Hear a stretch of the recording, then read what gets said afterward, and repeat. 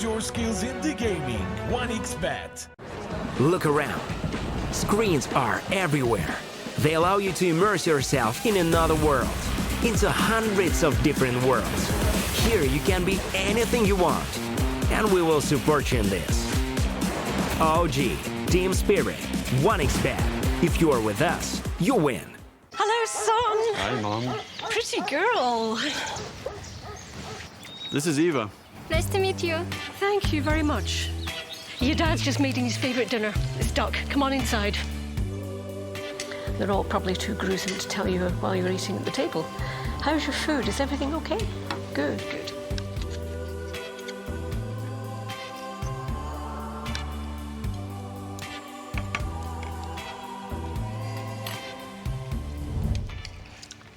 You seem to know each other. Yeah.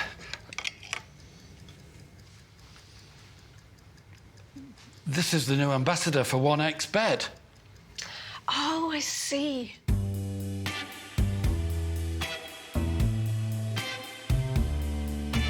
Everyone felt good when Eva Elfie became the new ambassador of 1xBet.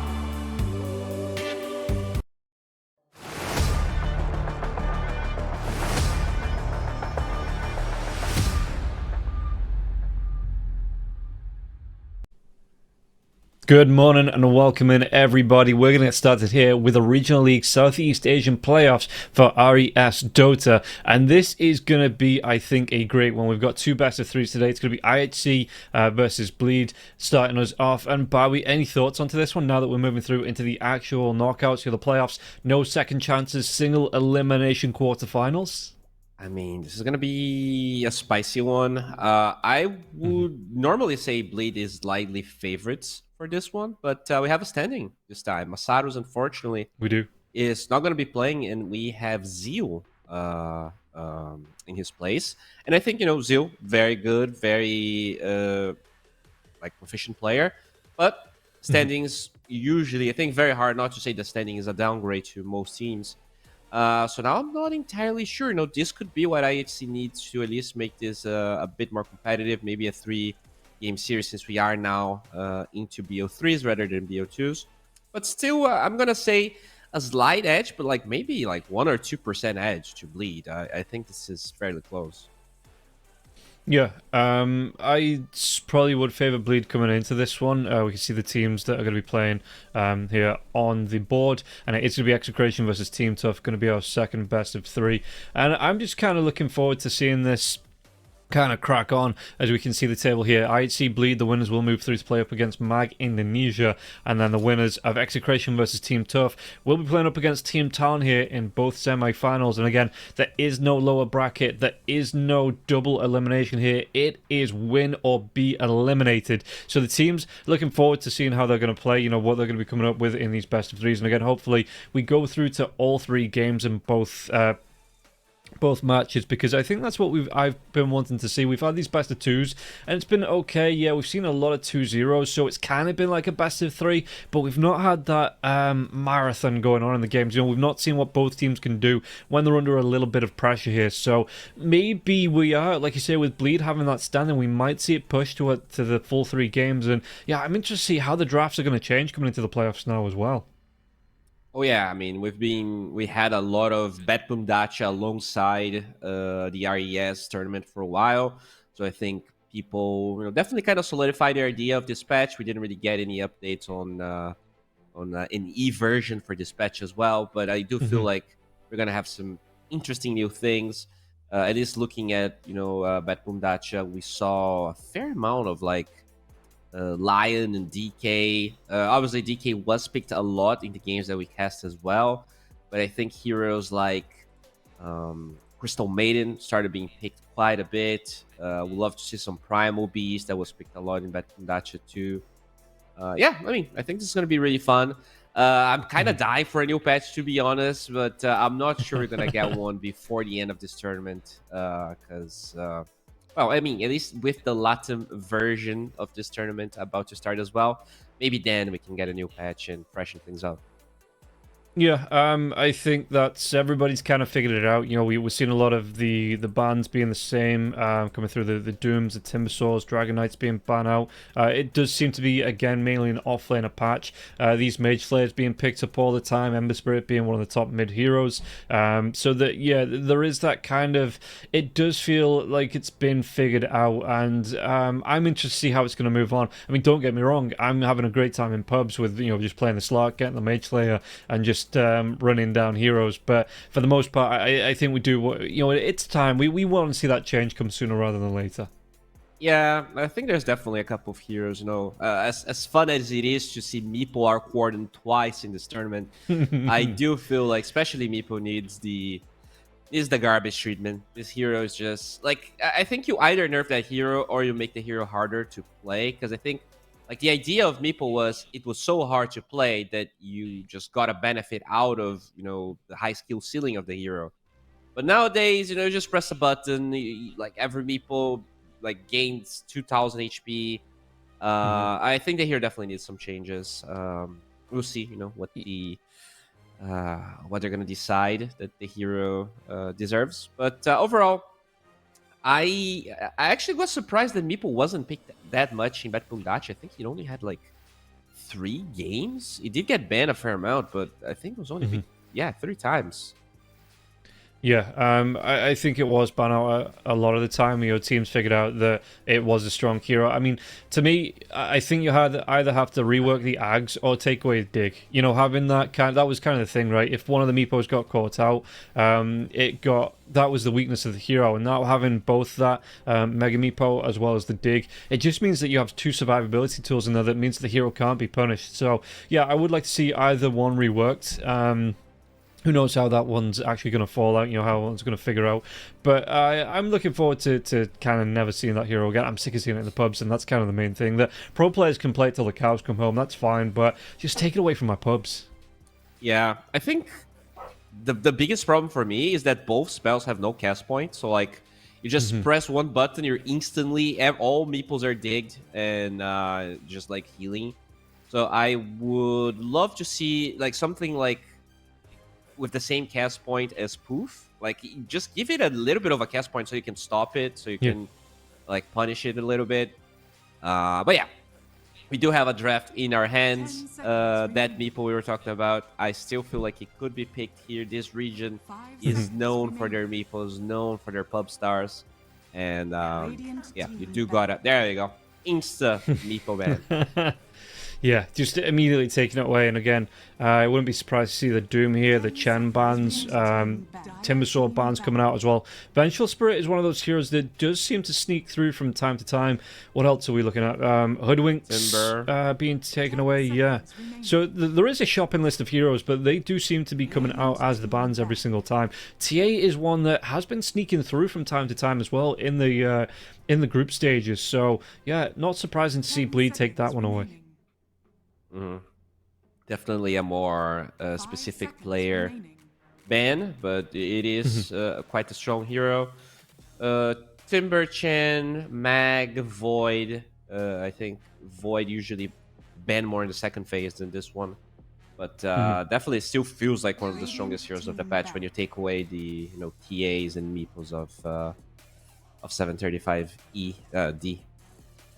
Yeah, and that's like I say, the Timbersaw going here, and I wouldn't be surprised to see either side take out the Chen, and again the Hoodwink to fall out in these bans. Looking at heroes that could be coming up though in terms of picks, because we have seen, I'm not saying it's been the most diverse pick pool, but we are seeing heroes coming out like the.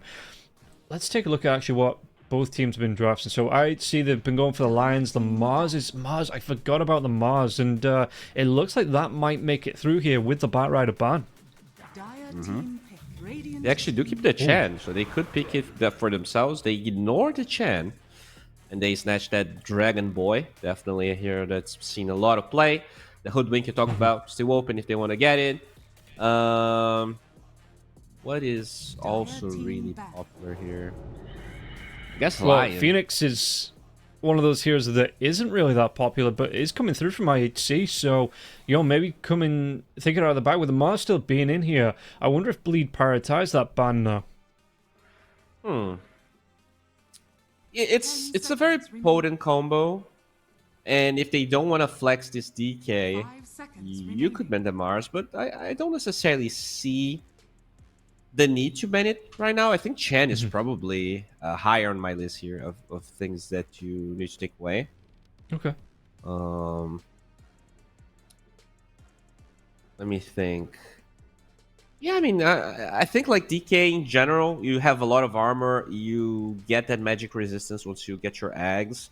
You don't necessarily fear the Mars that much. I think if this is 100% going to be off-lane DK, then you can definitely ignore it. If you want to pick the Centaur, then you ban Mars, and you get to flex this DK to carry in mid, right? Because this hero just plays pretty much any core role right now. Yeah, and I do like that Slark ban there as well, coming out from Bleed, that in the lane, it might not be the best lane for Slark, depending on what you lane with the Dragonite. I've seen more than one Dragonite win that lane up against Slark, but you come into the mid to late game when the Slark is a little bit tankier, you know, he just wants to stand and hit the Dragonite, so he's fine coming out with that hero a little bit later on. And Bleed are just like, yeah, no, we don't want to be seeing a Slark.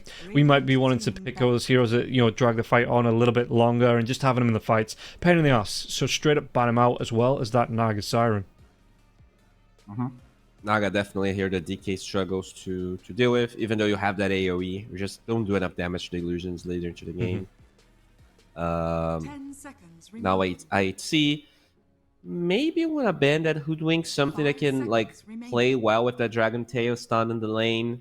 I wouldn't mind seeing the Hoodwink ban.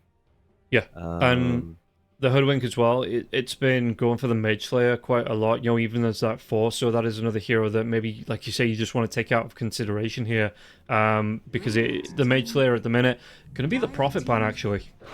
And they go for the line themselves. Alright, definitely an annoying hero to have against that DK in the lane. I mean, obviously it could also be the Phoenix, depending on where the DK goes, but that, in general, just sucking that mana, really tough for the Dragonite to really do anything in the lane. Might be forced into a Soul Ring, and even then, it kind of feels bad, right? This DK, he really wants to get that early Mage Slayer. He needs so many items. Like, this hero is strong, but he definitely needs a fair amount of items to get to that super OP point. Yeah, and it's still the build that I think Ramses was the one that started doing it at the beginning of last year, where it was, you know, the Manta style into the Ags, and you kind of just play that Siege Dragonite. You know, you're not going for the Blink Initiation. You are looking for the full damage onto buildings and be able to, you know, you push that out and take that into team fights, which it's been what I've been seeing a lot on the Dragonite. So, yeah, I mean, you still get a Blink Dagger, probably third, maybe fourth item coming out for the hero, but he does prioritize getting that utility of the Manta and the Ags out first in a lot of the builds. Yeah, for sure. Oh, so they do manage to pick up the Chen here. Phoenix definitely annoying against that hero. Yeah. Lion not so much. I think he can definitely get overwhelmed by the creeps. I like this. Like, when you look at the push and the tinkiness of this DK right now, I think they're going to need more burst damage on IHC if they really want to handle this, especially depending on what else they pair this Chen with. So what is it going to be? Yeah. And are you expecting this to be both supports here for the side of IHC? Because they go for the Rubicon Bleed, but yeah, IHC, it's, you know, sometimes you do get that Phoenix off lane coming out, or do you just prefer it here to be playing as a support for IHC? I think you need to think your core. Maybe this could be that off lane, by the way. Off lane Alchemist is something that's growing, but they actually get the Centaur, so pretty much gonna be a carry Alch with that Centaur off lane. They could pick that Mars if they want to play this DK mid or carry. And, you know, usually very strong against Centaur. 10 seconds Yeah, I'm just thinking as well, the Alchemist is a nice answer. You've got that acid spray. You've got a decent amount of lockdown as well to deal with the Chen, to deal with the Chen army as well. So I wonder how Bleed responds to this one. Like you say, maybe they do go for that Mars, can set up the arena, you know, stop the Alchemist from getting on top of the Chen here as well. So that might be nice. It deals, like you've talked about in the past, the arena. You can't use a Centaur Stampede if you're caught in the arena. You know, it's just not effective here. So we'll see how they do want to draft here at Bleed Esports and what else is available to them. In terms of carry as well, it's going to be the Luna coming out. So that I get why they ban out the Shadow Demon early on. And yeah, I wonder now, what is this? Because they do have a lot of push potential, I think, here now. The Luna, the Dragonite, and the Chen. And IHC, I wonder how quickly they're going to be able to respond to this game, you know, once Bleed start to get aggressive on those pushes. Yeah, I mean, I like what IHC has in the sense that you have these 2 wall heroes, both the Elk and the Centaur, with the Phoenix. They can try and stop the push or just, like, make it hard for someone to hit the tier 2s and tier 3s. But the early push from Blade is really what scares me, because this Elk wants to be farming. This Centaur, this might be a game, especially if the laning stage isn't that good for IHC, where the Centaur doesn't even buy Blink. I think this might be a game where you try to max out on armor, and you maybe just rush a Shivas or rush like an Eternal Shroud to be that wall with the Phoenix. We'll see how things are going to pan out here, but... oh, my monitor just stopped working here. Oh no. Hopefully that's something that can be fixed quickly. I guess I'm going to talk about the rest of the draft here, as Dazzle will be this next ban for Bleed. And again, depending on what Bleed want to do in terms of lineup, you know, whether they want to go for this Dragonite in the mid lane or the off lane, we could be seeing... I mean, what is still there? We've got heroes like the Invoker for the mid lane, you know, that we've been seeing quite a lot. Storm Spirit, Ember Spirit, both still available, not been banned out here. The Puck is going to be the ban, so IHC thinking this is going to be a mid lane pickup here for Bleed. Yeah, so Puck going to be banned out. Queen of Pain is still available. What else have we seen coming through in the mid lane as the Barra has been banned out? Could go for something like a Viper mid as well. I think both teams here looking for their mid laners, so we'll see what it's going to be from both sides. As hopefully Bowie, that's going to be a quick fix. But yeah, looking for mid laners for both IHC and Bleed. What have they been playing in the mid lane? Let's take a look at the Wikipedia pages to see what's been coming out. So even... yeah, IHC has played the Magnus a couple of times here as well. They're playing it more in the offlane, I think, and not as a mid laner. Going for... well, they went for the Wind Ranger mid a couple of times. They've gone for the Dragonite themselves, unfortunately, on the side of Bleed, so won't be able to pull that out of the bag. Bleed taking some time over this next ban here, as the Pango is going to be the next ban from IHC. So what do they want to go for here? Well, I guess on both sides, as we do get the disconnect. Hopefully quick reset there for Bowie, and he will be back in the game.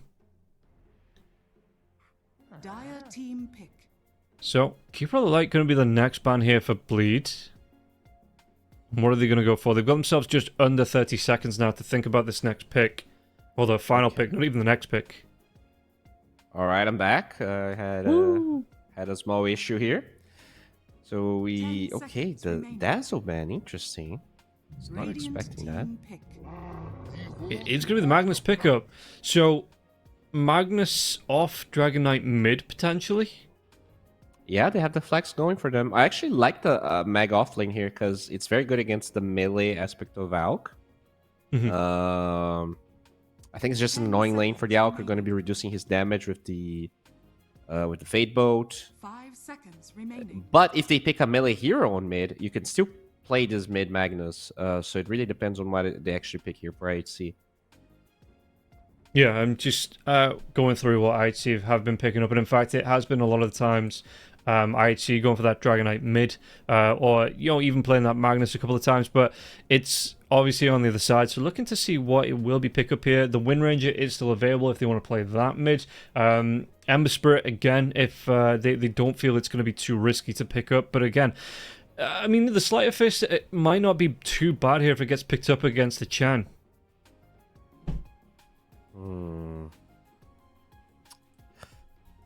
I think you need burst damage. I don't like the Ember. I think a lot of their damage is physical, so you don't get the Mage Slayer benefits. They've picked up the OD once as well up against Team Tough, which, like a that. little bit outside the box, but like you say, it's a lot of damage coming through. It's going to be the Razor. Makes sense. You're going to be playing up against a melee hero, either in the Magnus or the Dragonite, so you are going to be able to take away. It's going to be Zeal playing that Magnus here in the off lane. So it is going to be that mid Dragonite. So Razor, yeah, it's going to be one of those heroes that is designed, even up against a Dragonite, shouldn't really lose the lane here. Oh, definitely doesn't. This is a lane where he might need to get the 3 points of Dragon's Blood to survive the Razor.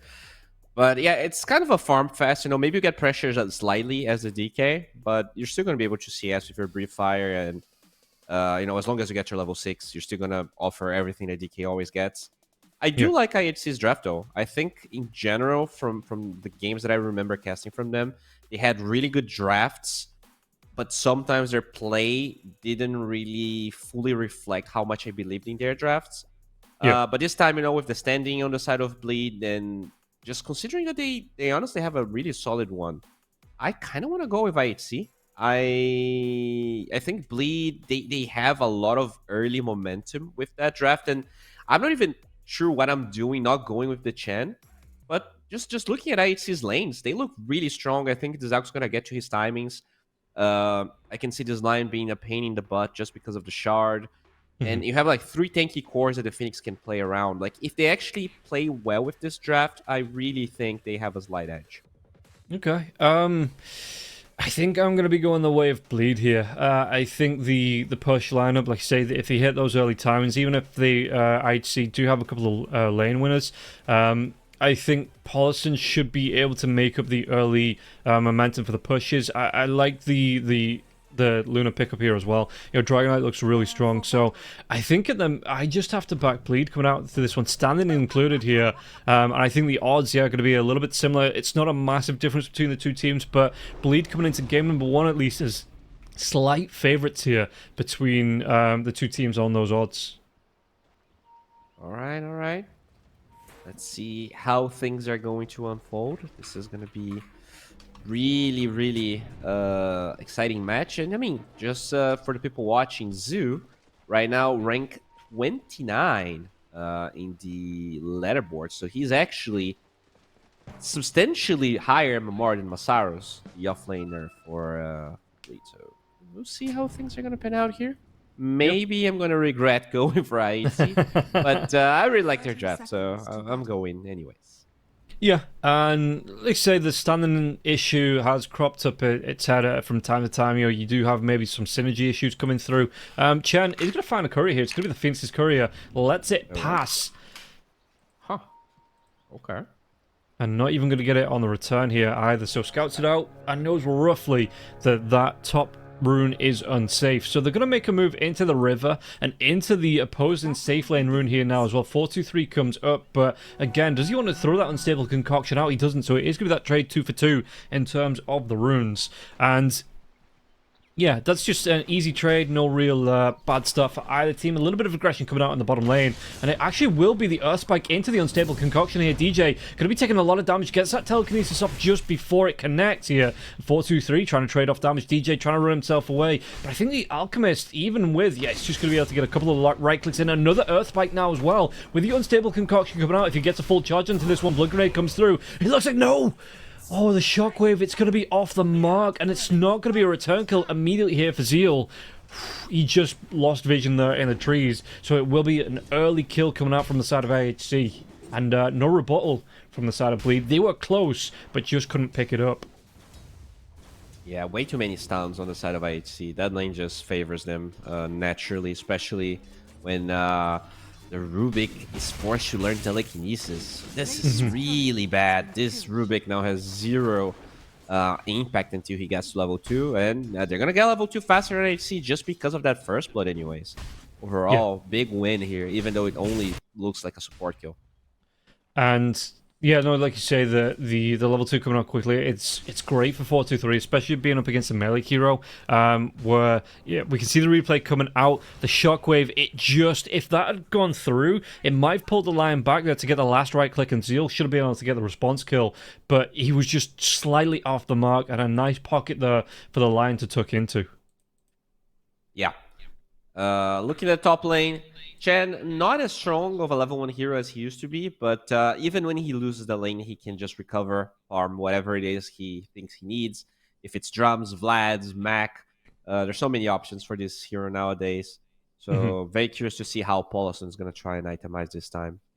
Yeah, and if it moves around through, Paulson's got to be a little bit careful here. The Blood Grenade does come through. Bad. they just can't catch up for the Stomps. So it's going to be, it was close.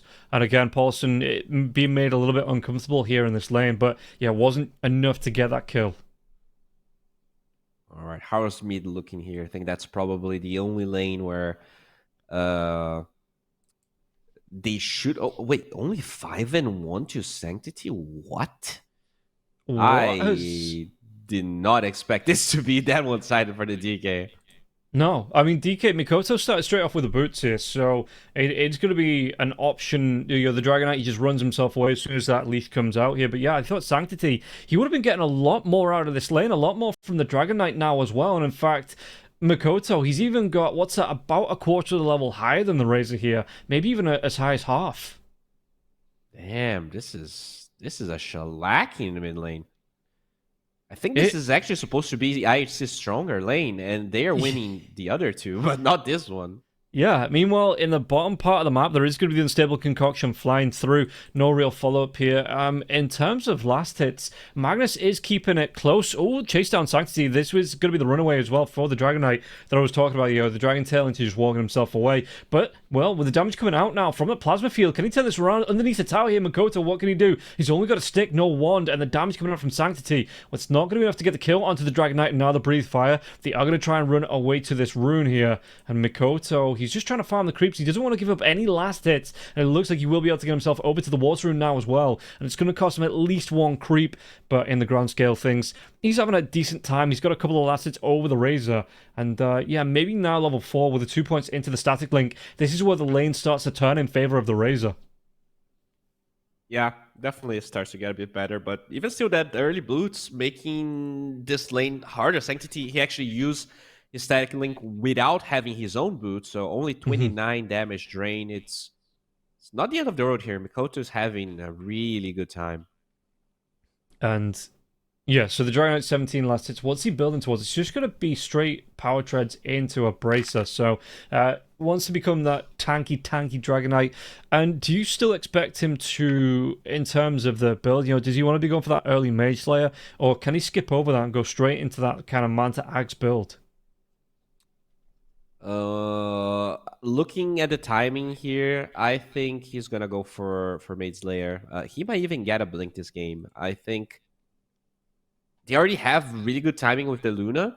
I don't necessarily want this DK to play as greedy as her. I think if you just get a blink and you play with the Chen, with the Magnus, you can just run at them and do a lot. So maybe not the blink, but definitely the Mage Slayer. Yeah, he already queued it up. Okay. And yeah, it's just a nice pickup to have. Like I said, the Dragon Knight being able to get in there and just be effectively a tank in all means. You know, be able to reduce the damage as well as take a lot of the aggression coming out. Meanwhile, we'll see Sanctity if he is going to be able to get these chased down onto the Dragon Knight now, because the Dragon Knight, no bottle, but will be picking up these water runes now as well. And yeah, Plasma Field for the slow, but Makoto, he doesn't really have a lot of mana to play around with, so surprising not to see something like the Soul Ring coming out, at least for the laning stage. Yeah, he might actually get back to 1 eventually, but so far does have the Bracer queued up. In terms of the other lanes, the Magnus is having a really good time right now. He's 22-9, and not that the Alchemist is being pressured or anything, but the way where the creep equilibrium is super scary, because you cannot really farm as the Alch. You get telekinesis cured and you're screwed. So it's just jungling time here for 4-2-3. Not that he cares that much, but you would definitely be farming lane if you could. Oh yeah, he's going to be able to make some of the difference up with the Grievel's Greed, you know, so it's not, like you say, it's not the worst thing in the world. Jackie going to lose that Band of Elven Skin, so won't be able to get, I think that's towards his full power treads. It wasn't, he still had the Glove of Face to come out there as well, but still just a nice little power spike to take away from the Luna this early on in the laning stage. 11, how's he looking on the Centaur? Got himself the Wraith Band going towards the Healing Lotus. Just give the Phase Boots to come out for him, so yeah, maybe they do. In fact, Paulson's going to take a little bit of damage, but they have the Lucent Beam to come out, stops the Centaur in his tracks, and won't be able to get on top of this Chen. Yeah, no boots on the center. Did opt for a Wraithman, and he actually has 1,300 gold that is unspent on 11. So I'm not really sure if he's just bringing the entire Phase Boots in one go, or if he's just like rushing Blink Dagger. You don't see that at all. Like 1,500 gold right now is probably half his net worth. Yeah, it is a big power spike to try and give just give that time to not be you spend like you say spending it on anything, but maybe he does. He thinks that if he's not super contested, he can go for that quick blink dagger. Not going to go into the no, it's going to be the early veil. It looks like, and is that his boots coming out for him on the centaur? It is just full phase boots. Oh, mid lane. You have 3 heroes here. Yeah, Mikoto as well in that first dragon form coming through. I know it's the green dragon form, but it looks, it's blue to me, that one. Mikoto, I think he'll be able to get the kill onto DJ. DJ telekinesis, the Eye of the Storm does come through. Sanctity, though, even with the Plasma Field is going to be on cooldown. Wasn't able to get that last little bit of damage to get the kill onto DJ. Earth Spike underneath the tier 1 tower here. It looks like they don't want to dive this one. Even against the Dragonite, 2 points here in the Dragon Blood. And they will give up that kill, but they do protect that tier 1 tower down to about a third of its HP, just under. Yeah, I mean, they defended, but it's going to go down. It is definitely going to go down the next Dragon form. Good move here from Bleed, just sending all of the supports. The response came a bit late from IHC, but Yelk is farming really well. Obviously, that CS is a bit deceiving because he is mostly getting neutrals, but already has his level 6, so should be... He's actually going for a Mjolnir instead of the Radiance. What? Okay, that's... maybe wants to get in the fights a little bit earlier, I guess. You get the attack speed bonus as well. Radiance is very strong against like zoo heroes in general. You just reduce their damage and everything. But he's going. We talked about burst damage, and the Mjolnir is definitely more burst than Radiance. Radiance is more of a damage over time thing. We'll see if he's gonna keep. I mean, he already bought the gloves, so I'm assuming he's going straight up for the Mjolnir. Mid lane, there is going to be the Dragon Tail coming out into Sanctity. No follow-up here. Dragon's Breath now as well. Makoto has that Dragon Form back up. Trying to go into the Tier 1 tower, pushing in, but you have 2 supports on the side of IHC trying to guard this one out as well. So what can they do onto this one? Because there is going to be Paulson trying to push in as well, trying to take those creeps away. Just trying to force that aggro back in their favor. In fact, there's going to be a TP in from the Centaur now as well. Spike connects. There is going to be the Stampede flying through as well. What damage can they do? Sunray onto Makoto. Makoto, he's going to turn into that frog. Can he get himself away from this one? Not with the Storm, but that's going to be another kill. Going the way of IHC chase down now as well. Onto the tier 1 tower. I don't think that I actually have it in them to take the pressure onto this tier 1 tower after the trade in terms of kills, but again, it does just waste that Dragon Form once more. It's going to be a third Dragon Form to come out if they want to go into this tier 1 tower mid, and you can see that IHC, they are super serious about defending this tier 1 tower mid. Yeah, and that's the thing, right? They only had 3 heroes. You just send the numbers, you get that Centaur. Just having a combination of the static link with the Stampede this time of the game is really powerful, and they're able to overwhelm Mikoto there. Yeah, I mean, the tower should eventually fall anyways. As long as he's pushing it, the creeps could do the job by themselves. But overall, I'm surprised here. I see just not afraid to send the numbers. This Magnus is going for an Echo Saber, so he doesn't have any blink or any way to assist into those early fights just yet.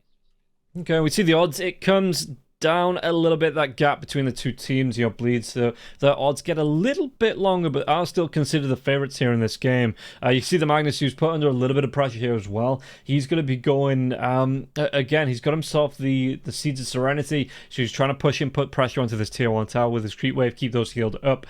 And you can see him moving through behind the tier 1 tower as well. Paulson, he's looking to farm, he's looking to get this Chen army up and going. We might see another fight coming up. Makoto's going to be really careful. Oh, the line wasn't in range there to get that Earth Spike out, and it was 3 heroes on the side of AHC trying to check that rune, and Makoto, well, he face checked it a little bit, but he was on the high ground, so he had the vision, and I think it wasn't there from the side of IHC. Alright, so tower bottom falls. Mid tower should fall if they use the other Dragon Form here from Mikoto. They also have a Catapult Wave on the side of Bleed. So slowly but surely, they are taking away a little bit of 423's map. He is going for this Shen, though. Yeah, and do they get the damage off to get the kill onto the Chen now with the Plasma Field and the Eye of the Storm? Paulson, he's going to be fairly healthy, no level 6 just yet, so no Hand of God, and no way to keep himself alive after those 1 charges, though. Top lane, RP comes out. A lot of damage onto DJ here now as well, and they've got the kill onto him. He's going to fall down in the end. Can they get the return kill? Well, they get at least 1. Ace will fall. It looks like 11. Big Tanky Boy and Zeal won't be able to get the damage up for the kill on the Luna. Not really coming into that one, just wants to make sure. I mean, No aggression on the Luna build here whatsoever. 1 point in the Lucent Beam, no points in the Eclipse, and yeah, he's got that pure farming build coming out here, Jackie. Yeah, and all of that distraction allowed Mikoto to get the mid tower, so he finally seizes what he really wants. But unfortunate game, he actually lost his courier, so it's gonna take a while here for him to finish that Maze Layer. Yeah, I mean, he's gonna be recovering. The Luna's having a free game, the Alk's having a free game. Probably is a slight advantage to IHC just because of the way Alk works, and I also feel like Alk is a better matchup against Luna. Especially with this Mjolnir build. Like if you just jump someone with all of that attack speed, oh, looks like Polson's gonna get found again. Yep, and that's just a straight up feels bad here for the Chen. You know, as soon as he gets the respawn, gets himself in a comfortable. I mean, he is farming it in a really risky position, even with these wards down here. You know, he's farming in the Radiant part of the map, and when you have a hero like an Alchemist that wants the entire jungle to himself, you know, it is a great risk trying to farm that up. Yeah, it is. He, was at least forcing so many heroes, which means, the Luna is farming just fine. Mikoto is also having a free game. All 3 cores on the side of Bleed are farming. And that's not necessarily the way I expected it to go. But maybe that's how you counter the fact that the Luna doesn't have the best win condition this game. Like this Alk, if he is just as farmed and probably will be more farmed than the Luna, you cannot win this game by yourself. So that's why the Magnus is being greedy. Obviously, the DK not being as greedy because he did die a couple of times. Only one time, but like he, considering how good of a lane he had, he never got to really snowball that advantage as much as he wanted.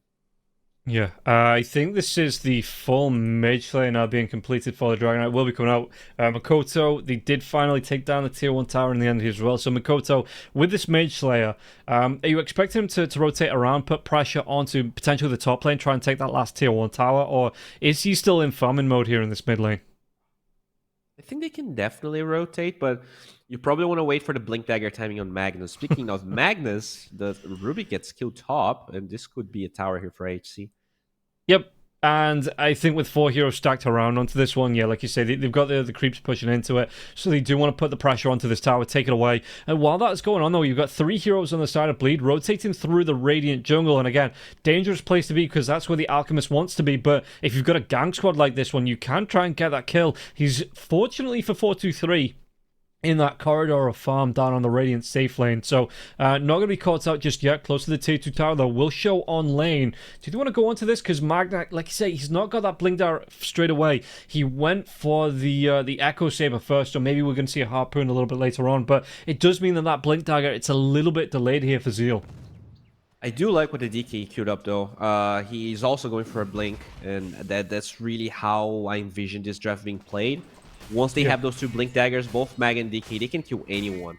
It's so easy for you to get to a skewer back or just get enough damage on anyone. Oh. They might be able to get another kill now. They're going to be able to find out Zeal. Zeal gets caught out. Going to try and get the skewer. Ooh. He does. He gets a Cliff TZ off on 11 now as well. But with the damage coming through, it should be more than enough to get the kill onto Zeal. He's got that skewer up in 8 seconds. But surely that isn't long enough here. And with no Blink Dagger, 4-2-3, trying to chase him down with Sable Concoction. Will be channeled. He's trying to dodge himself around here on the stairs. But he won't be able to break the aggression. And 4-2-3, he will get the kill. Oh, now that's a blink on the Alk. He actually got enough money. This Alk's starting to get very scary. He was pretty much pushed out of lane, but still having an amazing performance. And they have vision on Jackie now as well. There was a 2-3-man rotation coming through. They're going to be able to get the kill onto DJ to start off with. Just take the creeps away from this tier 1 tower. But yeah, if they wanted to, I mean, okay, they're not going to see Jackie now. He moves himself out of the ward vision. But they did have a good idea of where that Luna is. And 3 heroes stacking up. I wonder if they do try and get aggressive here onto the Luna. They could. Ace actually hits a Lucent Beam here, so Ace not going to get that full Icarus dive away. But again, just being used as a scout. It looks like it's only 11 left up here, and they are rotating heroes in force here. Ace going to be caught up by the Chen army. That Centaur Stomp comes out on the wrong side for him, and he will be able to get the kill onto the Phoenix. Even loses his courier there as well. I'm surprised that the Luna is this underfarmed. She's been pretty much... She went for the full farming build. Didn't really get pressured at all, and she's behind the Magnus. So obviously it's a bit deceiving because I guess the net worth on cores on the side of Bleed is higher than the net worth on cores on the side of IHC. But she does feel a bit weak right now. Not a lot of items. You will get this tower, but that's a smoke.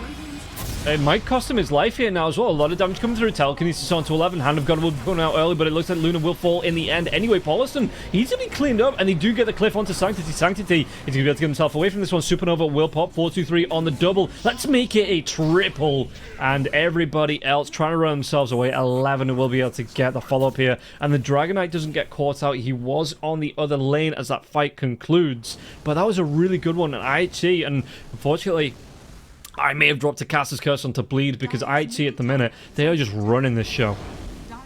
They really are. Great smoke. They had some good vision on Bleed, but they didn't really anticipate that smoke in nighttime. And it was just a really quick pick off. This Alchemist with this Mjolnir build, he's just packing so much more damage than a normal Alch would at this stage. I'm honestly very impressed with this build. This, maybe this should be the norm more often as the mid lane. They find the Centaur. Yeah, they're going to be able to do a decent amount of damage, but he does get that Stampede off, so the runaway comes out, and yeah, just a little bit lacking on the catch here from the side of Bleed, but we do have the Blink Dagger up onto the Magnus now. The Dragon Knight's got his up, so they will be able to follow up. It's just a case of initially not being able to follow up in that gank and the Centaur Stampede. It saves everybody in his team. Well, the Alch knows exactly what's going on. He just gets out of that Ancient. He knows that there's a smoke going on. And overall, Bleed just struggling. Like, as farmed as this Magnus is, it's been a while since he, got onto anyone. Yeah. 3-2 and 0. He got a couple of kills in the early laning stage. Not feeling the impact from Zil just yet. Yeah, and I wonder, with this Harpoon coming out, he's going to have two forms of catch, if they're going to have a better job here on the Magnus, just being able to catch heroes out and lock them down, because, like you say, it just feels like he's not had the impact you'd expect from him. I think he's used the RP once, and maybe, I think it was for that fight on the top before the tier 1 tower went down here for the side of Bleed. And yeah,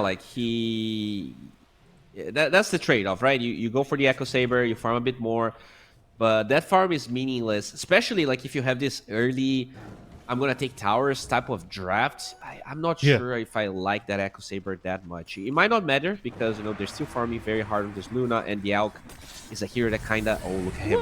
He's going for a pick-off. Finds the Janky Luna. Right, on top of Luna now as well, the chase down comes through. Going to be a really nice earth spike into the thing. The Hand of God, it keeps him alive for a little bit longer, but it's not going to be enough to keep him going all together. And Paulson here, he might be the next one on the chopping block. Anything to stop this TP out. There's going to be another unstable concoction. 4-2-3 into the Stomp. He is just cleaning up this Alchemist. And yeah, I really didn't think he'd get this aggressive this early, but 8-0-2 on the Alch. And this has just been a great time all the way through for IHC. Yeah, this is a stomp. Out of all ways I thought this game was going to go, I never thought it was going to be a stomp for IHC. This is definitely them just playing this draft so well.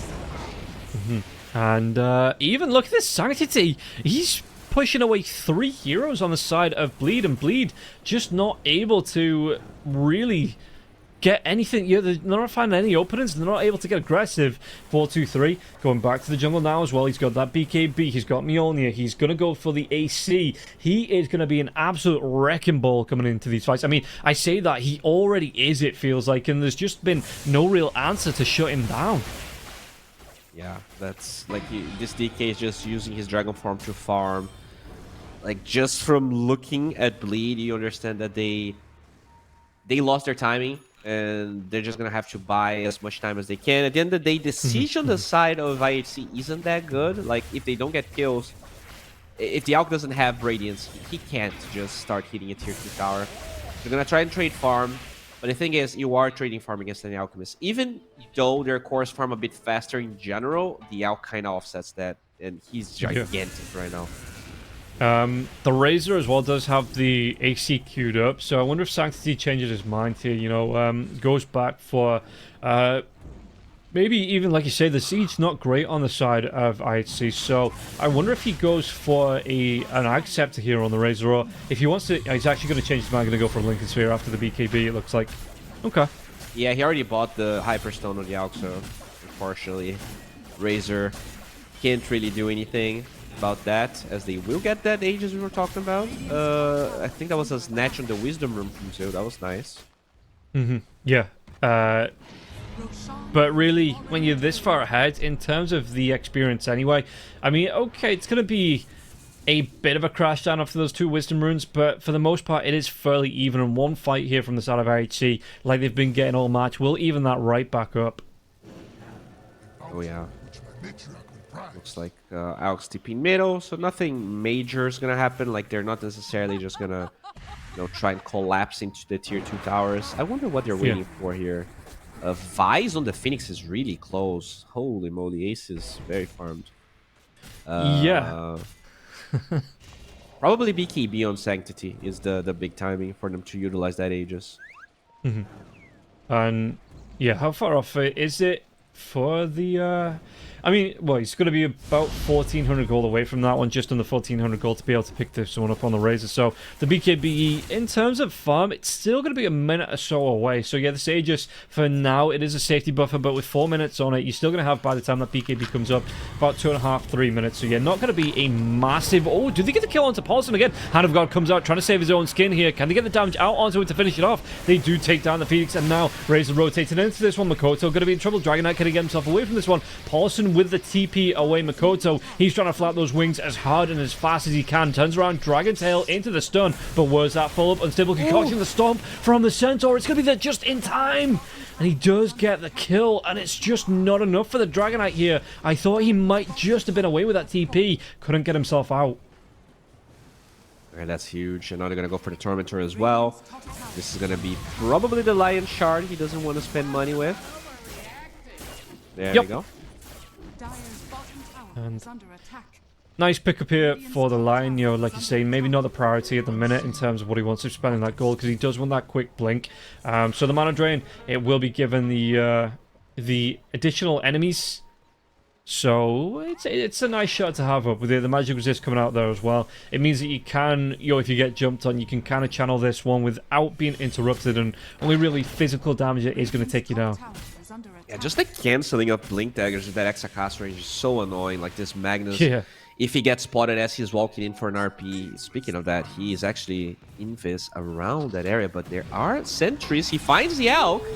Yeah, they're going to have the lockdown. It's going to be not even. Well, the concoction stun comes out because he dies now, and the damage do they have enough to lock him down? The RP, though, he gets the blink away. 4-2-3. He's going to be out of this one, and Zeal's going to be the frying pan now into the fire. Ace is going to cook him alive. Makoto next to set up onto Sanctity. They do get a little bit of damage, take down the line here, but can he turn this one around? The Eclipse comes out. You're going to have the Supernova coming out from the Phoenix. The damage coming through. Is it going to be enough to break the egg? They do break it, and there's not going to be an omelet coming out here in the end, but now 11 in trouble. He's trapped on the cliff. He's going to be taking down Paulson. He's going to be the one to fall to 4-2-3 and 4-2-3. He cleans up Jackie now as well. The blink down forward here from Makoto. So he does take down Sanctity. Once again, the stun coming out from DJ. He stole his own unstable concoction. In the end, he will still fall. It's going to be a man mode fight here between the two heroes. One-on-one, mano-a-mano. It looks like 4-2-3 wants to get himself away from this Dragon Knight, but the Dragon Knight going to have the blink forward. The Dragon Tail stun. Does he get the kill from this? He does.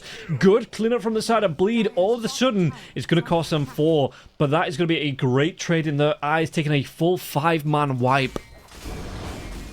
Dude, Mikoto had the worst game imaginable, and in this fight, you miss your RP, the Luna dies killing an egg, and somehow this DK cleans house. I think he got like 4 levels out of that fight or something. Like he's level 20 right now. He's ahead of everyone else, and he was having like by far the worst game core-wise here. Yeah. So like he pretty much has eggs at this stage. This is crazy. Yeah, no, this is a massive swing for not only the Dragon Knight, but Bleed as a whole here. Being able to take that fight, not only taking the fight, but taking away the Aegis initially, and then be able to again, carry on grouping up for that full 5, man. It was a bit touch and go, but in the end, like you say, Makoto, just being able to go up against the Alchemist and absolutely clean up. Like you say, he's 25 gold off this full axe. Yeah, just look at Jackie. He's 0-3-2, so he's been farming the entire game, and somehow this DK is 2 levels ahead of him just because of that one fight. His egg's now pretty much done. BKB finished on the Luna, so Bleed is finally hitting some of those timings that he could never get together in the early stages. But now you have this Blink BKB on the Magnus about to be finished up. Luna has her BKB, and the Eggs is pretty much a BKB on the DK. Just that powerful.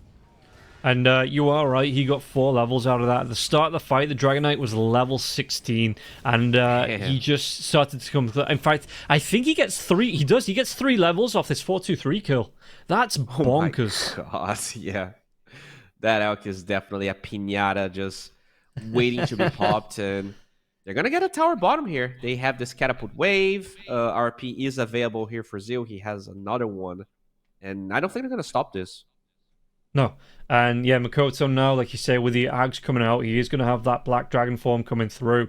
And we'll see if he's going to be stopping anytime soon. He's going to be coming up onto the high ground using his illusions here. And he can just siege out the base this way. You know, you hold everybody back and you just use these Dragon Knight illusions because, again, was it 90 seconds or so, 100 seconds on the Dragon form cooldown? It's every 3 waves near enough, and you can keep him here for a wave and just siege this one out. So, yeah, all of a sudden...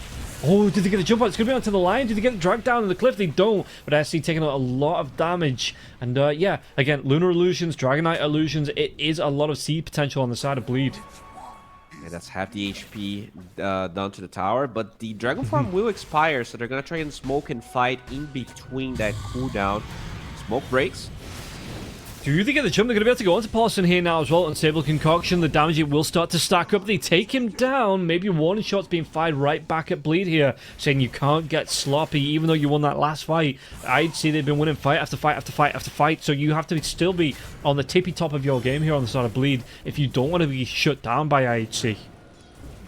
Oh, yeah. Still really good here for Bleed. They take half of that tower's HP. You only lose your Chen.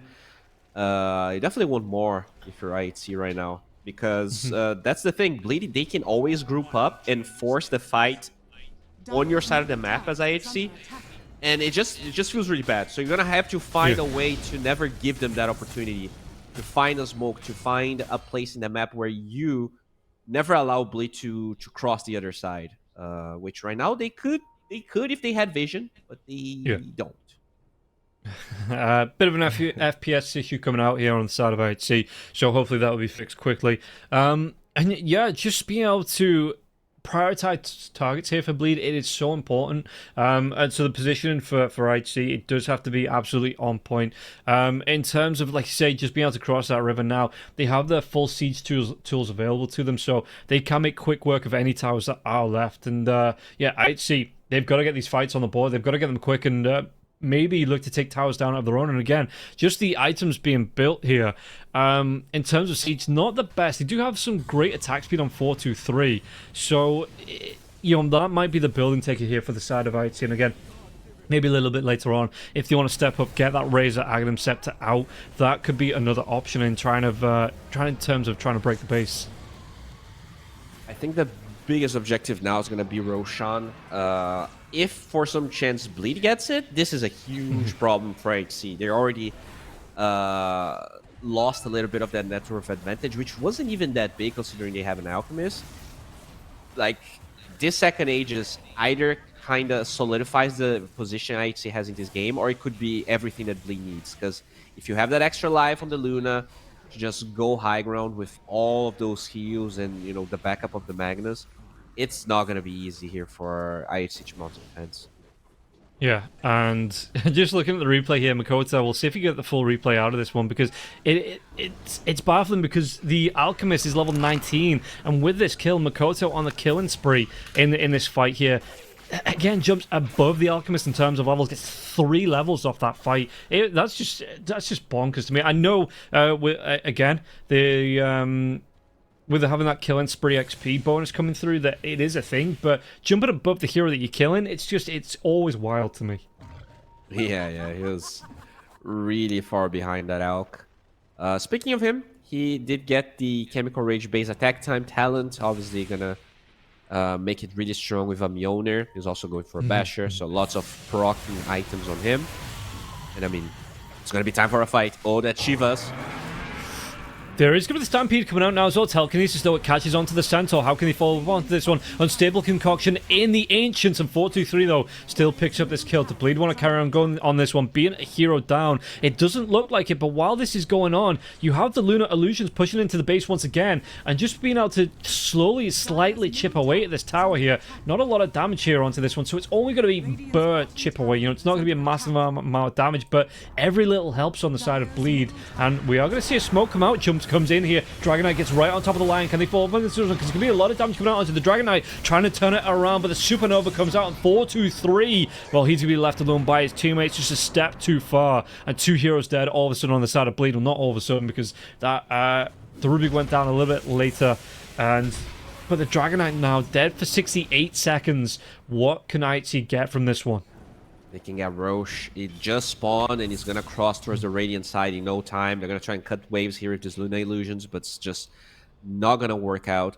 There's a lot of dire vision though, so they're gonna be careful here not to get surprised, because I guess 50 seconds is way too much. If they instantly go to Roshan right now, it should be IHC's Roche. There's no chance for Bleed to fight. Yeah, and I mean the Razor. Weiss? Where's your 3? What are you doing? Roche is right there. He's not looking for it just yet. Yeah, I mean, the Phoenix is going to scout it out, so they know it's up. They're going to ping it, but all of a sudden, that 60-second lead, gets on top of Paulson. He's going to try and go heal himself up for as long as possible here on the Chen. And in fact, he might be able to walk away from this one. The Alk, he wasn't sure where the rest of... Did they actually have the vision? They did. Okay, so he saw the rotation on the wards in the dire jungle, so doesn't want to be giving up a solo kill here, especially with this Roshan being up, and yet Alchemist just backs himself away. Such a weird move. Like, that was a free Roche for them, and I'm not sure what the plan was, but now they're smoked as Bleed. They're going to be able to mount a defense, something they definitely should not be allowed to do. In fact, they're going to find this Phoenix by herself. Ace? Oh, no. Yeah, 11 is close by, but is it going to be time there's going to be the Skewer forward, and Zeal does get the kill here. In fact, they find 11. Can they get the damage? Alchemist is going to be coming into this one. The buyback comes out from Ace. Damage-wise, they've already got the kill onto Paulson. Paulson, if he wants to, has that buyback, and now they jump onto the DJ. He still has a plant field. He will fall next, though, on the Luna. I mean, Dragon Knight's not even anywhere close to this one, so they still will be giving up this Roshan. The Skewer back, he catches 4-2-3, but that's not a good thing here. Zeal, he's going to be collapsed on by the side of everybody on IHC. They take down 3 heroes, free Roshan, and yeah, Bleed, they just didn't fight into this. Yeah, like, he got the first pick off, but the Alk actually connected faster than I expected, and the DK and the Luna never really ran towards them. Not sure what the plan necessarily was, but Mikoto is gonna keep on farming here, and that's finally that second Aegis, and the powerful banner gonna be lifted here by the center. Yeah, and it's... again, you've got that banner down. It's going to be really hard to get to as well. The Centaur, they want to go down the mid lane, it looks like. And you have this Aegis now, once again, Bleed. Do they have another 6-man wipe in them? Or is this where IHC slowly start to take away the base and look to break that? Because you look at this, the tier 3 that is vulnerable on the side of IHC, still got 900 health left, and the Luna, the Dragon Knight, I don't know why, but they played away. They knew the Roshan was up, or they knew at least IHC were going towards that, and Mikoto as well as Jackie just didn't make a move towards this Roche pit at all, and it is going to be even more map control being given up in the form of an Aegis here on the side of IHC. Yeah, they're finally gonna start taking more tier 2s. Yeah, I mean, they're pretty much all together here in the enemy triangle, but they actually TP, trying to find Mikoto, and he gets found. Yeah, and 423 going to be able to get on top of this Dragon Knight now as well. He has the Abyssal Blade, so he has that locked-in stun here. Mikoto, 3 heroes on top of him, and the Dragon Knight, no way he gets himself away. Huh, okay. Yeah, I don't know, man. It's 74 seconds. The Dragon Knight does have buyback, but it's going to be 70 seconds again. The IHC just have this playground to run around on, and Bleed not really going to be able to interrupt. Yeah, it's weird because, you know, after the laning stage broke, it definitely made sense for all of the cores on Bleed to farm because they had lost their timings and everything. But once they got that really good fight with Mikoto finishing his eggs, I expected them to play a bit more together on Bleed. But you know, it might be the standing thing. Like, it might be that whatever shots Masarus is used to calling is just not happening here. I feel like both. Honestly, all three cores were not doing as much as they do kind of with Abyssal. Yeah, there's going to be the Luna using the ultimate now as well, so we'll be able to pop this Aegis, but he tried to get off the Harpoon Yo into the skewer back, and as soon as that's hit, because you don't get stunned up when you skewered in, you're harpooned in, so 423 just immediately got the Abyssal Blade off and stopped the Magnus from being able to do anything here now as well. Sanctity losing a lot of life, and in fact, the Luna defense coming through with these bouncing glaives, it's a lot of damage here. Going to be able to get the lockdown onto the line, do the hand of damage to take him down. Finger of Death comes out, but Luna going to be able to survive through this one. The Dragon Knight's back up in a few seconds, and now they've got the lockdown onto the 11. The back jump in. RP comes out. 423. Any interrupts onto this one. The damage, it might be a no. It won't be enough. They still take down 3 heroes, though. Force out a buyback on the side of Bleed with that Magnus buyback, but that was more than equal the trade on that buyback here, taking down 3 heroes. Yeah, you defend your barracks. You did use RP, did use BKB, so I don't think they can really trade this for too much. But maybe you can trade this for a buyback. So you could maybe run bottom and force a tier 3, or you can just run through mid, which is what they're doing. Not a bad trade whatsoever. Well, if they push this lane in now as well, they're going to have 2 lanes of towers being vulnerable here. They're going to be able to clean up onto this, the Roche banner here as well. That's going to be nice to take it away. Just taking away that power spike, and like you say, they don't have the super creeps in the mid lane on the side of IHC, and in fact, Jackie with a push in. Do they buy back on either hero? Look at how quickly these racks are going to fall. That is the power of the Luna. Once that tier 3 tower is down, you just lose buildings. You lose your racks so fast here to the bouncing glaives. Oh yeah, and they never got to use that second glyph from the first tier 3 tower that fell down, so they only used one at the end of the day. They're gonna stop the second barracks from falling, but now the gold advantage is even. Yeah, this is not ideal. It felt like IHC actually had a very strong grasp in that game, but that's the power of their draft. Like, as we reach later and later stages of the game, they can just take barracks so easily. Whereas the ALK, you need Aegis, you need protection, you need your OT. Like, the constraints are bigger. Oh, they actually fucked that up with the telekinesis. Yeah, okay, that's because he was mid harpoon, right? He was mid drag back onto that one, and then the telekinesis stopped. Yeah, so maybe just a little bit of miscommunication there, and like you say, Magnus maybe having to be a little bit more clear on the calls with that, because that was an easy Centaur kill. That they completely flubbed that. Yeah, I mean, not sure if it was a kill, but you would force BKB or the Stampede, and then like you would have an opening. But he still gets to hold both spells as they are camping the high ground there. Go for the same play, although the Centaur is smoked this time. Yeah, 3-man smoke. It is going to break now as well. Makoto, he's got that Dragon Form coming out though. Where are they going to try and go for the dive? It's going to be Zeal coming in with his own BKB. Gets that drag back now as well. The RP does commit onto 2. DJ's already gone down now. Supernova will be used. 11. What's he going to be able to do that? BKB still going. Jackie taking a lot of damage here. Jackie trying to survive through this one. Does he have enough in the tank to go through? He's going to be bounced around by like a pinball, but the damage is going to be enough in the end here. 423 might still go down. The disarm though onto the Dragon Knight in the end. Breathe Fire comes out. 423. Earth Spike stolen from DJ. DJ gets himself right back into this fight with a buyback and that stolen outpost, so he has something to TP to. Oh no. Jump in, they take down Sanctity. They've got 3 heroes dead, no buyback on the Alchemist, and it looks like IHC all of a sudden the worm turns and they've got 2 heroes dead. But with the pushing power of that Luna here not being available for the next 65 seconds, what can they do in terms of defending the base on the side of IHC? Dude, this DK is just like they whiff another fight where they whiff the RP. The Luna dies hitting the Phoenix Egg, and somehow the Mikoto just cleans house, because you have Vlad, you have Solar, you have Mac. The ALK, like, he runs out of juice, pretty much. He just doesn't get to do enough damage on this DK, even with the build he ended up going for, which I really like. He likes damage, and I'm not sure the Swift Holding is really what he needs. I'm not sure which item he can get, honestly, to kind of fix this problem. Yeah, but I suppose he's already committed to that, and the Eagle Song, in fact, what's he going to go for? He's going to go for a refresher on this one. Double BKB. Oh, in fact, he changes his mind after, okay. Cancels it off. But yeah, no, all of a sudden, I mean, you have this mid lane pushing in now on the side of Bleed.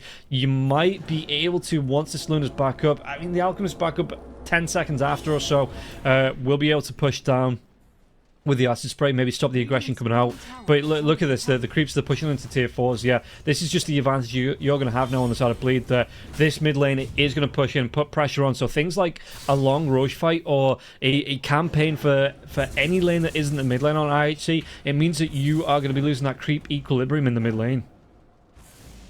Oh yeah, I think they need a Scotty, but they don't really have any slots. This Alk, I guess, could abandon the face boots depending on which neutral tier 4 he gets. Yeah. And I guess the Razor could sell his Windlace for Scotty, but he's finishing a Butterfly.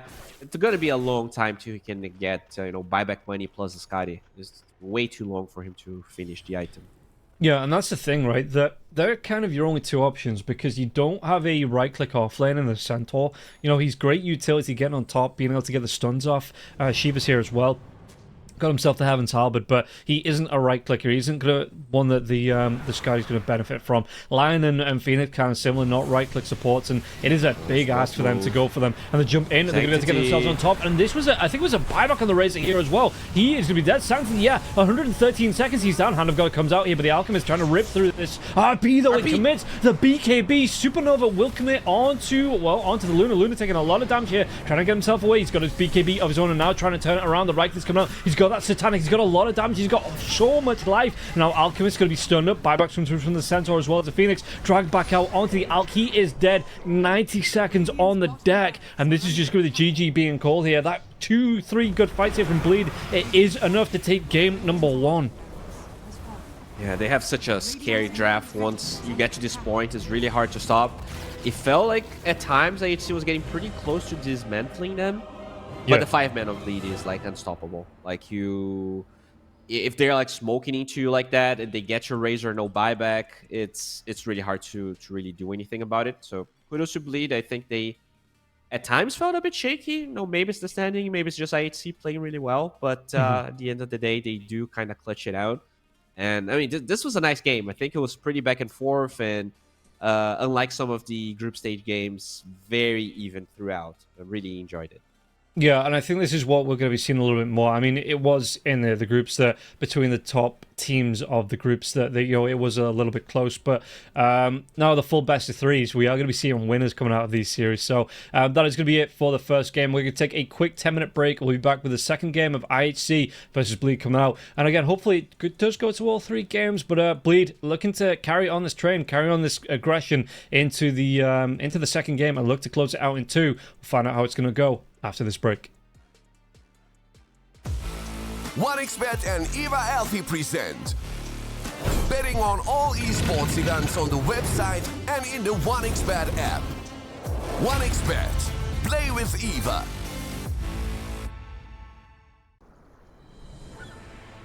What if Kunka knew that he could not only play Dota but also place bets?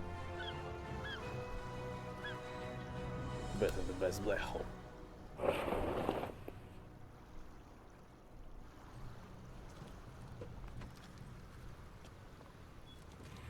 1xBet, bookmaker company.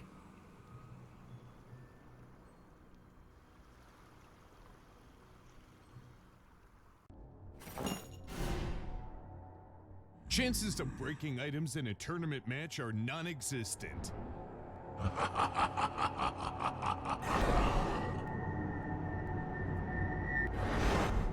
Chances of winning at 1xBet are always real.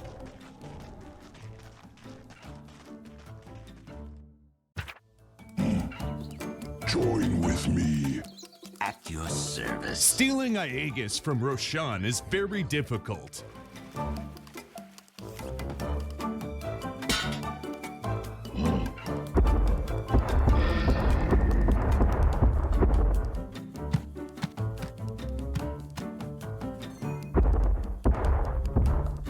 Winning at 1xBet is super easy.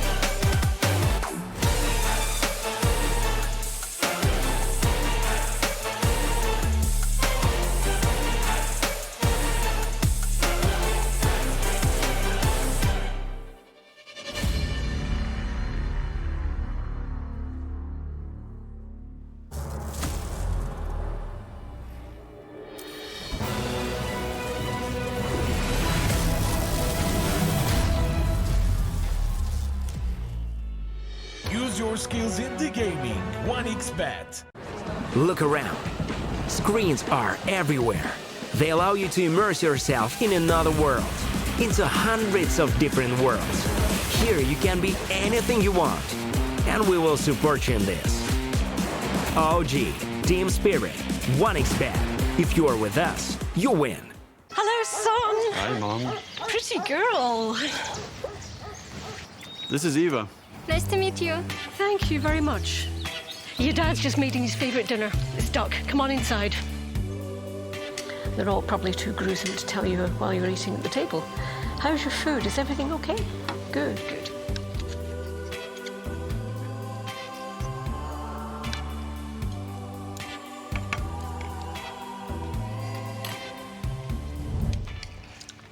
You seem to know each other.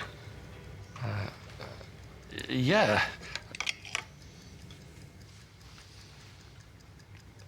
This is the new ambassador for 1xBet. Oh, I see.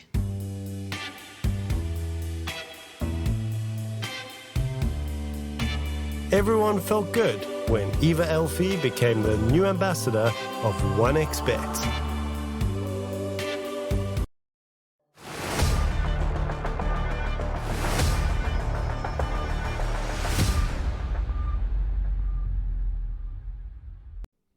Welcome back in, everybody, to the second game of Bleed versus IHC for the RES Dota Regional League in Southeast Asia. And that first game, it was looking like it was all but wrapped up for IHC, but a couple of good fights on the side of Bleed, they were able to drag the momentum back in their favor. And with that, Luna, with the Dragon Knight, you know, they made towers look like they were made of paper. So Bowie, coming into the second game, how do IHC keep themselves from falling into that same trap again? Do you have to ban out the Dragon Knight and the Luna this time around and, you know, stop that aggression coming out from Bleed once they get the opening onto the towers? Yeah, I think you have to either snatch the DK or you have to ban the DK here. It's definitely kind of a tough position. Okay, and yeah, we'll see how that one's going to play out. Looking at the looking at the graphs, it's just a massive roller coaster. You know, it's climbing outside of HC. One big dip, and then it climbs, and then just that game-ending dip coming out from the side of Bleed. So looking at it, you know, I'm looking forward to seeing, you know, getting into the draft, see how this one's going to play out. And again, 4-2-3 on the Alchemist went 17-3-8. He got more kills, I think, than and anybody else in the game in terms of kills and assists. He was way up there, and it's just, you know, I don't want to say solo carrying because the Razor had some impact. You know, Centaur was getting some great stuns, but it just felt like 4-2-3 into that mid to late game. He was the one dragging IHC through these fights, and Bleed, once he got those early picks on the Alchemist, they were able to turn those fights around. So we'll see if Bleed are going to be able to do the same coming into the second game, and pretty sure we should be getting the draft up soon. So yeah, apart from that Dragon Knight ban, what else should we be looking out for in this next draft? I think the DK was probably the biggest issue, because when I look at the draft that they had on the side of IHC, I really like every piece that they had. I think the only problems they had were mostly execution-wise. I think the Razor got a bit handled in the lane. I don't think the lane should end up happening that way. But, you know, Mikoto, he has been known for a while to be one of the best mid laners in Southeast Asia. So I'm not surprised that he was able to kind of extract so much from a laning stage like that. And then, honestly, yeah, like, I still cannot believe they won that game. Like, the way they took some of those fights, because, like, yeah, sure, they had the push, but even when they had Aegises, even when IHC was ahead fighting Bleed on their side of the map, they just clutched some fights that I don't think they should have been able to. And that has to be execution, that has to be vision, that has to be a bit more experience that some of the Bleed players have. You know, despite the standing issue, it feels like they are still, you know, one of the best teams in Southeast Asia for a reason. Yeah, and we're going to see the bans coming through. Pretty similar, but this time it will be the Dragon Knight being taken away here from IHC, so they don't want to let that one through. They've seen the punishment if you let that Dragon Knight go late game, and it's going to be taken away. So we're looking at what, in terms of the the offlaners that we usually see, or mid laners that we usually see. So the Magnus is still there, the Centaur is still there, available. We've seen a couple of LCs, we've seen the Mars, but not being considered in that last game. So I wonder if it's going to be the Mars' time to shine coming into this second game. Yeah, maybe. I forgot what was the ban they have to give up to get this DK banned. But regardless of what it is, I cannot think of something that's higher priority than the DK. That hero, it's so weird. Like, he has such a strong laning stage, and eventually you feel like it's gonna fall out, but he never does. Like, he just somehow scales back because of the eggs, because of the way the hero works. So I do like the ban quite a bit. Yeah, first game it was the Bat Rider that IHC ban out instead of the Dragonite. But Bleed, they ban out the Nagasara, and the Tade's going to be taken away again. Like I say, that Meepo being out, I think it goes straight back for this Chen first pickup now as well, not even going for that Dragonite first. So yeah, more push potentially coming out here from the side of Bleed, and I wonder if this time IHC's seen it first time, how they're going to respond in terms of picks. Yeah, I mean, there's some routes you can take. You can try the Enchantress route. You can try to pick Luna first pick, just so you kind of deny this ball draft that Bleed wants to play. Yeah. But it is very scary to just pick the Luna here. So they're going to get the Phoenix again. I think the Fire Spirits, we saw them defending that Meteor 1 tower. It is very powerful. It just kind of denies all of the Chen creeps.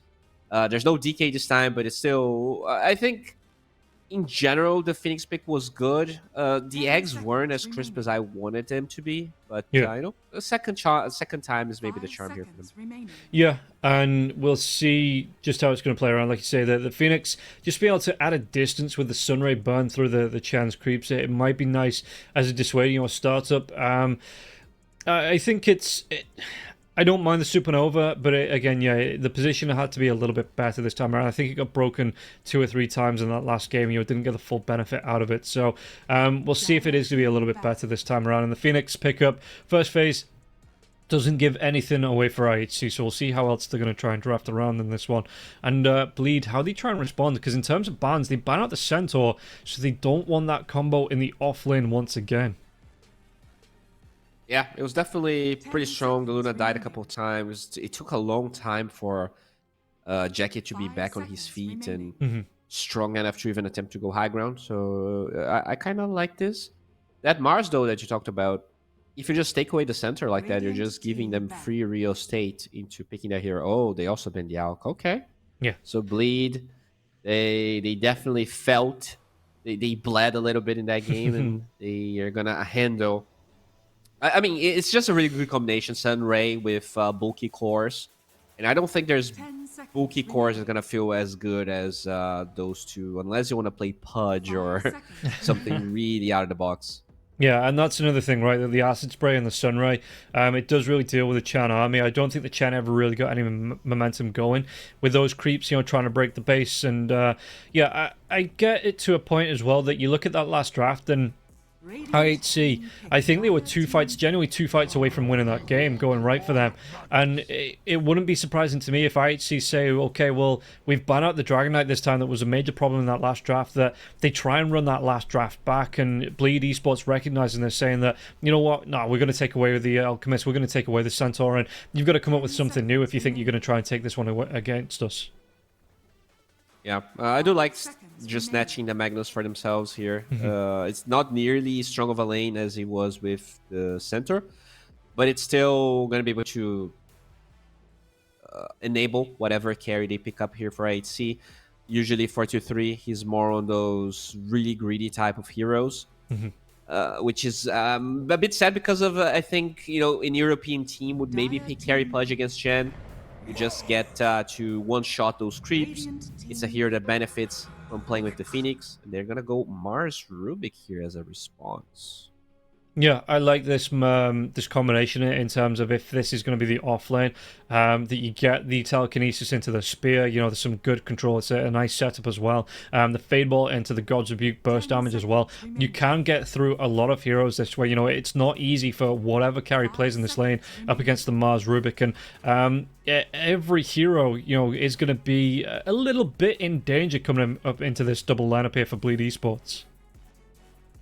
Yeah, for sure. This is a really nice draft here coming from Blade. I do feel like they lack maybe a bit of damage. Chen doesn't really bring that much. Rubik kind of depends on the spells that he has stolen. So I wouldn't mind seeing a Puck, something that can just give them more oomph in those fights, because it feels like IHC is going to go for a tanky draft again.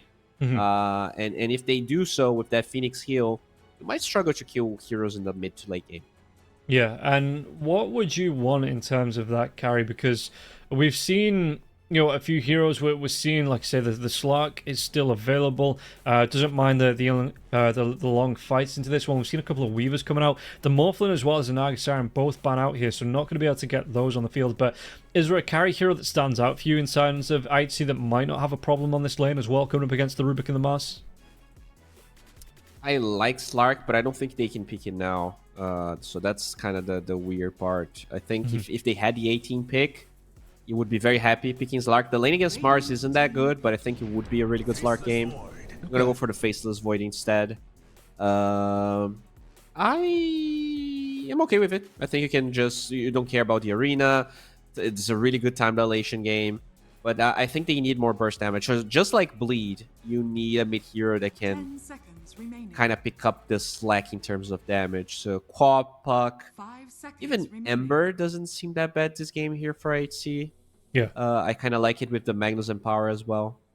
And yeah, looking overall, IHC will have that final pick, so they can pick up the second support here if they want to.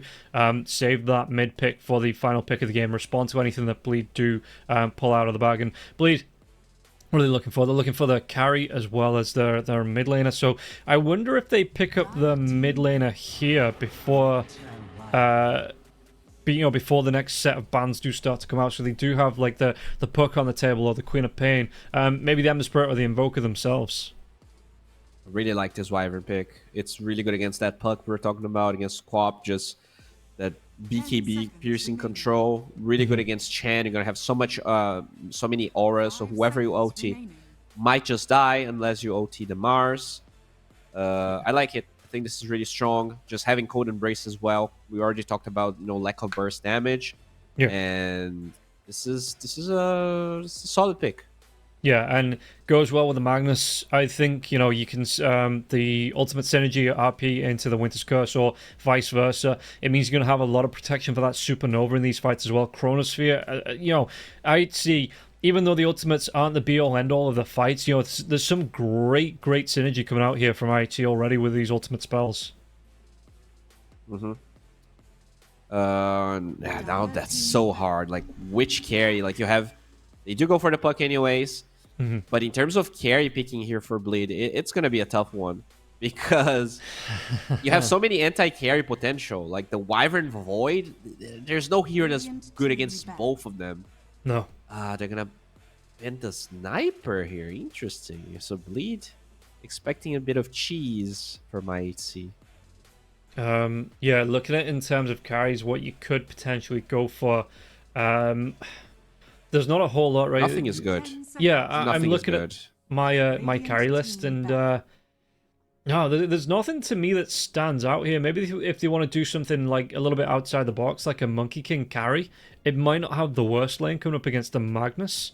You could throw the Wukongs. I think the problem is that they need a carry that goes high ground because their siege is awful.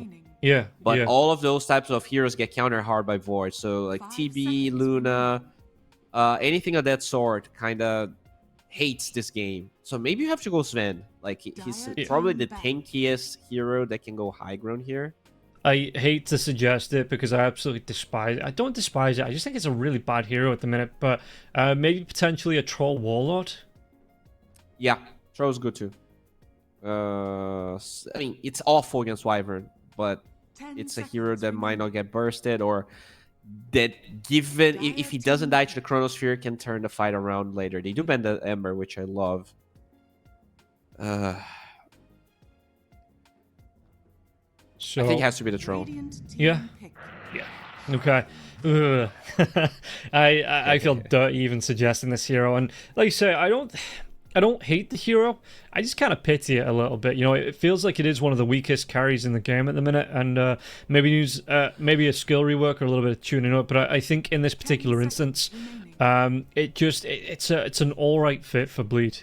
5 seconds. I think the hero is better than people give it credit for, but it's not gonna be an easy. Like, we're gonna see this hero struggle because it's just a hard game for any carry and troll. Like, it's just slightly better than the other options that they had. I think this is a Mjolnir game as well. I think just having that Cold Embrace, just having the attack speed slow from Phoenix, you want to have as much attack speed as you can. Yeah. But the amount of burst damage they have in IHC is crazy. Like, you have Evatos, RP, Chronosphere. Good luck, like, just keeping this troll alive in the fights. This is definitely even more than the game number 1, where I favor IHC's draft more. And, you know, they were pretty close to taking game number 1, so I'm going to go with them again. Okay. I think I'm going to stick with Bleed. You know, I think they've got the momentum coming into this one, even if I don't like the Troll Warlord. I think the Mars is really strong. Push potential. Though, matchup to matchup, I think IHC might have the advantage in the lanes, but we saw how that went in the mid lane last time. It's for Sanctity and Makoto, the Dragonite taking that early lead, but this time around, the Tiny coming out is ever since they changed the way the Avalanche works, that it's now mini stuns instead of, like, you know, one big bit of damage. It does mean that if you get on top of the Puck tries to phase shift, you can throw that Avalanche out when the phase shift starts to wear off. The Makoto should be stunned coming out of that phase shift. So, again, nice answer in the mid-game to the Puck. And IHC, if they make some good rotations into the mid lane, might be able to make Makoto suffer here in this game number 2. Oh, yeah. Definitely can be hard for them. With Steve 11 can, you know, play this Magnus to its full potential. I think just having that Empower on the Void and the Tiny is great. So you end up with 2 melee cores that benefit from Empower, 2 range supports for these 2 melee cores in the lanes. Like that, all of the lanes look really good. So congrats to them. This Shen is gonna have a harder time, I think, this time, because, like, the way these heroes want to play is really hard for the Chen to keep up. It's a really good pick. It's one of the best supports in the game. But it's probably one of the saddest Shen games I've seen. Because both Mars and Puck are going to be mobile, jumping into the fight. And it's hard for the Chen to kind of help them in any way. Like, he needs to somehow bait himself in so that those heroes can counter-initiate. That's probably the best way for him to be useful here, Paulson. Yeah, and you've got the odds on the screen. We're going to see Bleed Esports. It's not as... I think they were 1.47 to start of that last game, so it's not a massive difference to the first game. But yeah, you have the Maelstrom, maybe the Mjolnir coming out for 4-2-3. You're going to have the Splinter Blast. You've got the Tree for the Tiny. You've got that Magnus Empower, Sunray as well. So every hero on the side of IHC has that answer to the Chen army coming out. So yeah, this is, like you say, he's a great support hero in terms of, like, the current meta, but for Paulson at this particular series, it's not going to be the best Chen series. You know, he might be going home a little bit of a sad panda. Yeah. I mean, as long as you win, you're fine. True. But definitely not gonna, stat-wise, I don't expect him to be owning this game. By the way, really good ward from the Puck. He actually went all the way around, so even though the smoke broke on IHC, it doesn't feel like they understand that there's a ward there. Very good angle that Mikoto was able to drop that ward from. Yeah, they're going to see where they're going to be able to get, I want to say aggressive. You know, they're going to be able to try and face check here to go towards getting those runes. And getting cheeky as well, they might try and take this river rune. Are they going to try and take 3 out of the 4 here, as it looks like on the bottom lane, that 4-2-3 as well as SE? It's enough to push Zeal away, so it will be that 2-for-2 trade, I'm pretty sure. No. The bounty rune in the river was stolen, and the Puck, he didn't get here in time to check this one, and SE's going to be able to pick it up. So he's 3-for-1 starting off in terms of bounties, but Phoenix will be taking a lot of punishment. They might be able to trade it off for the first blood. The attack's coming through. Jackie not going to be able to get in range, and it's even going to be the Whirling Axes. It's not enough to get the kill onto the Phoenix. It's a lot of damage onto Ace, but it's not enough to get the kill. All right. Still big damage was done. He doesn't have Fire Spirits for the first wave, and he is so low HP that he can't even show. So it is a decent advantage here. Not sure those bounties are worth how much damage. Oh, Ace may be dead. Yeah, he's... Like you say, level 1. No, Jackie doesn't get himself in range. I think Paulson was trying to come over for the Penitence, but he just wasn't able to get there in time. And the Penitence actually might have been a kill onto the Phoenix. 11 going to be taking a lot of frags here coming out from the duo, because like you say, this Phoenix, he's going to have trouble coming up and sitting in this lane. This is a scary lane. Once Troll gets at least 1 point in fervor, having that Penitence combined with the favor is so hard to... Like, at least they have 2 mobility spells on both heroes. Yeah. But if they are on cooldown, like, anyone's gonna die. The extra attack speed kind of offsetting the fire spirits as well. It's really good. Yeah, and you have to get either the skewer off or the Icarus dive off before that troll gets into melee range, because if that net starts to come out from the just from the axis, it's so much harder to get away from it. And like you say, that the troll wall, or like with the point in the fervor, once that comes out, we'll just be able to rip through both heroes in this lane. And it's going to be super uncomfortable in this lane. So yeah, Jackie might have a bit of a better start than he did in this last game, and this lane, it might go the way of Bleed. Yeah, I think so.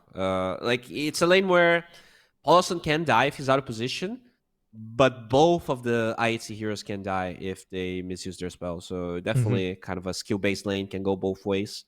The mid lane, though, I think this is going to be much better for Sanctity than it was in game number 1, because we saw him struggle a little bit despite having a Razor. Oh, as I say, that he actually gets first blood.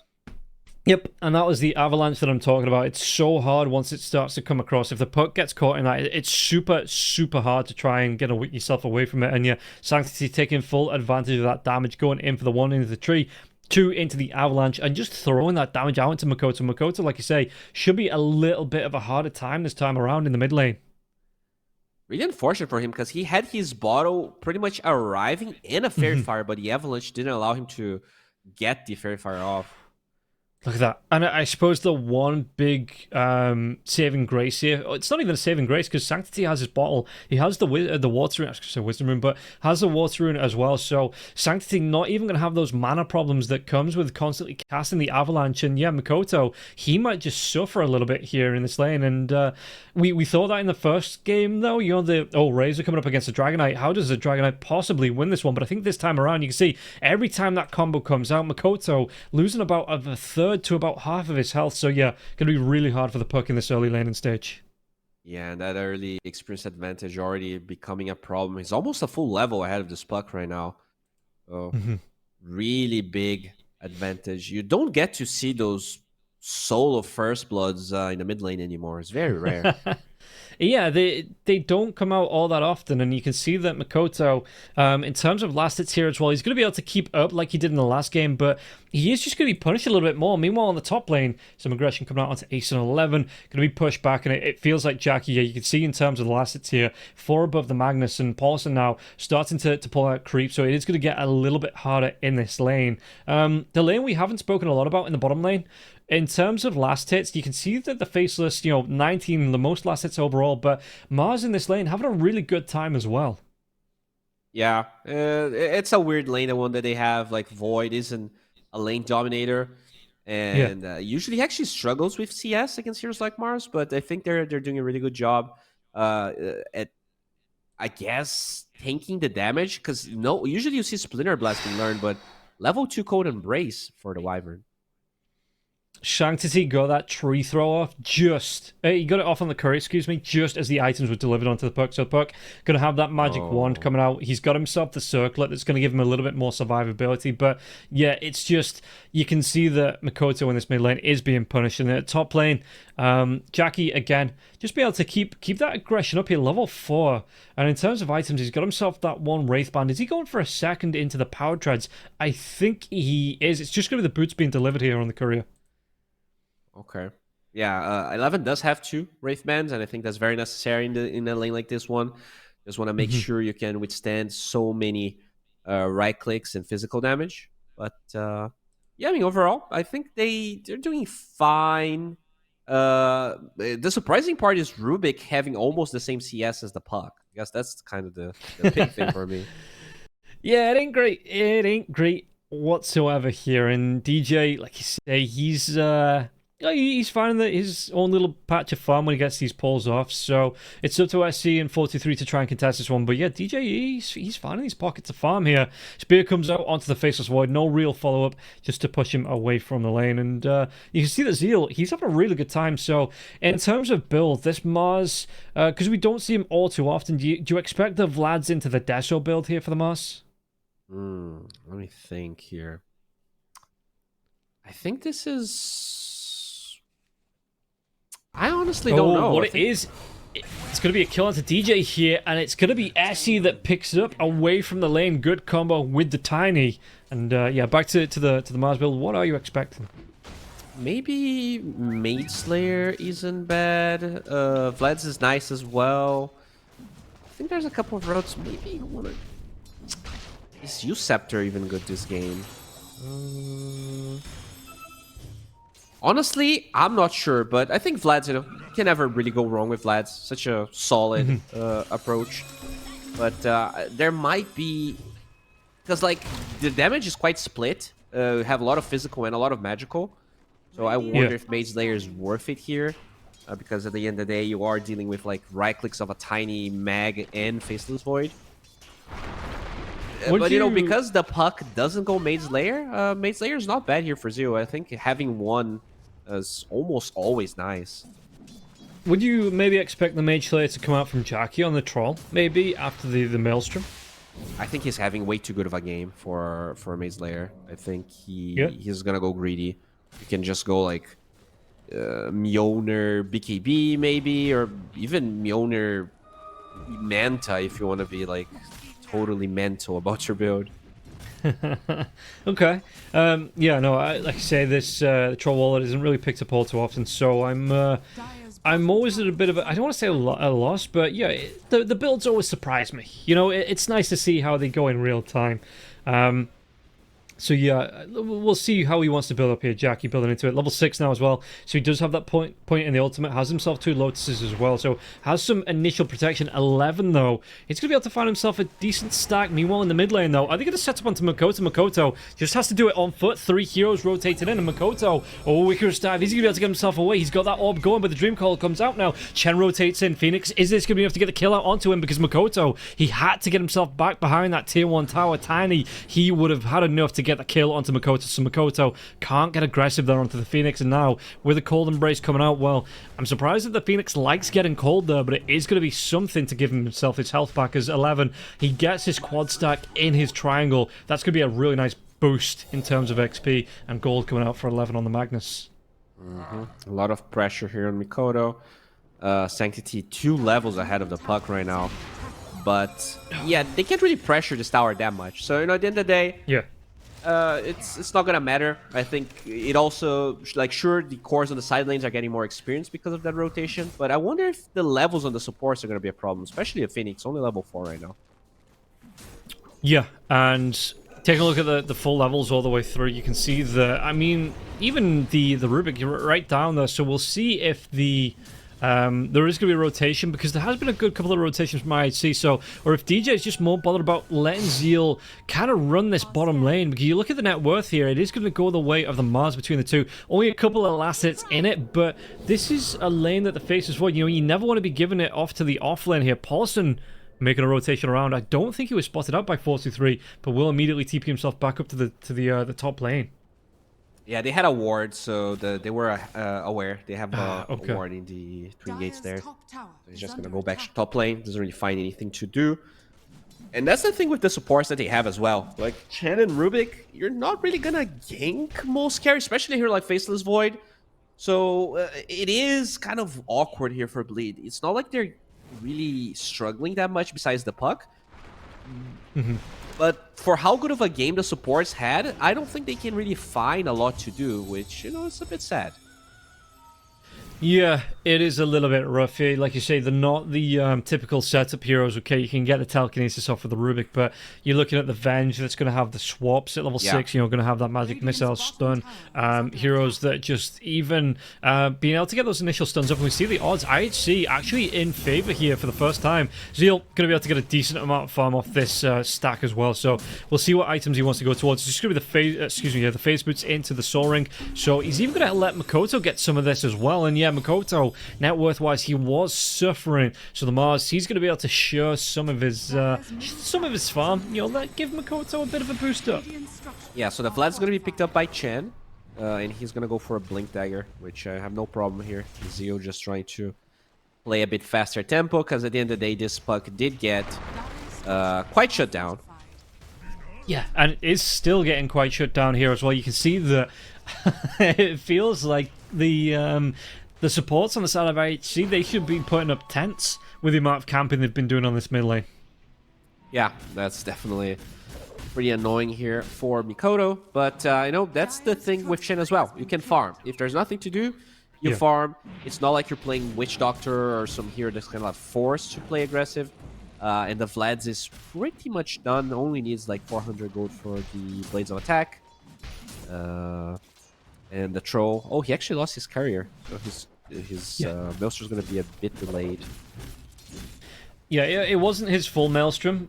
He's still going to go for the Javelin. He's still some gold off that. But like you say, he's going to have that gold way before he has his curry back up in the next minute and a half. So, yeah, his Mithril Hammer did go down. So, Jackie, he's just going to wait the next minute or so. Arena comes up. They're going to be able to get the kill onto the Winter Wyvern. Winter falls. And... yeah, Zeal, good start, first arena, and if you can get it on support like that, initially early on, you're only 12 minutes into the game, and yeah, still a great thing to be able to throw out and get a kill like that. Only 500 got away from his Blink Dagger. 11 actually did not go for the same build we saw Zeal go for. He actually buys straight up Blink on the Magnus. It is flying right now, and it is going to synchronize with Sanctity's Blink Dagger. So, you know, they're kind of setting up for a timing here that they cannot fuck up. I think if you go Blink on 2 cores and you just don't get the fights you want, it can feel pretty bad. Yeah, oh, you know, yeah, absolutely. And we're going to see the Tiny as well. We're going to see Sanctity with this amplified damage rune. So we'll see what he's going to be able... If he gets on top of Makoto with that, he's just going to straight remove this puck. And you can see that Makoto, inside of his base, in fact, I think he spent as much time in his base as he has in the lane. In terms of items, though, it looks like the puck wants that Witchblade. Going to be suffering just a little bit. And we'll see how he's going to try and play to catch up. He's going to try and go up, get that TP back to the mid lane, but again, gotta be careful here because Sanctity, he has that Blink Dagger. If he gets that jump in right on top of the amplified damage, we could be seeing Makoto being sent right back to base in a box. Oh, they know about this. They're all smoked, and it feels like Bleed did somehow scout it out or predicted it. They're gonna be farming a huge stack here on Bleed, so let's see if they're gonna be able to sneak in. Oh, smoke breaks?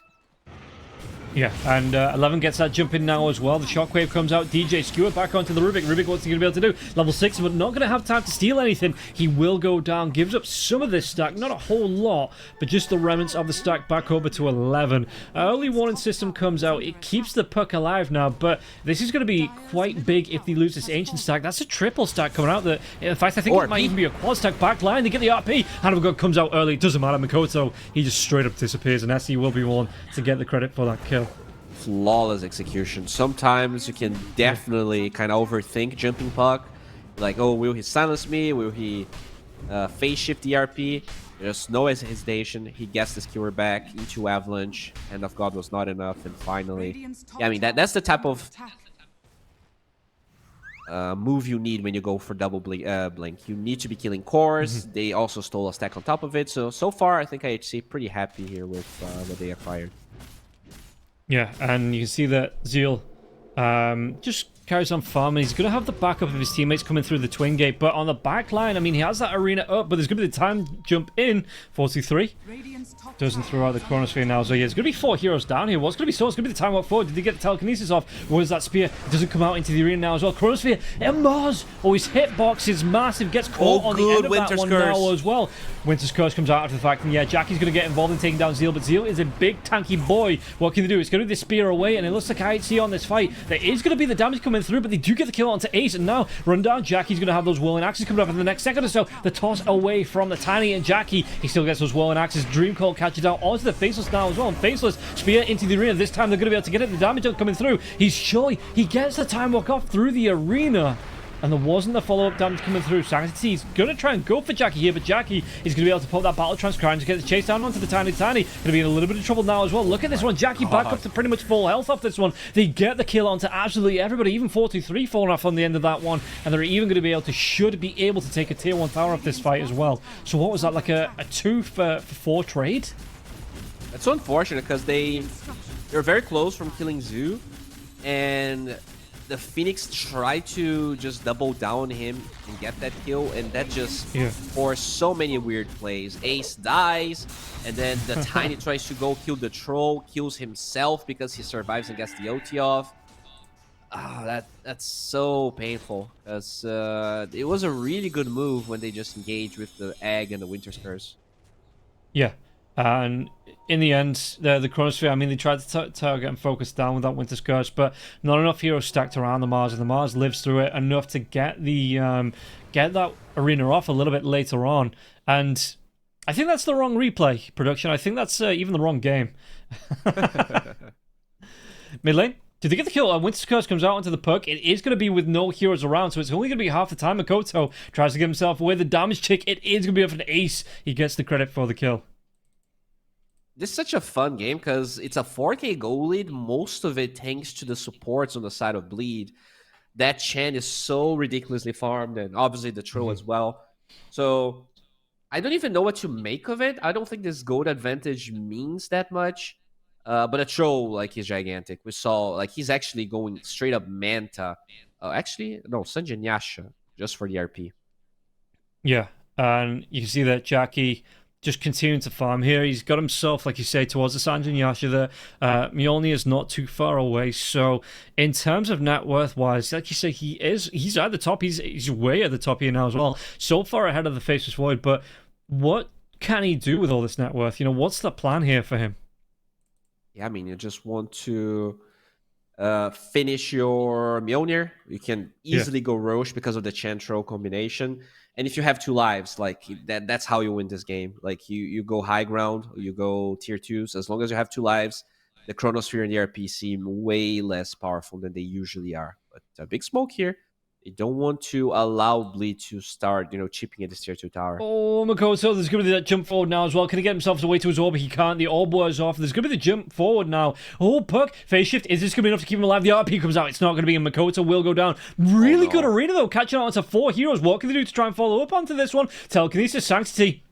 Battle Trance comes out early now as well. The Troll, though, trying to go for that chase down. Supernova will be used. Sanctity, do you want to go for this Chronosphere? Catch out the Troll Warlord. I mean, still has that Battle Trance going for a second or so. Supernova, it will break. Gets that stun, but Jackie, he just wants to carry on going. Look at this, the damage up to 43. He does get the Chronosphere off on the end, but the damage, it's still going to be here. They get the kill onto Jackie, and Zeal will fall after the fact. And Paulson, he's going to be the next one on the board. The skewer back onto him. The stolen Chronosphere now as well. DJ going to go for the TP. The Time Walk, it's not up the cliff. Can't get inside the enemy Chronosphere here. 4-2-3. And the DJ at least will survive. But that was a good start. It was a good middle and a good end all the way through for IHC. Just some great control in those fights. And yeah, without the BKB, the Troll gets tossed away.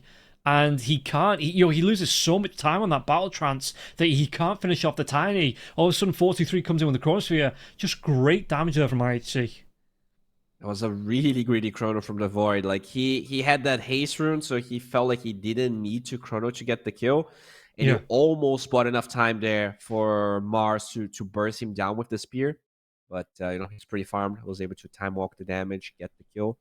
That said, Orchid available on Magnus. So if Puck wasn't having enough of a bad of a game, now he has to worry about that Orchid as well. And you can see that he's going to go for the full Bloodthorn here as well on 11. So, yeah, he wants all of it. In fact, bleeds straight into the roach pit. Oh, Mikoto might be the sacrificial lamb under this one, but if he can buy his teammates time, the scam comes out. Roshan, it's already been started, though. How quickly? It's going to be so quickly. Jackie can rip through this one. TPs are coming in. No Chronosphere, though. No RP. Smoke coming through. They're going to be able to get to this one in time. Roshan, it is looking like it's going to be coming down to the wire. Roshan goes down here. They pick up the Aegis, and now do Bleed want to fight. They've got all of their ultimates available. Smoke still coming in on the side of IHC. Again, no Chronosphere for 46 seconds. RP is still up, though. Well, up. Yeah, it is back up. So we'll see if they're going to lock down through the Twin Gate. The side of Bleed goes. And Mikoto... Oh no. It's going to be that sacrificial lamb. And I thought that might come in a little bit earlier in the mid lane, you know, behind that tier 2 tower, but eventually he will be caught out and killed off. Yeah, 11 having a really good game. But, you know, damage is done. Aegis on the throw, and that's the thing with this hero. More like a Luna even. He just gets into their towers and doesn't let go. You're gonna have Hand of God, you have Arena, you have Lads for the troll on top of the...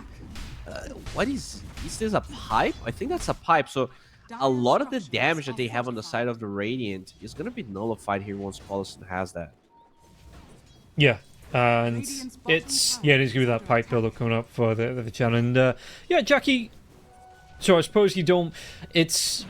kind of been overshadowed by the Mage Slayer here, the pipe, but the pipe in certain specific scenarios, yo, it's still a really good option. Jackie, Fortification going to be forced out here from IHC, trying to protect this tier 2 tower for as long as possible, but once Jackie comes back in, further stacks, yeah, just going to be able to rip through this tower as if it wasn't even really there. TP comes in from SC, what's he going to try and do? Not going to go for the Winter's Curse to set up here, and Jackie, again, well, the Winter's Curse comes up, but it's going to be the blink away, no setup, a lot of damage onto Jackie. Jackie, what can he do? Still has that Battle Trance, Hand of God comes out. Just trying to keep the Troll Warlord a little bit healthier here. Grouping up, though. Only Mikoto not available. Going to be able to get the double skewer back into a great RP. Aegis gets popped. DJ gets popped. Can they do the damage now as well? There is a Chronosphere available. Silence comes out onto the Troll Warlord. There's going to be another. Do they have the damage to take him down? They do. And Jackie will fall. That is not what they wanted here from the Aegis. Oh man, and that's a rough decision the Troll has to go for. Like, you want the Sanjin Yasha for the RP, but then you go Orchid, which means that you don't have a Dispel for that until your BKB is done. Yeah. So, yeah, it's a really tough position for this Troll. And I'm surprised IHC was able to get so much. Like, they just wrapped around. The curse was used in a really weird way. But somehow they still get to kill the Troll and kind of nullify this Aegis timing that they really wanted to utilize. They got a tier 2 tower on the Aegis, but that's not enough as the puck gets found. Silence, though. Do they want to go into this one? The Icarus dive comes in for the Phoenix, just a little bit short, so no real follow-up coming out onto Mikoto. Mikoto is going to be... I can't say fine because he's 0-5-3 in this game, so he has been affected, but he's got his Witchblade out, he's got his Blink Dagger out now as well, so he could start to try and find a couple of pickoffs in these fights. If he can jump the back line, you know, maybe get some damage off onto the Winter Wyvern or the Phoenix, you know, just take those two supports down before it becomes a major issue. As Jackie, one of the heroes left in the game that can solo out here this Tormentor. Well, it might be the Battle Trance that he has to use. Yeah, he's just going to pop that one. Takes down that Tormentor. Gets the shard for DJ. Should be okay. Has that Vampire Fangs to regen from the Ancient Creeps. But, yeah, I mean, net worth-wise, still pretty even just because that Chen is almost surpassing Mikoto right now. A bit of a funny position they're in, but Paulson will be halted. Yeah, it ain't great here for Paulson. Paulson, it's going to take 3-4 heroes grouping up to take him down as fast as they did, but he will eventually fall. In fact, he might lose a couple of his Chan creeps over here as well. As Mikoto, what's he looking for next here on the puck? Because it hasn't been a great game. Would you just have to opt towards the BKB if you are this puck? Finds you. Has BKB though. Yeah.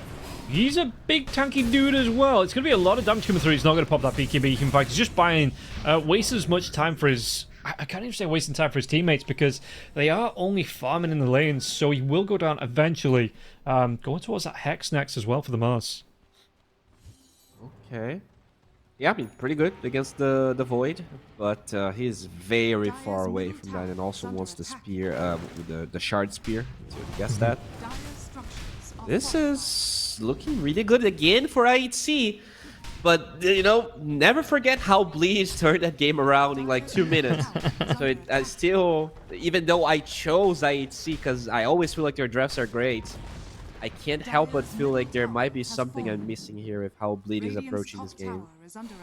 Yeah, if they can weather this, I don't know, is it a storm they can weather here? It's going to be the Lincolns coming up from Makoto, because it does feel like IHC starting to take some map control, you know, starting to put the pressure on and force Bleed back. So it's, I don't know if Bleed have enough to wait this one out like they did in the last game, and 2 good fights this time might not be enough to take it back in their favor. They're gonna smoke here. They have that Blink BKB on Mars. They have Blink on Puck, as you pointed out. If they find those supports, they're all dead. I guess there's a new Scepter and Phoenix that can buy time. Well, the Phoenix might be the one that starts off with now as well. He's already used that Icarus dive as well. There's going to be the Glimmer Cape coming out. Keeps Ace alive. No reveal here. So the TP coming out at least from SE. And you can see that Ace trying to get himself in the trees because he's got no TP. So, again, just trying to waste time. All comes out with the Sunray. But again, that's just to get him away. He doesn't have any TP to get himself out of this one. And has to do it the old-fashioned way on, well, not on feet because he's got his wings. So he will be able to fly away. Just keep himself hidden.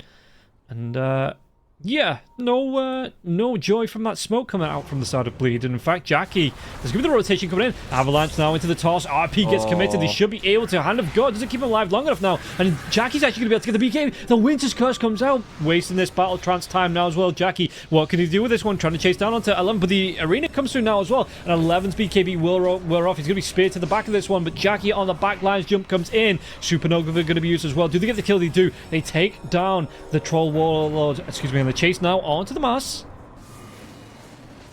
But that might be where this ends. Ultimates have been used. Chronosphere is still available, actually. If they get a good jump, might be able to get a kill, maybe onto this, onto the puck. Really clutch from Sanctity to get that kill. I think that's honestly on Jackie. He ran towards the top tower rather than just running through mid. And he just gave time here for Sanctity to find him and get that kill. He was surprisingly alive after that RP Orchid shenanigan that happened. But Zero should be fine. Yeah, I think the one save... Oh, I can't even call it a saving grace because he did die in the end, but he got that BKB. And they get the kill into DJ. But yeah, he did get that BKB Battle Trance off before the Winter's Curse came out. The Winter's Curse just so good at wasting that Battle Trance time, though. Yeah. It was... he could have ulted the Rubik and got the kill on the Wyvern, but because he did the opposite, they actually killed the Troll just because you bought time from the BKB. Just got the full duration disabled there. Yeah, and how's he looking? So he wants a shard, he wants a blink down, he wants the full Mion. You know, he's fallen behind in terms of net worth. What was it, 5 minutes ago? He was top of the board here, and now he's all of a sudden, he's 2,000, 3,000 gold behind this Faceless Void. Yeah, that's problematic. He was having a perfect game on Jackie. But, you know, when Void can get to this stage, it is really hard for Troll to do anything. Because you can just time walk things off. And, I mean, we talked about it. There's Cold Embrace, there's Winter's Curse, there's RP, there's Egg. There's so much stuff that Troll has to care about. And once you're ulted, you don't really get to react to any of that. No, it is really rough. And again, I think that's why I consider him one of the weaker heroes in the game, because once you press that ult, you know, it is kind of out of your hands, quite literally out of your hands. You know, you can press your items, but that's pretty much it. You go where the Troll takes you. Yeah, exactly. Roche is going to be up in 30 here. We already see IHC posturing to contest that, but Bleed not even that worried about it. They're just pushing bottom, try to force IHC back so they can Roche. We'll see if that's going to work out. Yeah, you can see that Jackie just continues to get his farm up now. Again, still going towards that Blink Dagger. I wouldn't be surprised to see, in fact, they're actually going to posture they want this mid lane tower. I mean, we're looking at it 29 minutes in, there's still a tier 1 tower in the mid lane. Of course, they want to try and take this one down. And Roche is up, there you go. They got lucky. So, IHC, mid tier 1 is not something they care about. there's not going to be enough pressure for them to go back, and this is awful. Like, Bleed, their timings are now all gone. Like, you have to go to defense mode. There's not much you can do right now. Yeah, I'm very, very surprised that they got this open in the bottom lane. And Tier 1 tower, okay, it's gold, but I'm very surprised they didn't put pressure onto this Tier 3 with the obviously missing IHC on the map. That, you know, you try and trade that Roshan out for a Tier 3 tower, or you, like you say, you force back some TPs so you can get a couple of kills in their base and then retreat out. But, yeah, no, they gave up a Roshan for a second Roshan for a Tier 1 tower there, and that's all they got out of it. Yeah, they were not set up fast enough. I mean, Chen still farming quite a bit here. Did get a mech, looking for a Greaves. This is all gonna help try to defend whoever gets initiated by the Magnus or the Faceless Void. The thing is, they don't really need kills right now inside of IHC. They can just go for towers, and that's exactly what Fortune 3 is going for. Yep, you can see him stepping up onto this one, 4-2-3. Again, with this Aegis, he's going to be leading the line here. And again, I wonder if Bleed try and force a trade for Tier 3s. You've got this Chan army moving over.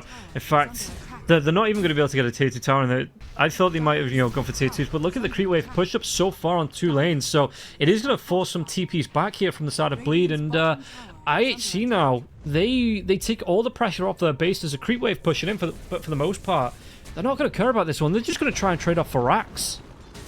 Oh, the Spear off the mark.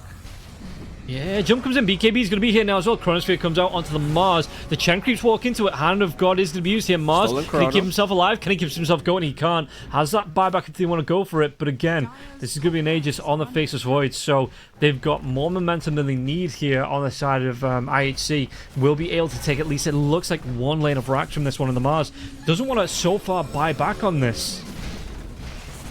Oh, jump in, backlines, stolen Chronosphere though. Jackie's trapped into this one, and 4-2-3 is going to be able to get free damage onto this. The toss comes in. I think they might be able to, yeah, there's going to be an RP coming out. Buyback comes through. There's going to be the arena coming through now as well, but what damage can they do? And again, the Winter's Curse comes out here, and Trollward, he's already used that Battle Trance. He's going to be tossed up in the air. He's going to be dead. I think this is going to be game number 2 going the way of IHC. The pullback on the Mars. That's going to be a dieback, and game number 2, yeah, IHC, they get the GG from Bleed. Alright, so that's what we were hoping for. That's what we were asking, and IHC, they grant us a beautiful game number 3. I guess game number 2 and 3 because of it. Nicely done. I really liked their draft once again, and I think this time the biggest problem was Mikoto got trashed so hard. It was, you know, from hero to 0 because he had a really good game in a lane I don't think he actually shouldn't necessarily have. But now, I mean, Tiny Puck is definitely, you know, one of those really hard matchups. Not necessarily in the lane, to be honest, but in the mid game for sure. And because he lost the lane on top of it, you know, really hard to come back from. Yeah, that was it. The first blood, I think it was, went to Sanctity for the solo kill. Yeah, and you can see that IHC, they spent so much time rotating around Ace and SC just to camp out that mid lane. You know, to put Makoto, excuse me, under the most amount of pressure they can muster. And you can see it, Makoto 0, 6, and 3 on the puck. Really didn't go well for him. Yeah, tough one. Not really that common to see that happening, but just goes to show that IHC is still looking really, really strong. Maybe, you know, for the people that don't follow SEA that much, you might think this is just a free game for Bleed, right? They have bigger names, no names, but very happy to see IHC coming back. And this is anyone's game now. There's no lowers bracket. Whoever loses here is out of the tournament, and they don't even get any money, right? You need to get to the top 4 to start earning the big bucks.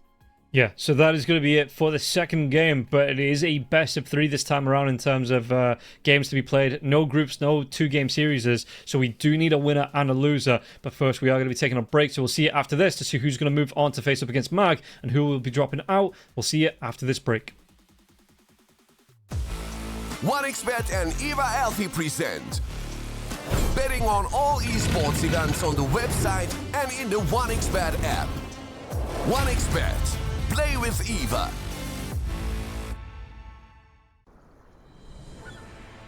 What if Kunka knew that he could not only play Dota, but also place bets?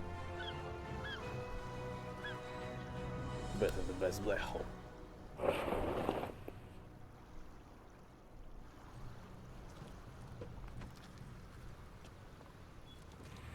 OneXBet Bookmaker Company.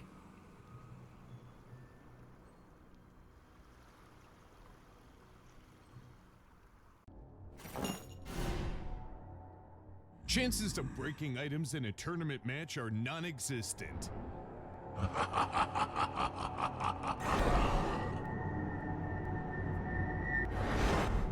Chances of winning at 1xBet are always real.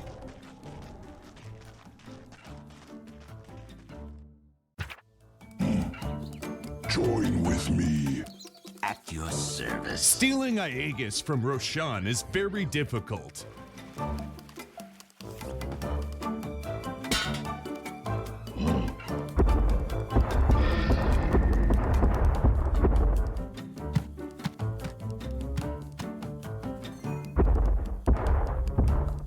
Winning at 1xBet is super easy.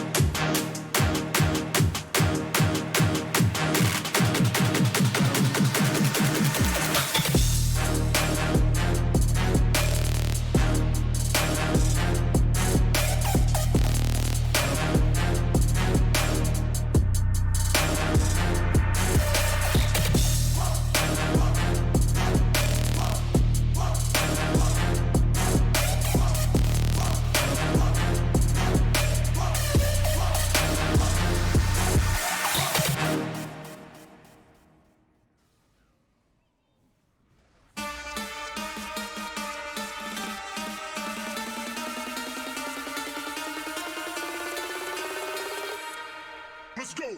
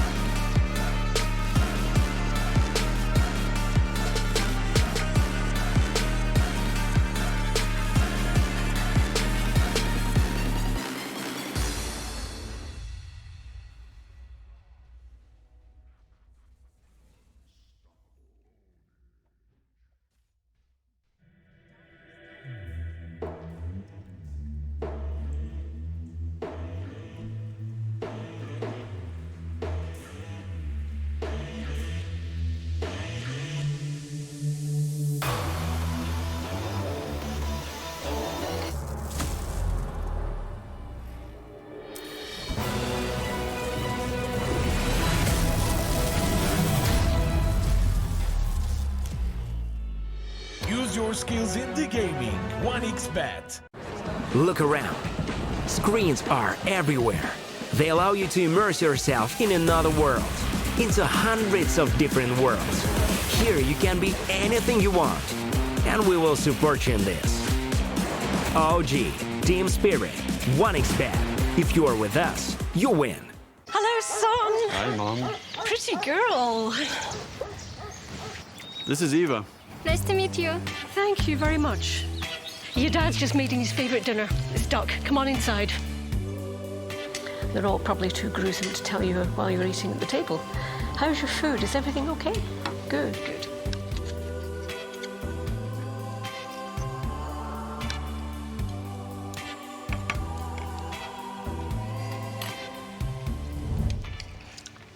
You seem to know each other. Yeah.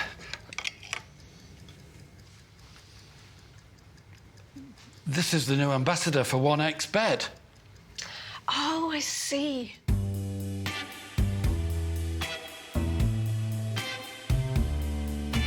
Everyone felt good when Eva Elfie became the new ambassador of 1xBet.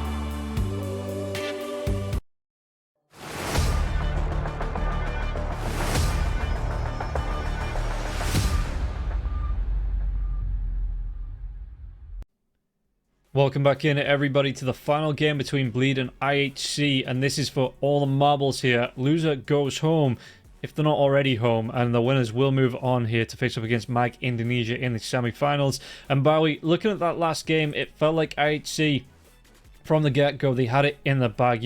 Nobody really got off the mark here on the side of Bleed, and that's how it felt in the first game. But Bleed were able to sneak that win in the first game. So, third and final game. What do Bleed have to do in their draft just to make it comfortable from the start, do you think? I think drafting the Chen that early was a problem, because all of the heroes you would usually utilize with the Chen for that death ball got banned. The DK was removed. The heroes that they picked for IHC also didn't favor the Luna that they maybe wanted to pick. And they ended up in this position where their draft had half death ball, half... I'm not even sure what they had, honestly.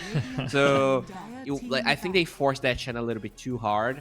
And I think moving forward, what you do is you don't actually get the Chen for the get-go, or you ban it, honestly. Because if IHC picks it, they are the ones that could possibly concoct a good Chen draft. And, that's always very scary to play against. Yeah, it feels like Paulson in both games, he's not really been able to shine on that Chen. I would like to see them just, like you say, ban it out, just dodge it here, because it felt like in both games 1 and 2, it felt like a bit of a trap to them. So, I would like to see them remove it, get it out of the pool and not pick it up themselves, because they have... There's been an answer. In fact, in that last draft, it felt like every single hero had an answer to the Chen. And yeah, maybe Bleed just falling into a bit of false confidence here. They do ban out the Phoenix, so maybe thinking they can go back for it, which... No, they go for the Magnus straight off the bat. Okay, cool. It's a big one. Not only the Mag it had some really good RPs, but it deals well with the Chen, right? You have AoE in pretty much every spell that you have. I like this a lot. That is one hero that Zio also played really well in game number 1, and taking that away maybe was hard, right? You have that standing. He doesn't have the widest hero pool, or doesn't necessarily play all the heroes that you want him to play. So just having that Mag feels good. And they're going to go back for Says Lion. Yeah, and that was a hero that we saw in the first game. He was really comfortable on the laning stage. It made some great jump ins. The Earth Spikes coming out to the Hexes, or vice versa. Some really good control, doing a lot of damage with the things. So, and again, one of those heroes that just feels like it's really at home in the current meta. So, I'm not surprised to see that one coming out. And I wonder what IHC, if they take away this Chen, or if they feel comfortable playing up against it. Because again, both times I think it's kind of worked out for them. So I don't think they're going to be any rush to ban out the Chen themselves. So they might just force the ban here from Bleed. Yeah, we'll see how Bleed's going to approach this. Just looking at they have 2 bans in a row, right? So you cannot even wait for IHC to see what they're going to do. You either ban it yourself, or you're kind of giving up on it. Because not only can be banned, but it can also be picked by IHC right in the next phase. And they're taking their sweet time. They also banned the Void, so taking a lot of precautions here on what worked in game number 2 for IHC. Yeah, I mean, again, I still think the Alchemist worked in the first game. It wasn't a bad draft. It wasn't a bad pickup, but I think it was just a good couple of fights that swung it for Bleed. So I wouldn't be surprised. I know they can't go for the Phoenix, but if they go for a lineup similar to game number 1 and try and make that work again now that the Faceless Void has been banned out here. Yeah, for sure. I think the Alk is definitely pickable, maybe at that 17 slot, depending on what the Bleed goes for here. Now IHC, will you ban that Chen? Will you pick the Chen? Will you ignore the Chen? Because Phoenix being removed definitely makes the Chen a bit stronger. They could just try and play for that Alk. I think if you give away the Chen, there's an even higher chance that the Alk gets picked, just because it is something that I seem to be pretty comfortable with.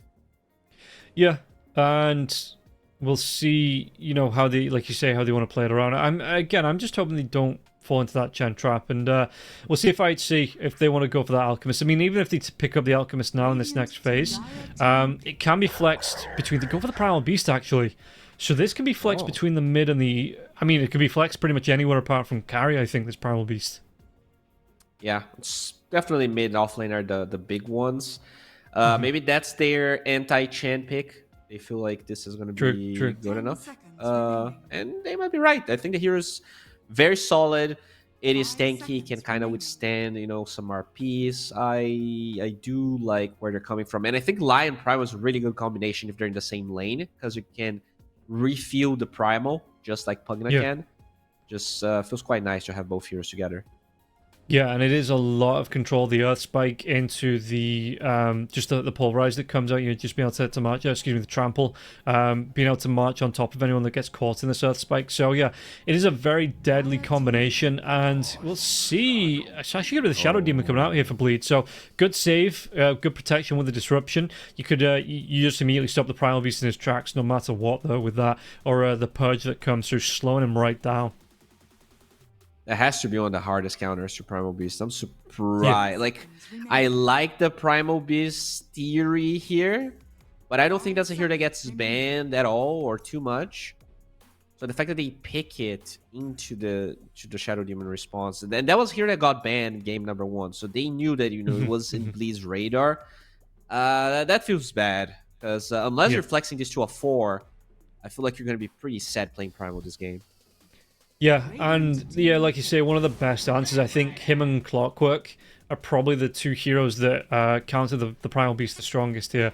And Batrider is going to be picked up, so I imagine the Shadow Demon and the Batrider are going to be the two supports here for Bleed. That Batrider playing as a support, no longer picked up as the mid or the off-laner hero. So yeah, I am expecting these to be the two supports here for Bleed. And again, just keeping their options open, coming into that mid lane and carry pickup in the next couple of picks here for Bleed. It's another hard counter of Primal as well, because you can cancel the Onslaught channel with Flame Break. You can also boop him as he goes to you. It is, doesn't feel that good for the Primal Beast. We'll see if they're going to play this as a 4 or if they're going to still try to play it as a core. Naga, though, it's a fine Naga game. I think Batrider definitely struggles, especially support Batrider. He might not have the damage to kill the illusions later on. But this is a really different approach from what we saw from IHC. Instead of the Alchemist, the Naga, I think this hero takes a little bit longer to come online. So far, I'm not that big of a fan of what IHC is doing. No, I don't know, because I don't mind the Naga Siren, but you're picking it into a Magnus that's going to have that empower, whatever Bleed want to go for here in terms of carry. They could go for something with some cleave built in, or like the Medusa multi-shot, something like that. Maybe not with the Lion being on the board, actually, but you do have ways. And the Mirana pickup, again, it's a hero that I'm seeing every so often in Southeast Asia, but it doesn't feel like it's actually doing a job while it's here. Yeah. Yeah, and I'm a Sleight of Fist. Decent setup. I think every hero here has setup for the arrow. But as you said, it's a weird hero. I'm not sure I'm a believer. And this Ember Spirit pick, it's fine. I think it's another counter to Primal. They pretty much confirmed the Primal is going to be a core with the Mirana pick. And it's probably going to be the saddest. Like, this is a big Hebrew Rush game for him. I don't think there's anything else you can do. Yeah, and again, with the Empower into the Sleight of Fist as well, early on you are going to be able to clean up those Naga Siren illusions fairly easily on the side of Bleed, so it's just another answer to the Naga's pressure that she would be putting out with the mirror images. And yeah, in terms of carry, you could look for something like, because I think Bleed have a good fighty lineup here, that you maybe go for something like an anti-mage here, or you go for something that's going to build into a bit of cleave that will be able to go and stand toe-to-toe here with the Naga Siren. Yeah, I like the Lifestealer Man. I think that's definitely a hero that deals well with the Primal, that benefits from being power. Can even go for the Mjolnir build we saw from the Alck in game number 1. Jugger is another one that kind of fell off. It felt like the hero was on the up and up at the beginning of the patch, but it kind of totally disappeared. We don't really see that hero whatsoever. But I think it's not a bad option here for Bleed this game. Or, if Bleed wanted to go for the Alchemist themselves, you either into the Radiance or the Mjolnir build, and just be able to stack it up, because I think that it comes online fairly quickly compared to the Naga Siren. You're going to be able to put on a lot of pressure, a lot of aggression, and try and build some momentum on the side of Bleed before the Naga Siren really gets into fighting shape.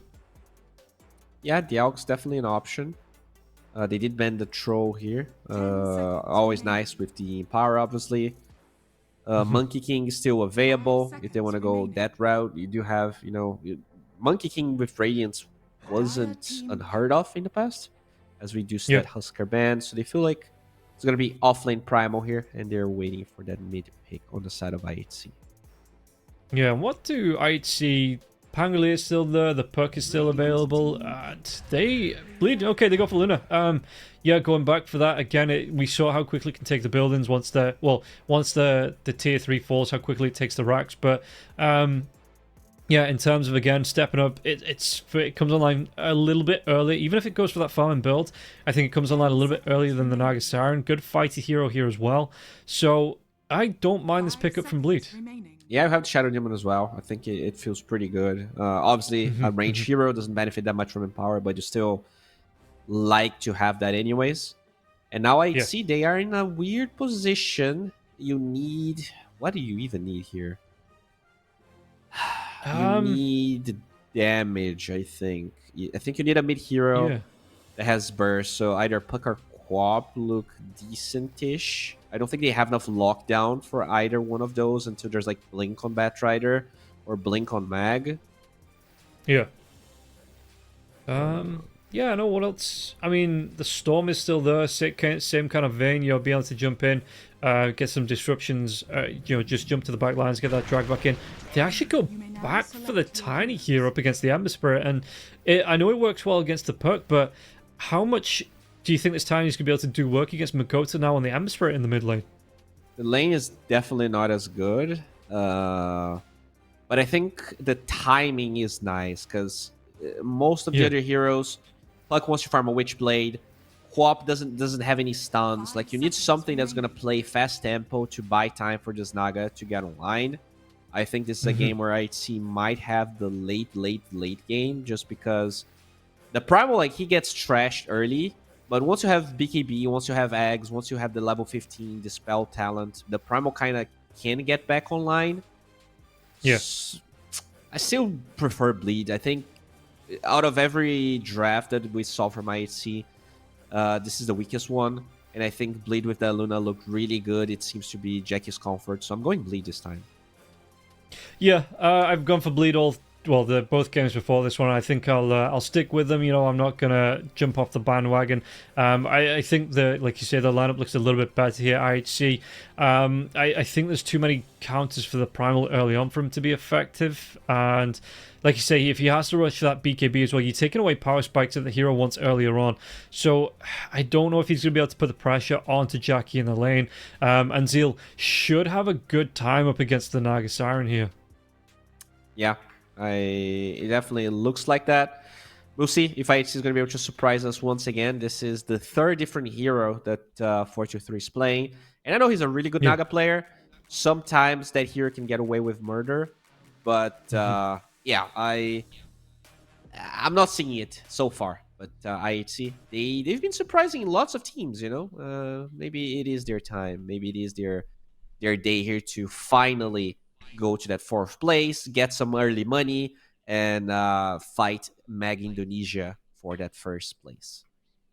Yeah, and as far as the breakdown goes, that you do get, like you say, at least if you're in, you're dropping out here, you do get yourself 15 points, because for anyone that doesn't know watching this one, this is, as well as it being an online event that you're getting prize money from anyway, it does mean that there's going to be points on the board to get yourself qualified for the LAN. At the end of the...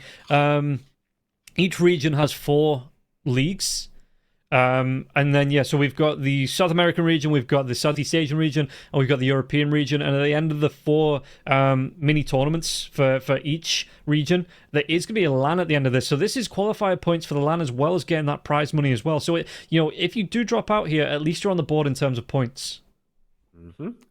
It's going to be huge, as really good positioning here from IHC. Oh, Jackie boy. Jackie. There's going to be trample damage coming through. And SE, well, it's a good setup to get themselves a first blood on the board here. And yeah, Jackie just face checking blind up onto the Fog of War and onto the Stars. That is it's a rough thing to do, especially when you've got 3 heroes waiting for you like that. In fact, it's one of those things that, especially coming at that angle, I maybe have wrapped around a little bit, gone for the Stars behind. But yeah, face checking like that, it is rough, buddy. Oh yeah, definitely. a problem. And that Primal here we kind of expected to do poorly. If he somehow gets away with murder, he didn't really get the first blood. It was actually the Miranda, right? It was SC that picked it up, yeah. Oh man, I hate Miranda players. Like, they always do that. Like, they get every single kill, and then like they're gonna build some Ags item. I think Primal would have benefited a lot from getting the first blood, but still, just the fact that they are killing Jackie, if somehow you kill him again, he's gonna have to walk all the way back to the lane. This could have really big implications. Yeah, it could be, really bad for a really bad start here for Jackie. Jackie's going to be able to get the pull through on the creeps, so he's going to be able to pull that lane equilibrium back, close towards his tier 1 tower, offering him some protection. Meanwhile, Paulson trying to do what he can, flame break onto the line, just get this harass off onto him. So Lion going to be taking a big chunk of damage, only level 1 on Paulson. Couldn't get on top of the line anyway here, so the Firefly not going to be here. 11, how's he going to be able to do in the lane? So, looking at the last hits, he's having an alright time to start. He's got himself a full lane of creeps.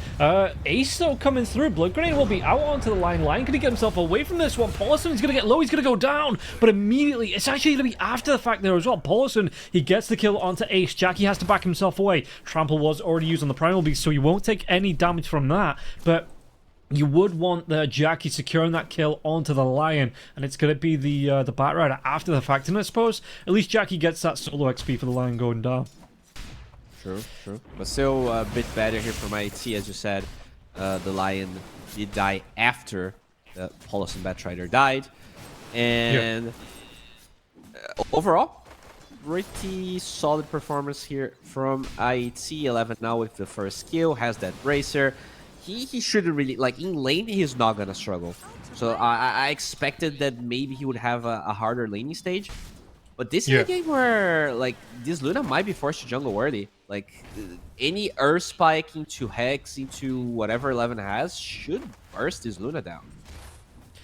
Yeah, I'm looking at the Bat Rider though with a flame break, going to be able to knock 11 away from Jackie, and I don't think the Earth Spike stun's long enough for 11 to get the full advantage of that, because you could come in with the onslaught, but that's going to be a setup visible for Paulson, so Paulson might just be on this Bat Rider being offered enough protection to Jackie here that Jackie, it's not going to be a comfortable lane, but it shouldn't be an awful lane here for the Luna either. Yeah, I mean, but it depends, right? If you never use your flame break, then you're just gonna be being hit all the time. Ace will run away here from Paulson. So now flame break is on cooldown. Yeah, this could be the opening they needed. And he moves himself away here, Jackie, from that jump in, the onslaught in, and it looks like Ace, is he going to be able to get the kill onto, get the damage here, Paulson? He will be able to, and Jackie comes back underneath his tier 1 tower where the creeps are. Some protection coming through here, 11. Yeah, he tried to get himself in, but Jackie with the quick feet, he just moves himself away from that jump in from 11, and won't take the full, or take any damage, it looks like, here, coming out from the Primal Beast in that initial attempt. Oh, Sanctity. Playing with the Ember here. Onto the line, and this is possible here because Mikoto, well, he did, I can't even say overextend, but Ace TPs himself into the mid lane, and Sanctity's just like, yeah, okay, cool, perfect jump target. While this is going on, though, the aggression comes out onto 11. He's going to be forced to use that onslaught defensively. Alright. He did eat his Lotus as well, but this means Sanctity is going to get both water runes. And that kill also means a lot. That's another game where the Tiny from Sanctity is going to be in a really solid position. Yeah, Mikoto comes back, actually gets us here in chains. Avalanche comes through here. It is a foot race, and the hero's not the fastest in the world. Mikoto level 4. How's the Tiny looking as well? Level 5 here on Sanctity here. So did get that advantage with the kill in the lane, but Mikoto at least gets himself the water, and he's still got that flame guard going, and he's still doing just as well, it looks like, in terms of farm, even after that death, as the Tiny's doing here in the lane. And I guess the big thing here, this Naga, lowest CS of the cores by far, 16 and 2. Obviously, Naga can always recover, but this is pretty low. Yeah, like you say, the one saving grace is at 4-2-3. He's going to get a couple more points in the mirror image and just move himself into the jungle, be able to farm up. And at the minute, though, it looks like the Naga Siren, like you say, it's not doing too well. So we'll see if 43, if he moves himself into at least the side camps, between the two that surround this tier 1 tower, tries to farm those up a little bit earlier than you would expect here from the Naga. Yeah, and that's the game that Naga learned the snare, so the fact that he didn't really get any kills with it just makes the jungling even harder, right? You're not going to have one of those points to work with. SC coming in. I think DJ scouted him out though, so we'll be seeing here. Won't be able to make a move into the mid lane and get set up here from Sanctity. And again, apart from that kill coming out, I mean, Sanctity isn't having the best mid lane because you've got this Flame Guard, 3 points in the Flame Guard coming through, and Tiny doesn't have the easiest way to burst it through it without having to get right up in the Ember Spirit's face. Oh, Spike though onto the Batrider. Batrider's going to be hacked. Speaking about the Avalanche comes through. Paulson, who used that Firefly, gets himself up. No toss from the Tiny. And we'll be able to follow up now. Makoto might be able to come in, and will be able to come in. Searing Chains onto SC. SC, does he want to back himself away? Really nice Spike once again, but Makoto, all it's going to do is interrupt his aggression. Yeah, really good deny on the rune from SC. He doesn't really give that away to Mikoto. And experience-wise, once again, the Tiny having a slight advantage here. Yeah, and while this is going on, Zeal just quietly getting on with his lane, and like you say, 4-2-3, maybe feeling a little bit pressured here by the Magnus in the lane. So DJ is going to rotate in. I wonder if they don't have vision on him here. So 4-2-3, I wonder if he's going to be in a little bit of trouble here, but it looks like DJ not going to come too far forward and not going to try and get aggressive just yet on the Nagasarian. But speaking about getting aggressive, Ace could be in a lot of trouble. Flame Break comes in. There's going to be a jump in from 11 now as well. The damage comes out. They're going to be able to get the kill into Paulson. Can they take down Jackie now as well? That trample damage, it should be enough to set it up. One more right click and SC will be able to claim the kill. And if he needed to, he had one more leap on cooldown in there as well. Would have been able to close the gap and get those right clicks off onto the Luna. Yeah, and that's the thing. Even though Zio is dominating the lane, he doesn't have an easy way to kill the Naga like 11 has with the supports on the side of IHC. So now he's going to be pressuring this tower, and the Naga can always resort to the jungle. So overall, IHC looking better than I expected they would be. Well, there is going to be that disruption coming through now as well. Shadow Poison, Skewer going to come back as well. Yeah, they have that. No, they don't. Level 6, he went for that second point into the Skewer, and the damage coming through the Empower. Is it going to be enough with the Poisons coming through? That's 4 Shadow Poisons on top. What level is it? It's a level 2 Shadow Poison. It's not going to be enough for the kill onto the Nagasarian. Alright. Going to be forced to TP back to base. Pretty sad, but better than dying. Yeah, and the second point in Skewer coming out here, I don't know. Maybe the RP would have been enough to get the kill. I think it would. I think it definitely would. You just clear it's enough damage to clear out the illusions. Have 2.5 seconds stun. He has mana as well. Had the healing lotus to work with. Maybe that was a misclick. I think he wanted the extra range on the Skewer just to get himself out of tower range there. Something like that. You know, make sure he didn't go down. But yeah, no. Maybe it was a misclick.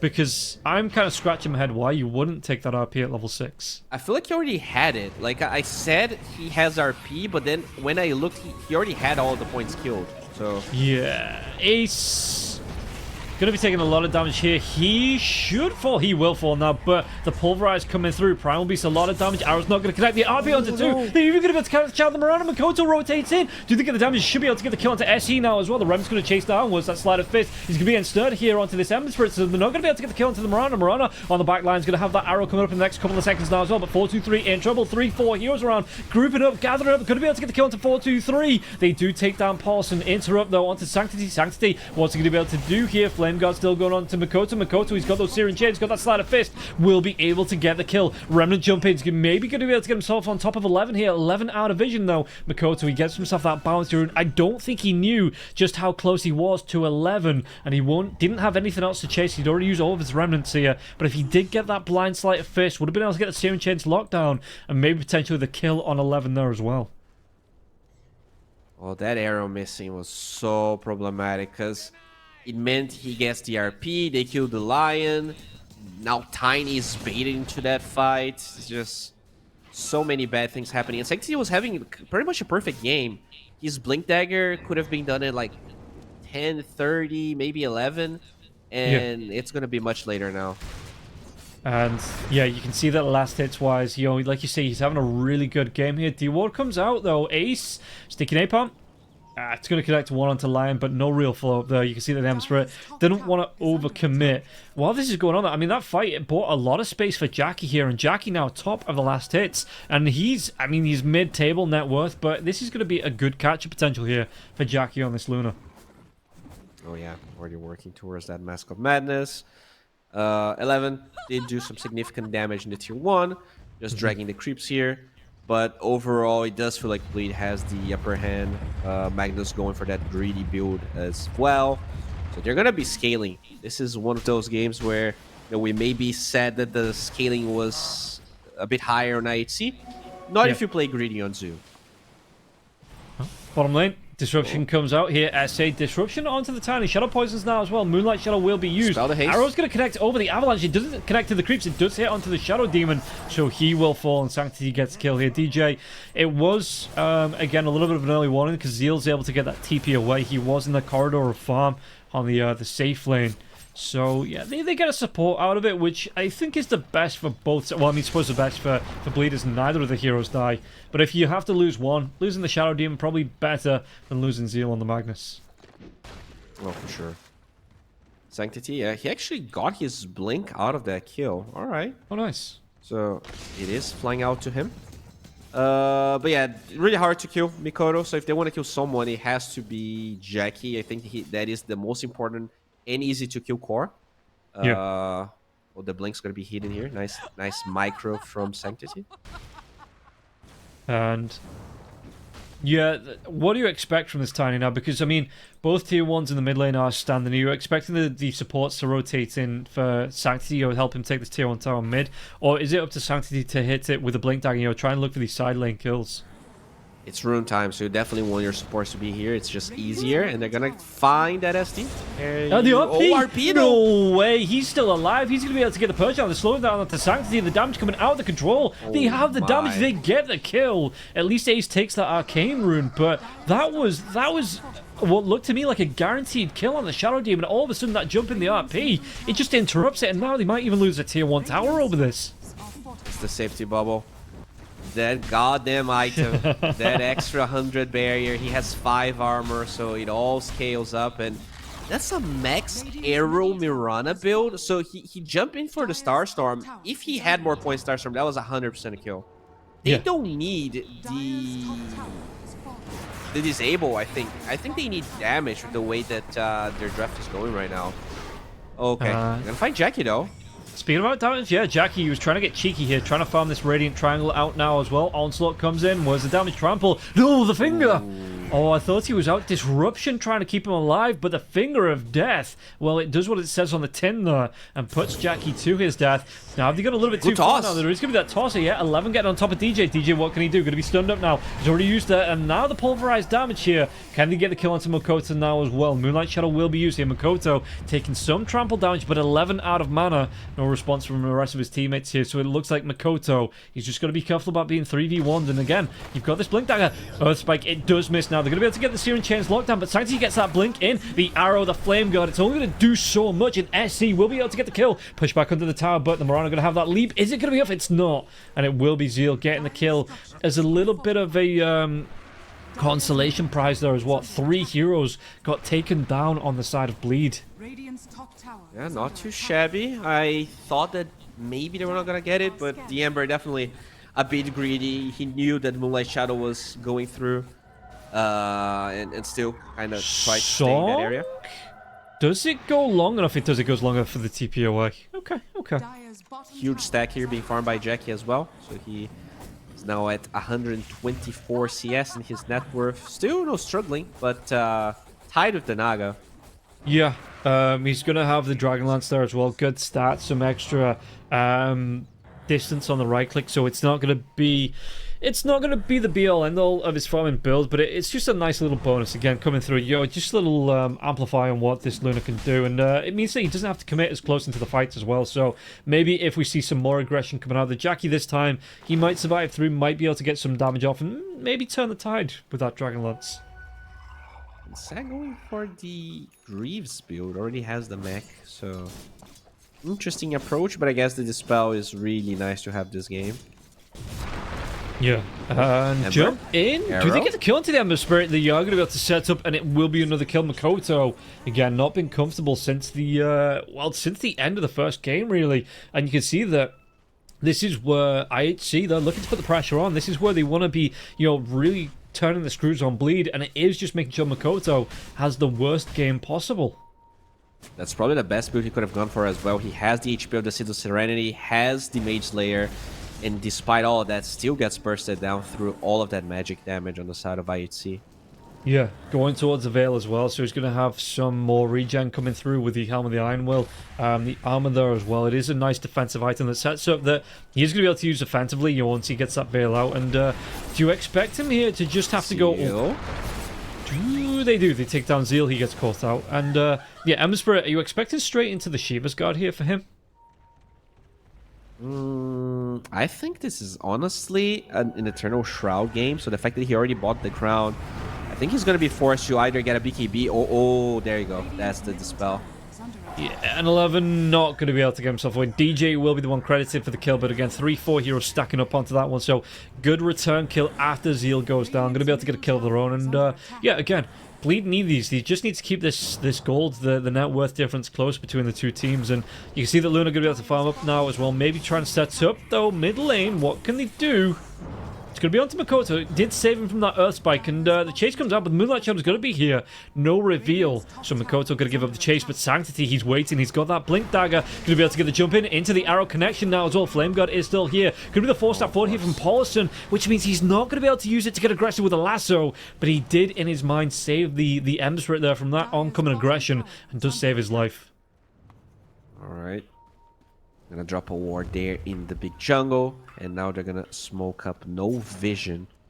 So they could find... Oh, this smoke's gonna break really good position from IHC. He finds the Ember again. Oh, disruption. Yeah.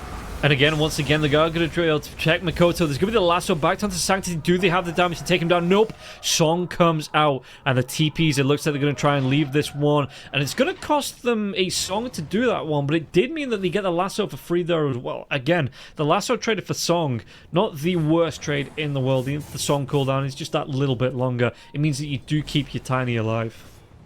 Yeah, that's a smoke as well on the side of Bleed, so those are very costly. But that's also, the Naga playing with the team and the Luna farming. Usually you see the opposite happening. So this is going to be benefiting Jackie.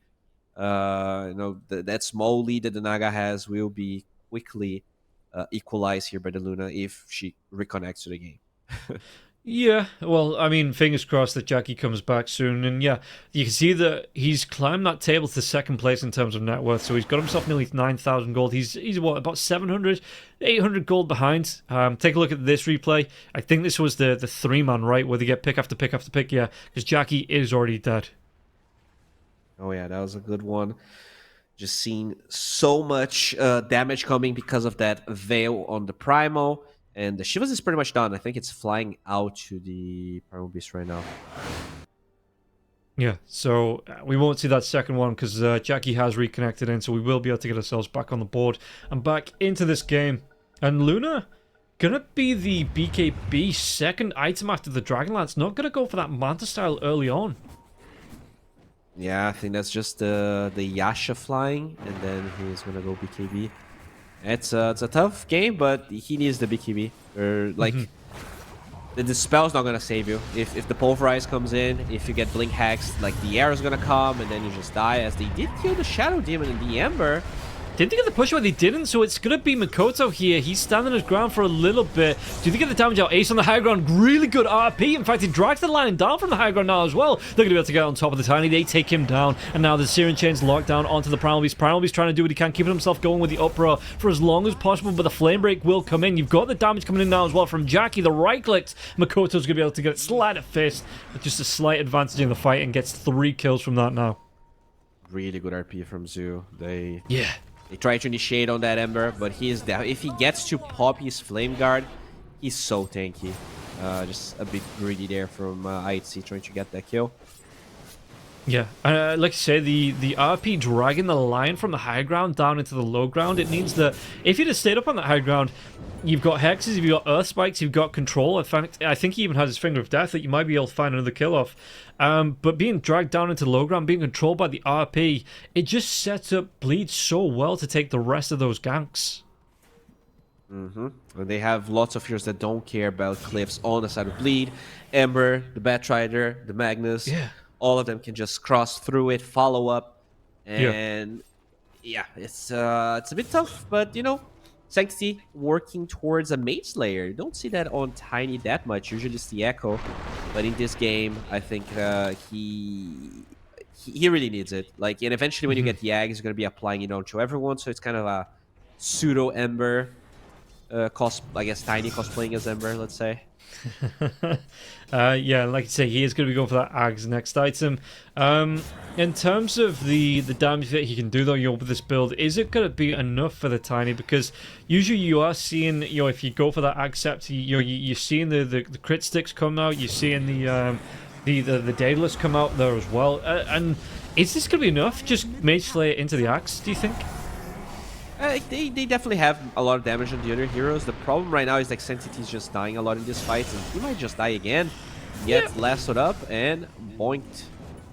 And Makoto, he gets some revenge against Sanctity after how bad that last game went for him. Makoto going to be happy with the pickups. Ember Spirit, 4, 3, and 4. The arrow does still connect.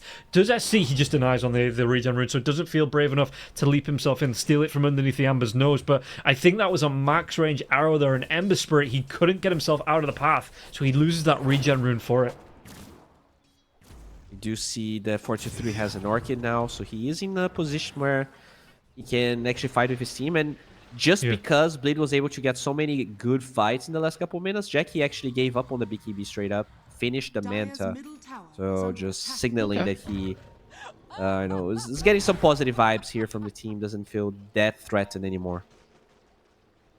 Well, he's going to use the illusions here, doesn't want to show his face on the lane, he just uses the lunar illusions to push this lane out. And yeah, you can see that he's farming stacks up. He's finding that farm, tons of net worth again. About 1,000 gold behind. The drag back onto Sanctity once again here. Do they have the damage? He's really slowing down. And it looks like the toss away. Is it going to be enough, though? Again, because the Magnus is still here. So he's looking for anything. In fact, there's going to be a remnant on the high ground. The jump in Makoto helps Zeal get that kill. That's unfortunate. Sanctity's just dying so much. 5 deaths. They just find him and he's dead. Oh, should be okay. Very close. And yeah, I mean, it's just weird. The Primal started having a really good game, ended up going for the Shivas, also died twice. So now he needs to farm a full BKB. The Naga went for an Orchid, never really got to use the item. So whatever the timings they felt like they had on IHC, they're not working out. I feel like if you just want to farm on the Naga, the Orchid is definitely not your first option. No, yeah, I think you would have seen like the oh no, he's already got the Manta Star. Okay, so he's gonna go, what's that, for Heart into Butterfly for the Naga Siren, which fairly standard build, bottom lane. TP's coming in to try and defend this tower now as well. Sanctity doing a lot of damage to Zeal. Zeal will fall, and that tower still stands for the time being. But again, Sanctity is going to be revealed by the dust. The Demonic Purge comes through, slowed down. But do they have enough damage here? The Lunar Illusions themselves, just look at these glaives bounce. Sanctity loses half of his health from that, but might want to carry on going here. Moonlight Shadow is still here. Jump in. Onslaught won't connect onto anyone, and Paulson will be able to get the Force Staff away. As the Batrider Flamebreak comes out as well for the pushback, they might know the Earthspike. It doesn't connect onto DJ, so they won't be able to catch up here onto the Shadow Demon. He's already used that Purge, so what can he do? Tier 1 tower doesn't stand. The toss one comes forward, the silence now, the finger, they get the kill onto the Shadow Demon. In fact, do they go into Makoto? The Pulverize comes out, arrow connects, it's a lot of burst damage here, and the Ember Spirit, he's stunned up, Sleight of Fist, any rem to get away to? No! And Makoto will fall. Jackie, he doesn't even hang around for that fight. He is just like later nerds. He's away, he's farming on the other side of the map. What a turn of events. The Magnus dying there with BKB, and they just slowly but surely chase down Bleed and punish them really hard. This was definitely necessary. And it still means that the Naga, despite joining these fights, is ahead of the Luna with now the Heart completed. So it's really hard to kill 423 at this stage. Yeah, and 423 just gets a little bit harder and a little bit harder. You can see that the the swings and roundabouts, the snakes and ladders coming out here between the win probability, the net worth, the XP difference here between the two teams. This is a lot more what I expected here between these two teams. And yeah, the first game, it was Bleed being able to take a smash and grab. It felt like the second game was all IHC. This third game, it feels a lot more even between the two teams. Yeah, but Gaben giving them like 60-something% to win this game on the side of IHC, which I did not expect, especially considering that December was recovering. We'll see how much things are going to change, as Mikoto did finish his Shivas. Magnus yet to really use that BKB, but he had it for a while. And how easy is it with this heart pickup on the Nagasarin? How easy is it to get the kill onto her now? Because going to be going to the Butterfly next. Do you expect the Luna at any point to be going in towards that MKB? It's a tough one. Like, he might need to pick it up later, but you don't want to have it. I think that shard is nice against that Butterfly because obviously cannot miss. It's not really an attack. But look at that smoke. You're not far from Jackie, and he's going to show up in the lane. Oh, he might have gone a little bit too far now, though. Does he get himself away from this one? Moonlight Shadow has been used. Was that revealed? Dust, anything to come through? Yeah, he walks himself underneath the Sentry Ward now as well. 11, not going to be able to get himself out of this one. Surely that lasso, the drag back to make sure underneath the Sentry they get the kill. And 11, just maybe a little bit of an overextension there for him. Yeah, just playing with fire a little bit. Both teams are going to be avoiding each other here. We see this tier 2 tower being pressured, and whatever it is Bleed's going to do... Oh, they're actually going to go for the Roche. Alright, this is not a bad play. Into the Roshan pit. Like you say, they've got some protection. They've got the early warning system of the bat. In terms of spells... What are you looking at? Cooldown still on the Demonic Purge. The lasso's down for 39 seconds, but it looks like IHC, they're just going to trade off a tier 2 for this. In fact, they might go for the tier 2 tower on the bottom here as well. Try and take full advantage of the heroes being on the map missing and just try and take some of this map control. Yeah, I mean, this is definitely not bad. You're going to be able to get this tier 2 middle. You could even poke that bottom tower a bit more. And basically how they feel like is, alright, Bleed, if you're gonna group up and try to go high ground, we still have Song, we still have multiple ways of trying to address this death ball you're trying to pull off. We'll see if they're right, because as you said, Jackie is really farmed and there is a Shadow Demon behind with those Disruption Illusions. Yeah, and you can see that he's using the Mantis to farm out here as well. The Empower coming out, the Disruptions onto the illusions. So you're going to have illusions on top of your illusions, and you are going to be, again, Jackie, single...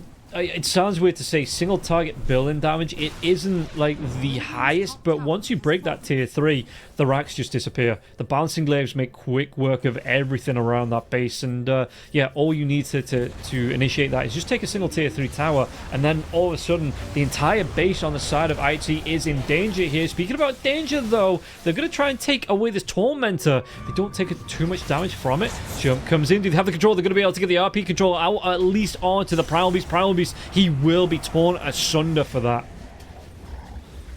Alright, so they're gonna get the hell out of here. There's Aegis obviously on the side of Bleed. There's no point in trying to fight, as the Axe did get finished here on Sanctity. They have a gem on the side of Bleed. They do not. No, did he actually carry on going into this one? Because, I mean, the Luna's going to lose that Aegis now as well. It's a lot of damage coming through. Where are his teammates? The teammates are going to be catching up now. Arrow, it was just on the mark there. I think the hitbox collided as the respawn came out. And we'll see if Bleed want to push this one after losing this Aegis. Because, I mean, they do have an advantage here, 4 against 5, for at least the next 13 seconds. But it looks like everybody on the side of IHC, they just want to call it quits. They're going to leave. They're going to pull the ripcord and fire that ejector seat out of this aggression coming out from Bleed. Oh yeah, this game is really tense. The gold advantage is pretty much negligible. Still a decent lead here, at least probability-wise, towards IHC. But things could change so quickly. Yeah, Jackie moving himself forward here. The Primal Beast did get that jump away, or just the leave away with the phase boots. There was the, I think it was a TP out from the Tiny there as well. Just to get himself out, yeah. Moving towards the Daedalus here for the Tiny, so he's got that Ag Scepter up, and yeah, like I said, just being able to build this damage now. Paulson, though, he's looking, he's got that 4-star forward if he wants it. Who's he going to be able to find? As meanwhile, it looks like they might be able to get the kill into 11. Wow. 11! Oh, close on the TP and Sanctity. He gets that turnaround jump in now as well. Yeah, Emissary, he's going to be locked down. A lot of damage coming through onto this Emissary. Emissary, he's going to be cleaned up, so a good couple of kills. While the rest of Bleed, they were way too split up. Good pickoffs coming out from the side of IHC. Damn, alright, so this Aegis didn't really amount to much. They killed the Ember, they killed the Batrider. The Naga keeps on farming at, actually increasing the net worth discrepancy here between the Luna and her.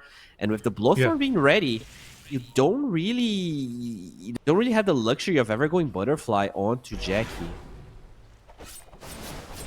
And yeah, no, I just think it's coming back to, I think it's now that Bleed, they need to keep themselves stacked up as like 5, because if they get caught out like that, IHC that we just saw, they have the burst damage to take down 2 heroes if they do get split up. And like you say, that Jackie going to go towards the Kanda. So I don't mind this, but I would, I mean, if you're going to do it, what do you do? Because you want that Satanic there as well. You want to trade that Mask of Madness out for a Satanic. Maybe trade out the Dragonlance a little bit later on for the MKB if the game gets there. Yeah, it's definitely a hard choice. No Butterfly from the Naga just yet. And after the Bloodthorn, he's going BKB. We don't really have to think about that just yet, but it might be, a less item sort of thing. Like you wait for the Luna to also be 6 slotted so that she can't go back to the MKB. Yeah, Luna going to be able to get from the side chop here. This is going to be the Kanda flying in on the courier. Looks like 4-2-3. I think that's the second, the second Wisdom Rune.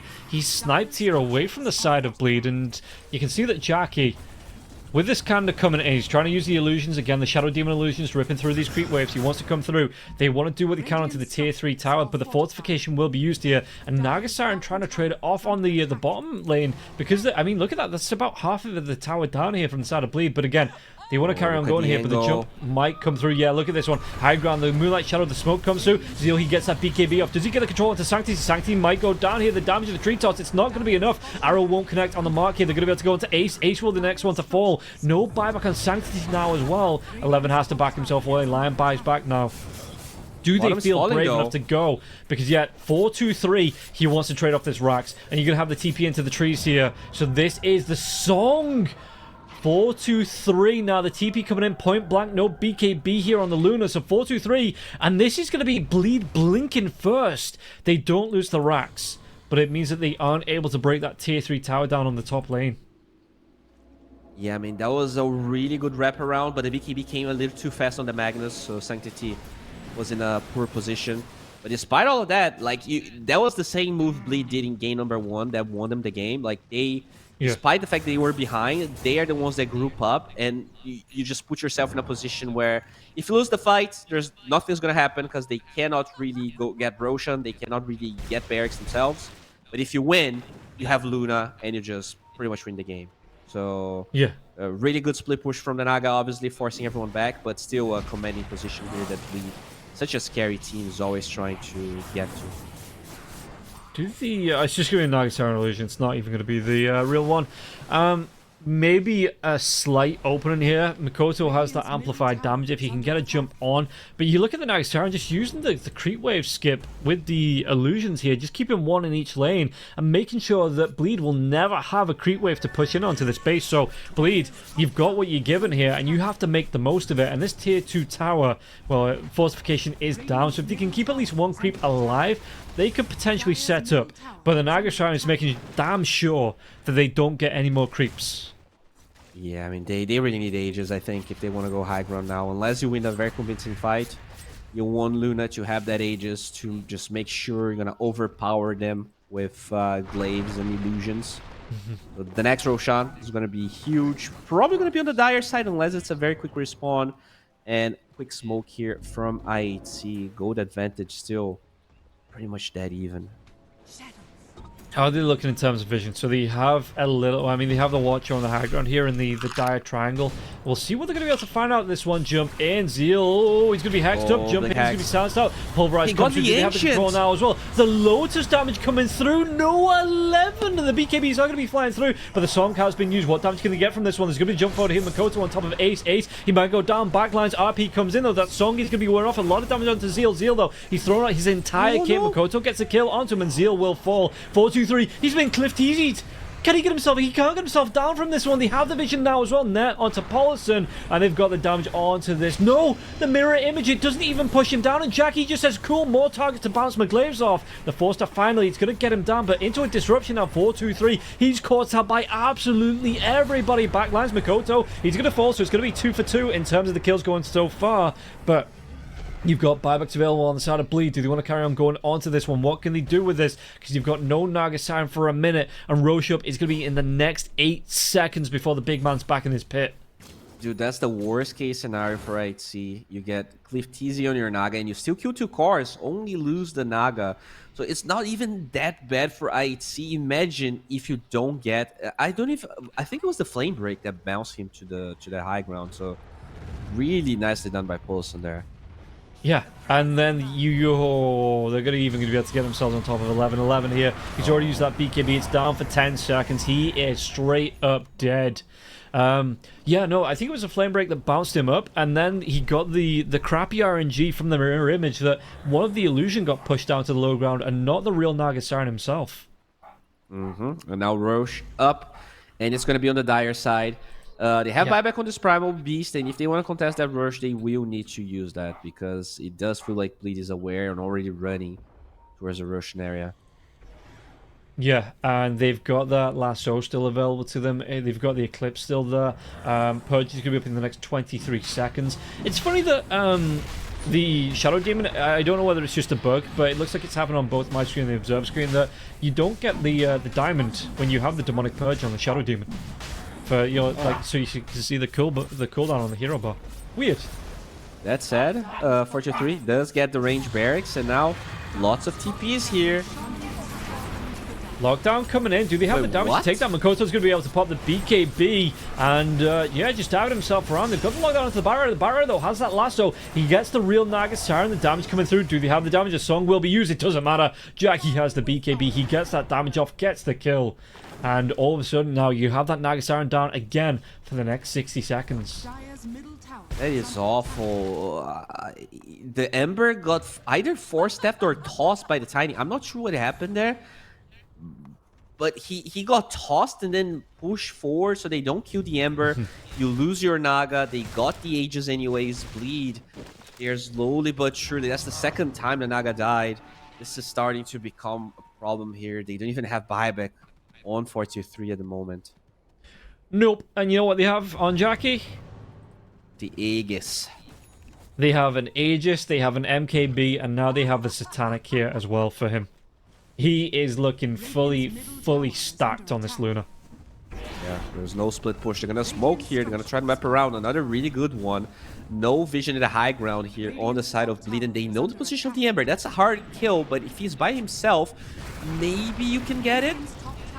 Yeah, and you can see that Luna's just going to leave the illusions in the base here. They get the jump out. RP though, the drag back. Look at this. They catch out 3. They clean up 3. It's just going to be absolute mayhem here. Backlines. They've got the disruption. They've got the line kill as well. And this is going to be 3 heroes, 4 heroes, and a set of racks as well, it looks like here for the side of Bleed. And they've got buyback on 2 support, the support as well as the Primal Beast here. But what can they really do from this one? The Ember Spirit is dead. Next fortification comes out. 2 buybacks will be used, but Jackie still has this Aegis for 3 minutes, and he wants to make the most of it. Song trying to find the backlines here. They do not have RP. The arrow onto the Shadow Demon perfectly aligned.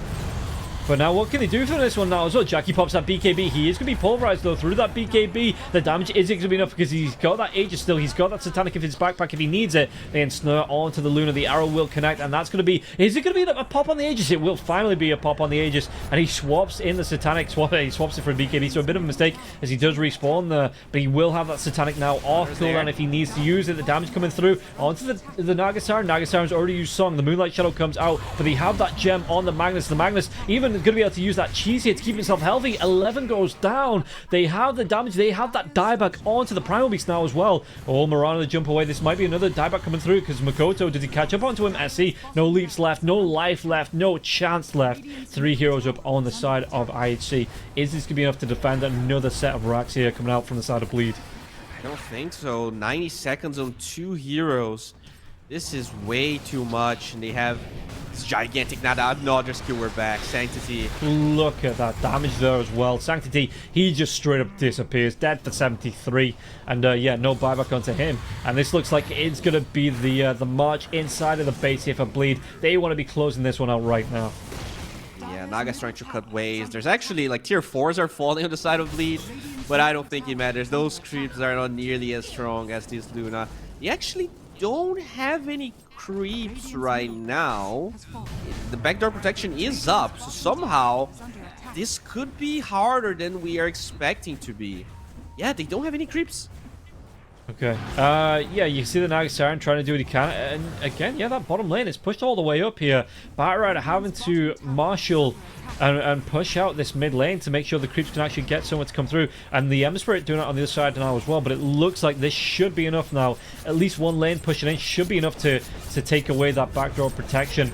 And now start to... They even have Naga Illusions helping them siege out. Nagasiren back lines. It's on an illusion! Oh, Paulison, buddy, chum, my friend. That was just not the right one. And yeah, maybe a little bit red-faced, but in the end, it's still them taking 2 lanes of racks here and starting to take full control of the map. Once again, just going to be the pushing with these Lunar Illusions here. Trying to keep this creep wave pushed in as much as possible. They get the jump onto Sanctity, though. Sanctity, will he go down again? A lot of damage coming through the finger, though. Oh, the BKB, the Lotus. It might have just been enough here to get the control to save his life. Song will be used, but Jackie, do they have the reveal? They don't. And the Moonlight Shadow, it keeps Tiny alive, and now they might be able to go on the RP, though. The grab comes through, and Jackie, is he going to be able to survive through this one? What is that? No, it doesn't matter. They do get the kill onto him. He's going to buy back, trying to get himself back into the fight with that outpost being stolen here. So it's going to be a long TP, but he should still be able to come in back into this one. And by the time he's back up, that's excuse me, the Satanic, it will be back alive now as well. Ember Spirit, can he get himself away from this one? Sliderface trying to do what he can. Has he got a remnant to jump to? He does it for the next 6 seconds. The lockdown with the ensnare, they do get 3. Make it 4 with the buyback coming through from the Luna. So there's life in IHC yet. This game's insane, man. I thought it was 100% over after the dieback on the Tiny there. But somehow, yeah. Oh no, the creep. No. Seth Courier gets killed. Gems on the ground. This game is a total clown fiesta, but you know, the type that we like. It still feels really good for Bleed. Yeah. It's 2 barracks for 2 lanes for 1 lane.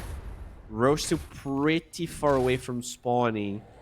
But the buybacks are the problem, right? I think buyback-wise, they're way healthier on the side of Bleed. And yeah, you say that. I mean, they've only got the one. Okay, the Shadow Demon's 30 gold, right? Yeah, not, but you know, Jackie buyback, I think, is probably the only mistake that they done, because he bought back to try and close the game, but he couldn't get there fast enough. If he dies, this is when an opportunity arises here for IHC. Yeah, you can see that Jackie's going towards that refresher, so double Satanic, double BKB, Eclipser, as well as the Manta Style. Yeah, he needs that. I don't want to call it full defensive, but he definitely needs that second charge on all 3 of his items that will help him keep himself alive, because this buyback did get used. And like you say, if he goes down here, it could be a big opening for the side of IHC. Oh, it's a huge opening. Ace now getting his level 20 here with the Wisdom Rune. Gets the Cone talent. This is definitely going to help against all the illusions. They're going to go straight up for a smoke here on Bleed. Jackie is going to follow suit after everyone. This one's going to break.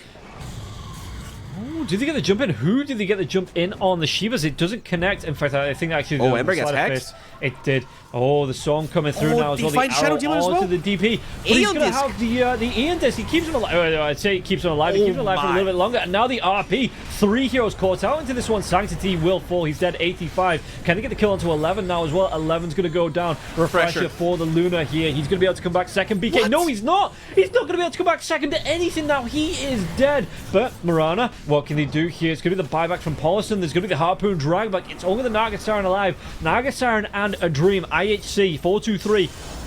What does he have in his lock? He has nothing in his lock. He's dead. No song for the next 40 seconds. It's a 4v1, and I don't know if the Naga Siren, as powerful as this hero is, if he's going to be able to hold off all 4 of these heroes here on the side of Bleed. Zeal, he's looking to hunt, and again, you can see that Naga Siren trying to keep these creep waves away, but Bleed, even if they're going to be down the Luna, they could still go for the end here onto the tier 4s. Yeah, they're going for the barracks because I guess they don't know about some buybacks. They actually know about everyone, or they should know about everyone. But they're just gonna go for the mega creeps first and see what happens. Naga just trying to cut some waves in the meantime. But this is pretty much 90% of the way. If you get the megas, this is really tough for them to defend. Yeah, I get the idea between them behind them not trying to win the game because, like you say, they've bought back in 2 supports. If they lose, I mean, you've got Jackie coming back up in 50 seconds, but if they do lose a couple of heroes, a couple of cores, it could swing back that the Naga Siren just marches down the mid lane. And look at this, the bottom lane, it is constantly pushing in. It looks like the Naga Siren, well, it's going to be the Self-Cliff TZ here coming out for the Shadow Demon. And again, just trying to waste 423's time. He's got that disruption as well. No TP though. The end is going to be back up, so it wastes even more time on this. And 423, he's going to be able to get that kill eventually, but it's going to take a long time to take down DJ. But that's going to be DJ down for about 100 seconds because he did buy back in that last fight. Yeah, that's a bit unfortunate. And it is Roshan up in a minute 12. It's going to be on the Dire side with an amplified damage on the top side as well. If that gets scouted by IHC, this could be the opening they need to at least delay this, right? If you can get Roche for yourself, even with Mega Creeps, it might be hard here for Bleach to do anything. Oh, they find Jackie. He just goes for the travels in the middle of the wave. He's dead. My dude, that is not where you want to be. And now they're going to be able to get the turnaround onto the Byrider now as well. Tree Toss comes in. They've got 3 heroes down on the side of Bleed. No buybacks. That's a throw. That is just a pure throw coming through. They're going tier 4s right now. What's happening? Yeah, man, they're going to be able to get themselves on top of Makoto. Makoto, no skewer back onto the real Naga Siren here. And 4-2-3, well, the Remnant's coming through. And it looks like Hemisphere going to try and do his best to delay. But is it now going to be Team IHC that can get themselves their own set of Mega Creeps here? And I mean, no Jackie for the next minute. This is big. No Batrider for the next 74, 75 seconds as well. And yet, 4-2-3, he just says, screw the Mega Creeps. We want to look towards the tier 4s. We want to go full Ancient here. And what can Bleed do about this? You gotta be careful with the RP though. There's still RP, there's an Aether Lens, there's so much cast range. 10 seconds for the Shadow Demon. They're trying to cut the way with the Ember. RP, they get the drive back onto 2. Can they get themselves in? No, 3 even here. All 3 cores caught out with this RP. Instant DJ's waiting arms, and they've got the Ancient exposed. But what can they do here? Magnus, he has to buy back 11 now. The damage coming through onto the Ancient. It's stacking up. You can see that it's just SE. Sanctity trying to hit onto it. 4-2-3. They're splitting it from multiple sides here. Sanctity's going to go uninterrupted. SE gets that leap across. It's going to go through. Do they get the brace break coming through? Sanctity, one more right click. They do. Bleed. In a matter of seconds, they lose Jackie. This opens it up for the side of IHC. And they just take the full game from victory, from the jaws of defeat here. IHC, with that one Jackie pick, they win the game from that. Dude, I cannot believe they won this game. And, you know, that's what I said about this team, IHC. They didn't really get that many, like, meaningful results, right? They didn't qualify to any lands yet. But they are so good at clutching games out. I am honestly speechless with how much they were able to like take Bleed to a position where they turn this game around. You know, you can point about mistakes, the travel of the Luna, whatever, but there were a lot of mistakes on IHC as well. At the end of the day, what mattered was they were the ones that took the win with a draft that actually has way less push, that didn't have as many mega creeps, that didn't have the lane in a position they needed, but somehow they just mattered to win. And I'm happy they're going through because they are a very entertaining team to cast. Yeah, that game could have gone either way, and I thought I thought they'd locked it in there, Bleed, but in the end, even Mega Creeps wasn't enough to stop IHC. So that is going to be the first series of the day. IHC taking it, moving through to face up against Mag Indonesia in the next round, and it will be Bleed being knocked out. We have one more series to come today. It's going to be Execration versus Team Turf. That's going to be coming up in about 10-15 minutes, so we're going to take a quick break, be back with the second series of the day. We'll see if it's going to be as exciting as this series, but first, we are taking the break, so we'll see you after this. 1xBet and Eva Alfie present betting on all esports events on the website and in the 1xBet app. 1xBet. Play with Eva.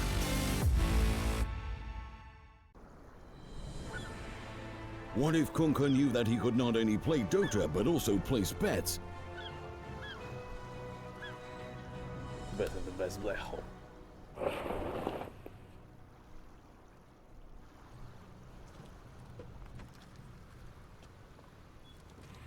1xBet, bookmaker company.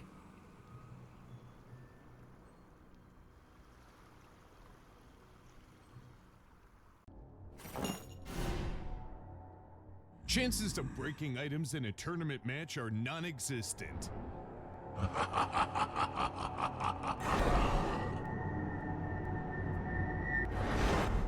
Chances of winning at 1xBet are always real.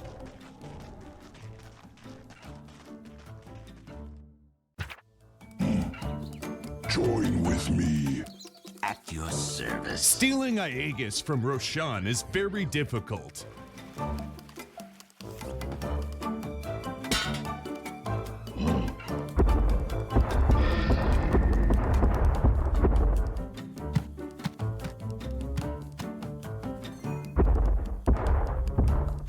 Winning at 1xBet is super easy.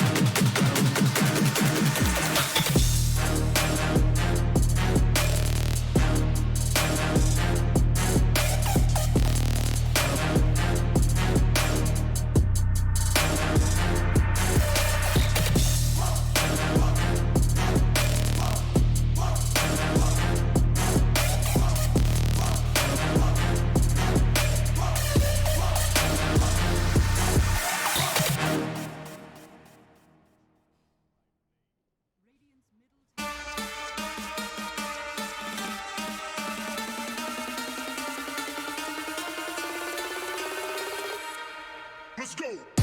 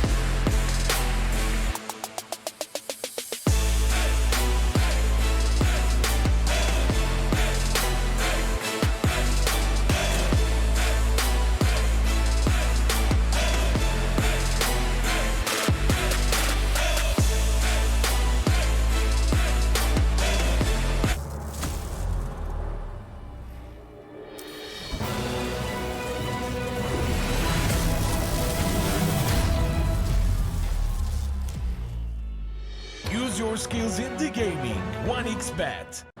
Look around. Screens are everywhere. They allow you to immerse yourself in another world, into hundreds of different worlds. Here you can be anything you want, and we will support you in this. OG, Team Spirit, 1xBet. If you are with us, you win. Hello, son. Hi, Mom. Pretty girl.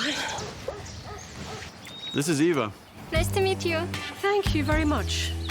Your dad's just making his favorite dinner. It's duck. Come on inside. They're all probably too gruesome to tell you while you're eating at the table. How's your food? Is everything okay? Good, good.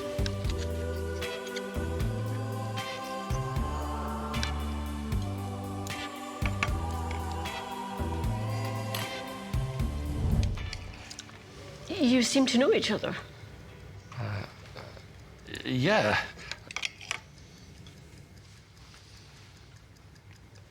This is the new ambassador for 1xBet. Oh, I see.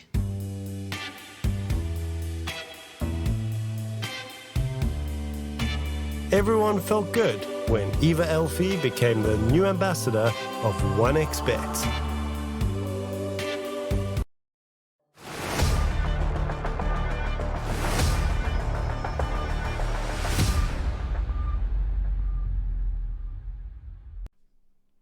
Welcome back in, everybody, to the second series of the day for the RES Regional Dota League in the Southeast Asian Division.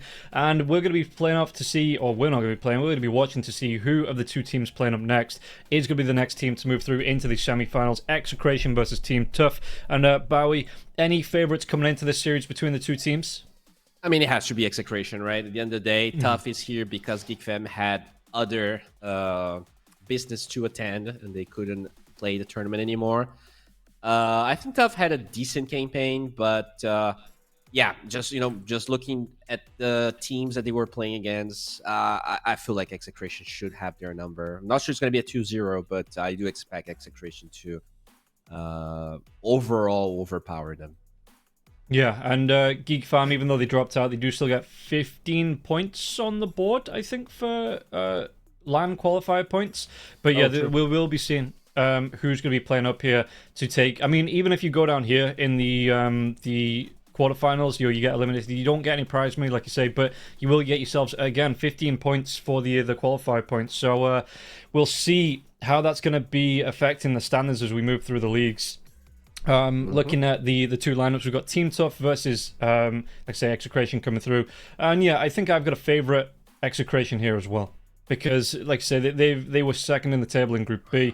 Team Tough, like you say, they did get in because Geek Fan dropped out. And I think they're a little bit more known. You know, they've got that star power coming through. I think they've got that player edge over Team Tough. But Team Tough, that's why we play these games, right? Because there could be an upset on the board. Oh, for sure. We just saw an upset, let's say. I did had Bleed as my favorites for the last series, and IHC just clutched it out. But... you know, IHC, they were ahead of Tough during the group stages. IHC, they were the weakest team of Group A, at least results in Group A, and they were able to beat Bleed. So who knows what's going to happen here? I do want to say I favor Execration, but time will tell. As yeah, I don't think we have any standings for this match, right? Just looking here, I don't think so. Yeah. No. Okay. Nice. Yeah, we'll see the standard bans coming through. This time the Gyrocopter's not that standard though. The Mars being banned out, the Doom as well as the Meepo, and yeah, why ban out the Gyrocopter here for Execration, do you think? I think Krish does play it, but besides that, I can't give you a proper answer. And I think even if someone plays it, it does feel a bit weird. Maybe they want to play like Beastmaster. There's some like some offlaner, some weird hero that they want to play that this hero counters. Maybe Enigma. I think both Beastmaster and Enigma are heroes that you know, Enigma is definitely growing a little bit in popularity, but they both get countered by Gyro. Yeah, I'm just looking. Maybe that is why. I'm just looking here. Tough. That not particularly. No, I'm not seeing any Gyrocopter pickups at all. So it's not like they play the hero, it looks like, all that frequently. Did they play it up against Nirvana? No, I'm not seeing any pickups at all on the gyrocopter. But yeah, maybe like you say that there's a hero here. We are seeing that Enigma get popular in a position 4. That might be something that Execration do want to go towards. And yeah, the gyrocopter being able to get at range with the homing missile, just being able to interrupt, something that they have to think about, as we are going to see the Timbersaw ban out, the Centaur ban out, the Lion pick up here for Team Tough, Dragonite comes through for Execration, Nature's Prophet and Batrider were the next couple of bans from the side of Team Tough as well. Alright, so the center gets banned, so Mars kind of opens up here for both sides if they're interested. Well, yeah, Mars the was gyro... first ban from Execration. 5 seconds remaining. Oh, yeah. What else is open here? I guess Chen's still in the pool, if they want to address that. It does feel like Hoodwink kind of fell in popularity a lot, right? We were seeing a lot of first phase Hoodwinks, and that seemed to be... it was ignored in the entirety of the last series. Yeah, I think towards the end of Group B as well, that we weren't seeing that many Hoodwinks being picked up. So I'm surprised that hero dropped off within the space of a week, but it feels like teams, they don't really consider it a priority anymore. Yeah, just flavor of the week type thing, apparently. We'll see if anyone's going to try and jump back into it. All right, so Lion was the pick here for Tough. They do have... the first pick of the next phase. You see this Dragonite, you definitely need something to address it. Timbersaw is usually the best one. If not that, you want maybe a Vessel Buyer, something that does percentage-based damage, and the Phoenix is a hero that is open. Yeah, we did see the Phoenix in the first 2 games of the last series as well, so there is, teams are picking it up. It does seem to be getting back in popularity. The Phoenix did quite well in that first game up against the DK as well, until the DK hit a power spike, and I can't just put it in a vacuum like that, It felt like the Dragonite was doing quite well against everybody. We are seeing the AM ban, though, on both the Naga Siren and the Morphling being left out for Team Tough, if they want to pick that one up early on. Neither team here are actually prioritizing the ban on those 2 heroes. It do seem to be the most popular bans in terms of carries, at least in Southeast Asia. Yeah, this AM ban is a bit weird. It definitely kind of showcases that Morphling is what they want to pick up. But now, you don't want to second pick your Morphling, which means Execration, they can pick it if they want to. They do have 2 picks in a row here. We'll see if they're feeling bold enough, or if they're gonna just give the ball to Tough to decide whether it's going to be a second phase hero or not. Well, they go for the Rubik into the Shadow Demon, so potential, both supports potentially here. The mid laner picked up for Execration, so we'll see. Yeah, Team Tough, if, you have the Shadow Demon out now, is that not a bit of a dissuader against the Morphling early on? Yeah, it is, and the thing is, they can pick Naga themselves, and then you not only dissuade the Morphling on the side of Tough, but you also get to enable your own Naga with the Shadow Demon. Whatever they pick, you're going to be able to pick the other one and still have it, let's say, better than the other. So I really like this as the pick. So what does Tough do now? I think you need a backline jumper. I think both of these supports are very easy to kill, and you don't necessarily have the burst damage for this DK in the mid game. So being able to find the backline, Puck, Storm, as you said in the last series, they're all looking pretty good here. Lion plus any big core could be able to kill both the Rubik and the Shadow Demon. Okay. Yeah, I'm just looking at the other heroes that can do it. You still got the Queen of Pain there. Like I said, Storm Spirit's quite nice. Something that builds a Spirit Vessel. You've got your Invoker pickup if you want to go for it. They go for a Medusa here, Team Tough. Into SD, okay. That's pretty bold. And you still, okay, the AM ban should have kind of signaled that, I guess, but you still have Diffusal Builders on the board. You still have, like you say, you've got that Shadow Demon already picked up against you. That is a bold pickup here from Team Tough to go for it, especially 3rd pick like that. Yeah, you do have the Lion to deal with the Medusa illusions in a way, and the Naga. So I actually kind of wanted them to pick the Morphling and leave the Naga to Execration just because you have answers for it. But instead, they will pick up this Pangolier. Okay. Not necessarily a Dragonite killer, but it is a backline jumper. So in that sense, I do like it. 10 seconds seconds remaining. Would you, particularly if you're Execration, are you looking Slark here for them? You know, this next pickup? Diff Blade Builder, good survivability. It's nice. I think it's one of the few carries that like playing against Lion. Medusa doesn't really hurt you at all, and same for the Pangolier. Pango actually kind of hurts you in the early stages when you don't have that much mana, so Diffusal Blade's annoying, but eventually you do get pretty big.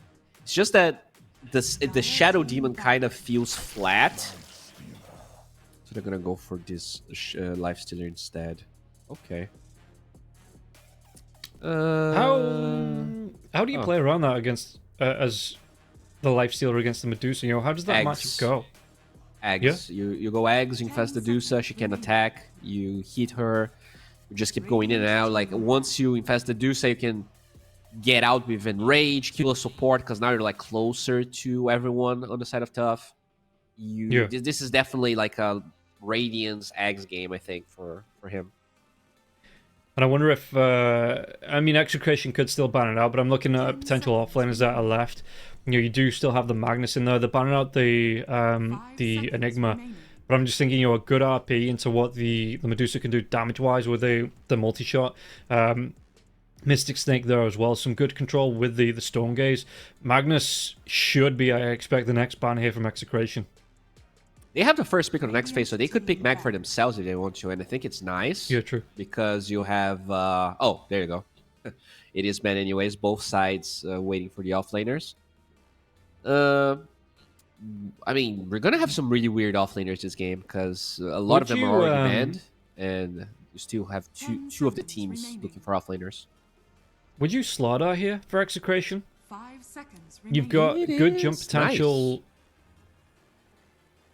The lane is Not bad, really. but it's a good pick. Yeah. Because you have 2 range here, and your support is like an SD. But it is good. I don't think it's going to be banned, so I wouldn't be surprised to see either side and ending up with a Slaughter. Yeah, I'm just looking what's left. You know, there's the Dawnbreaker that gets picked up from time to time. They ban out the Darkseer. Yeah, Slaughter. Tide, not really seeing that much play in Southeast Asia, it feels like. So, unless Execration want to pick up a different mid lane and you'll shift this Dragon Knight to the off lane here, potentially. I like the Tide for Execration because you have a way out of the Hex, right? You're going to have all those dispels to deal with the Lion. 5 seconds. But the Slaughter looks good. I think, you know, Tide is just more meta, so I wouldn't be surprised to see that if it is open. Maybe if Execration really wants the Slaughter, they can ban the Tide, pick the Slaughter, for instance. That doesn't seem half bad. Okay, and I mean, Execration taking time on this final ban as well. It's kind of the issue, right? That who do you ban out here? That I suppose they have the next pickup, so they don't have to worry about banning themselves out. So they can ban out here, get this next pick. But what do you really want to be taking away from Team Tough? I wonder if Wyvern is somehow in their radar here. I think this hero... Viper is also open. I think it's pretty good against the Lifestealer in the lane. True. But then you don't really have a frontliner for Tough. Well, it's really not in on the offlane Alchemist, I don't think, here for Team Tough, because I think with the Medusa pickup already, you know, that'd be a really greedy pick. Maybe, again, the Monkey King against the Lifestealer, it might not be the best offlaner, but it might win the lane there for Team Tough. Yeah, this is going to be a weird offlane game for sure. Like, both sides are going to end up with some weird heroes. I don't mind Pudge for Execration. I think they have a lot of small instances of damage heroes, so just having Flash Heap is great. And they just don't have damage to deal with a hero like Pudge if he gets picked up. So that's why I also kind of like the Slaughter in a way. Oh, they bent the Night Stalker. That's a... Okay, they go for the Viper. Mid or off, do you think? Both are good. I think you probably get more out of the Viper mid. I think he kind of crushes the Pango. And I feel like Viper sometimes in the offlane can fall off a little bit. So I do prefer Viper mid. But I think both are fine. Yeah. Okay, and it's going to be the Brewmaster. I completely forgot about the Brewmaster, to be honest. It pops up from time to time, and Team Tough going to be able to pick that one up. And up against a Lifestealer and a Dragon Knight, if this is going to be the Radiance build on the Brewmaster, might not be the worst build in the world to have. You know, get that disruption on the right clicks here. Up against Tino there as well, you know, just having the mischance on Christian Bob. And Team Tough, it's... how much do I like that lineup? I think I prefer the Team Tough lineup, to be honest. I like their lineup. I think this Brewmaster... I always feel like the hero's going to be punishing lane, and he never gets punished. This Lifestealer hero should be strong against it. But I'm not sure the support... Either one of the supports really gives them enough damage to kill him. I think this techies from Kishka should actually have a really good time in that lane. So overall... I still feel like Execration's gonna win, but I really like Tough's draft just a bit more. I feel like this Medusa hero is a sleeper. I'm seeing it more and more in my pubs, and it seems really hard to address. Yeah, so looking at lineups, I know you called Execration the favorites coming in before the draft, but seeing both teams, are you still leaning towards Execration? Yeah, I still think they can win. Like, it's not like Team Tough's draft is that good that I think he can upset Execration, but this might be a longer one. I feel like this might be a game that goes pretty long. If the lanes are even and this Medusa gets online, Lifestealer is kind of a slow hero, especially if he goes for this Radiance Hags build. It takes a while to build up, and then like Viper's not really a hero that can, you know, play aggressive past the tier 1 towers. This might just be a snooze fast. You know, we might see like a Midas Brewmaster. You know, this might be kind of a slow game. Okay. And coming into this first, I don't know. I prefer Team Tough's lineup, but Execration being the favorites for a reason. We've already seen what the Dragon Knight can do if it goes late. Tino, if we get to level 25 on the Viper here as well, gets that universal hero conversion on the Viper. It is just so disgusting when that comes out. So, I think if this game goes long enough, I think Execration will be able to lock it in here. And yeah, Execration coming in as the favorites. For sure they are. And let's see if they can actually keep that title. Because, as I said, no loser bracket here. You either win and you stay in the tournament, or you lose and you cry. Well, we don't have to Who's your favorite? Well, you know, you don't have to cry, but it's not a happy time if you do go out. We're gonna see the smoke coming through from Team Tough. Are they gonna go for a full wraparound here as well? The Watcher is already picked up here from the side of Execration. But inside the smoke, 5 heroes. Smoke will break. In fact, I think the Watcher, Seme was just out of range of that. Yeah, it was almost close enough, but now they do have vision here of Bob's DK. By the way, we didn't talk about it, but it is going to be the offlane DK, right? With Mid Viper. Yes. All right. Looks like Team Tough, they don't find anything, they're going to back themselves away. And, well, they because there's the ward down already. It's called the Sentry Ward, but it is the ward. Down on that cliff, it will see where Team Tough was, so you can see the Execration are going to be able to make these moves around. And, safely pick up their 2 bounty runes. All right. Oh, wait. Bob's playing... Wait, what? Is Bob the minute? Wait, he's playing offlane with no tangos? Okay. Interesting. Yeah, because Tino's the Execration offlane, all right? Yeah, I just clicked his item build. I'm like, all right, he has to be mid to be playing this greedy, but no, not just... no fear here. I mean, the tangos are coming in on the courier now. He wanted the stats at first. He gets the tangos off the bounty gold, it looks like. And we'll see how Tino plays around in this one. You know, what damage is he going to be able to do? Look at this already. Taking so much punishment from Tsukimoto. Oh yeah, it is. This hero, you know, when you're playing against double ranged, it's not that good, which is why I wasn't a big fan of offlane Viper here. Yeah. But, I feel like DK just he's better at taking the beating. And look at Shanks. Might be dead. Shanks. Yeah, one more right click from the... Ooh, the stick charge is not going to be enough. And they do get the kill. It goes the way of Tsukimoto and not the Medusa. Thanks to that stick charge that the Rubik had. But it's still the first blood going the way of Team Tough. Oh, Okay.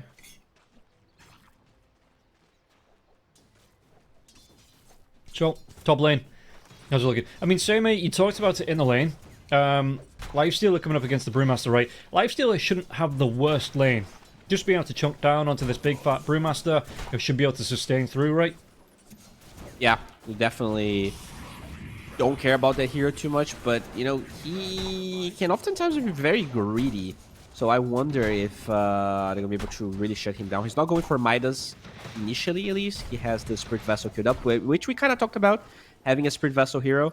That's probably why they ended up deciding on the Brewmaster in the first place. And yeah, so far, actually CSing better than Krish. He's taking a beating here.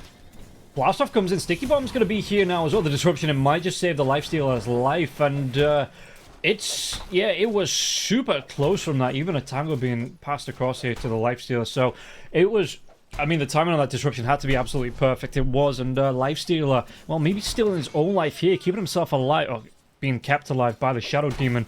And no gank, no kill going the way of the Brewmaster in the lane. But yeah, Brewmaster having a really good time and starting to slightly pull ahead of the Lifestealer. I mean, Execration's actually losing every single lane. Even Bob not having the greatest game here against the Spangolier. 14-2 on the Pango. So overall, looks like Team Tough, they came to play. Yeah, they've done their research here, it feels like. You know, they've had the practice, they've got the scrims in, and Execration, well, Bob is going to be able to get the right clicks off. In terms of health, especially when Bob, I mean, 2 points of the Dragon's Blood already, so I don't think Ikagai is going to be able to push him away from the mid lane, but it's still looking like an even lane. Seimi does get the kill onto the top, but now chase down Krish. Can he get the kill onto Kishka? Kishka, one more right click, he gets that tango off, he's got himself the furry fire, and Kishka, he's trying to run himself away. Krish was committed, and now no, the sticky bomb coming in. Can he turn this one around? And the Lifestealer, he has that rage coming in 1 second, he has to pop it, has to walk himself away. One more right click would have got the kill onto the techies, but Krish, he pulled the ripcord. Yeah, it needed to get the rage point, so it doesn't have enough slow with the Go Frenzy. Sometimes you see, you know, rage being picked at level 4, level 5, level 6, but this time it doesn't get the gap close. Also didn't have boots, which now he did finish. Yeah, boy, look at those stacks. Kishka already getting some pretty decent nation creep stacks here on the triangle. Shutting up in the triangle, yeah, and that's going to be nice for, I assume it's going to be the Brewmaster, you know, like to be able to accelerate the farm from the urn into the Spirit Vessel and then straight into that Radiant Star as well. And Seimei, he's going to be 2v1, oh, it's going to be 1v2, excuse me, the other way around. He's going to be 1v2, and he just absolutely does not care about the aggression that CML's putting onto him. Yeah, even dragging some creeps here for him. Really good pull, though, from Execration. Did deny almost a full wave, and looks like they're going to connect both. Oh, so close. Yeah, there you go. Connects the waves. Yeah, into this new lane that we call the River Lane. And yes. Bottom lane, though, there's going to be the rotation coming out from the techies onto Tino. Tino taking a lot of damage. Blast off already being used, coming in onto them. We'll be able to get the kill onto Tino. It looks like they're going to be able to get the jump away onto Shanks. But, again, this isn't what you want to see. I mean, that's kind of the motto of the Viper, right? Win the lane, lose the game. Well, you kind of hope you win the game after it as well, but he's not even winning the lane at the minute. Yeah, I do have my doubts about this Viper approach that they're having. Overall, just like this hero's supposed to counter melee heroes. You just want to be able to be popping those poison attacks at all times, and really hard to do that against a Lion plus. Not only because the Lion's going to drain your mana, but because it's both range heroes.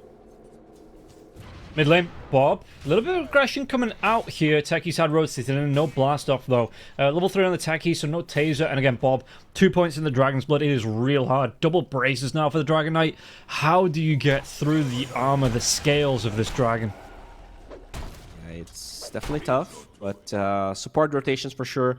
You walk with one support, and once you're set up, you can TP the other. You can definitely kill Bob if he overextends. Especially if the Rolling Thunder is available, which right now it isn't, but Bob will try to use this window as much as possible here. Yeah, and you can see that he is going to come in the Dragon's form. He's got the backup here of the amplified damage now as well, the blast off. Does he get it? Kishka, it might cost him his life from this one. Dragon Tail as well, Kishka body blocks from the Dragon Knight. Bob even going to be able to use the damage coming through from Shanks using that Fade Bolt. It was enough to get the kill, but it denies Bob the amplified damage, and if he'd got that amplified damage, he might have been able to get the kill as well. TP comes in. Tsukimoto gonna be able to get the stun. Do they still get the kill onto Ikigai? And now Bob, he's got about a third of this dragon form left. How much damage to the tower can he do? Oh, Bob, gotta be careful here, buddy. Oh, Bob, this ain't great, mate. This is not great at all. The slowdown as well from that mana steal. And Bob, he's going to go down. Kishka, just enough with the right click there. The Dragon Knight, he had the Tango in his backpack, but just couldn't get in range of any trees to get it off. And, yeah, I mean, he got the infused range up about a minute ago. Already down to 2 charges on that. Oh, so close. The techies even had Fade Bolt on him, so it was not a full damage right click. But even still, he just got enough damage to pierce through that DK armor. Only 2 points in the Dragon's Blood. But still, a lot of pressure. They got a couple of kills anyways. And they didn't scout the stacks there from the techies. So a 3-stack Ancient and Large Camp. Either the Dusa, the Pango, or the Brew can benefit from it. And Execration, you know, we had to realize it's up. Yeah, and Seimei, as our observer was pointed out here, the stack's on the other side. Well, there's a stack on the other side, but yeah, Seimei already has that the urn up, and he's going to be quite quickly into the Spirit Vessel here, because he's just not being contested now. In terms of last, it's 37. Okay, Krish is having a good time in the lane. He's right up to 45, but Brewmaster Seimei is not going to occur. He's going to be able to move in, maybe take one of those stacks away, and yeah, that's going to be a very quick Spirit Vessel, it feels, for him. In fact, jump in, Sticky Bomb connects onto Krish, but Krish, if he needs it, he's got that rage, and we'll just be able to walk away. Yeah, level 6 on the Brew as well. They're going to rotate to try and stop the aggression of that DK once again. Always nice to stop that tower from falling. They already have Tsukimoto positioned. This is good. This is 4 against 1. I guess, let's say 2. Well, TP's coming in now as well. CML is going to be able to get the disruption. They're going to be able to deny a whole lot of damage. Rolling Thunder comes in, though. And even Krish is here as well, joining in. There's going to be the Taser, though. Spin up into the onto the Lifestealer with that split coming through from the Pandalins. And it looks like Dragon Knight here, Bob, he's waiting for the unsplit onto the Brewmaster, which will be coming up in the next second or so. But Bob, is he going to go down? No, there's going to be the Infest now as well. It keeps him healthy. Seimei, chase down, gets that right click off him. Do they get a slowdown onto him? No gap closer here on the side of Execration. And even Fortune Soul rotated into this one. The only hero on the entire map not getting involved is going to be Tino. And Tino just says, okay, he needed the space. He really needed the space with how punished he was being in that lane. Yeah. And the punishment, it might not stop here. Earthspike comes in. They're going to be able to come through. Ikigai, he's already used that Rolling Thunder. So Tino, no, the Hex, the damage. And Tino, yeah, this is, it's not for you. Just close your eyes. He doesn't have OT either. I guess he just wanted to farm. Was not interested at all in fighting. So yeah. I think... Yeah, I mean, I don't know. Just a weird play, but regardless, they're going to try and force this mid tower. Fortune's still pretty low on mana here, so has to be a bit careful. Yeah, and that is interesting, the build of the Viper. Now you mentioned it, Tino. Gone 2-2-2 in terms of the Viper build. It's, to me, that's a really strange one that you wouldn't even usually see a point in the Nether Toxin till around level 7, level 8. You know, you want to focus on the poison attack, a couple of points in the corrosive skin, and then get aggressive with your Viper Strike. Yeah, I mean, he got put into a terrible lane, so he felt like having poison attack wouldn't matter because he can't even hit the Deuce anyways.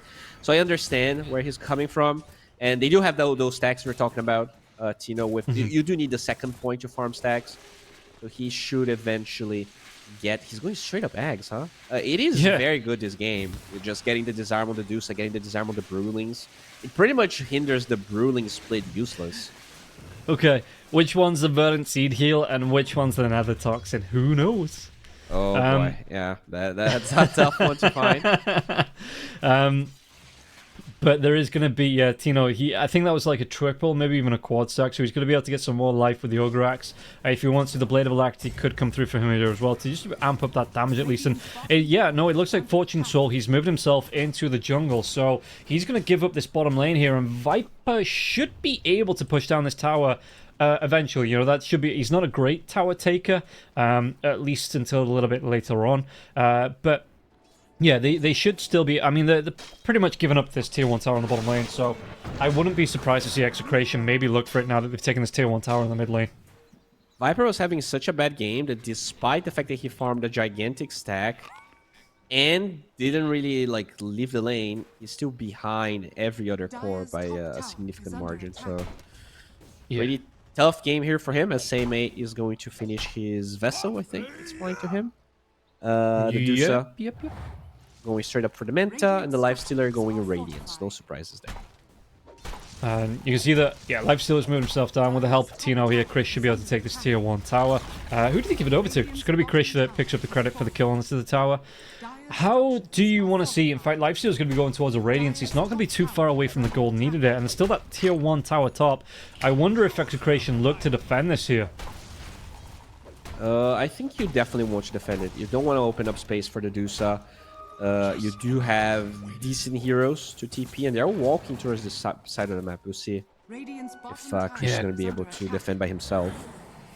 I mean, Krish doing his best. He's pulling the creeps away from the lane. He's sitting close to this Twin Gate, but it looks like the 3 heroes in the Radiant jungle here for the side of Execration, they have got no interest in coming to defend this tier 1 tower. So the tier 1 tower, Seimei gets the credit for it. Yeah, that will fall. And Spirit Vessel's up. I wonder if... is he happy to just sit on the boots of speed until the Radiance comes up, do you think? Oh, for sure. You definitely want to finish that Radiance. And, you know, as a brew, you're fine with just ulting outside of the fight and walking with the Brewlings anyway. So they should be fine, as they will smoke here, trying to get some vessel charges for the brew. He's yet to... The only kill he got in the game was before he had the urn, so doesn't have any stacks.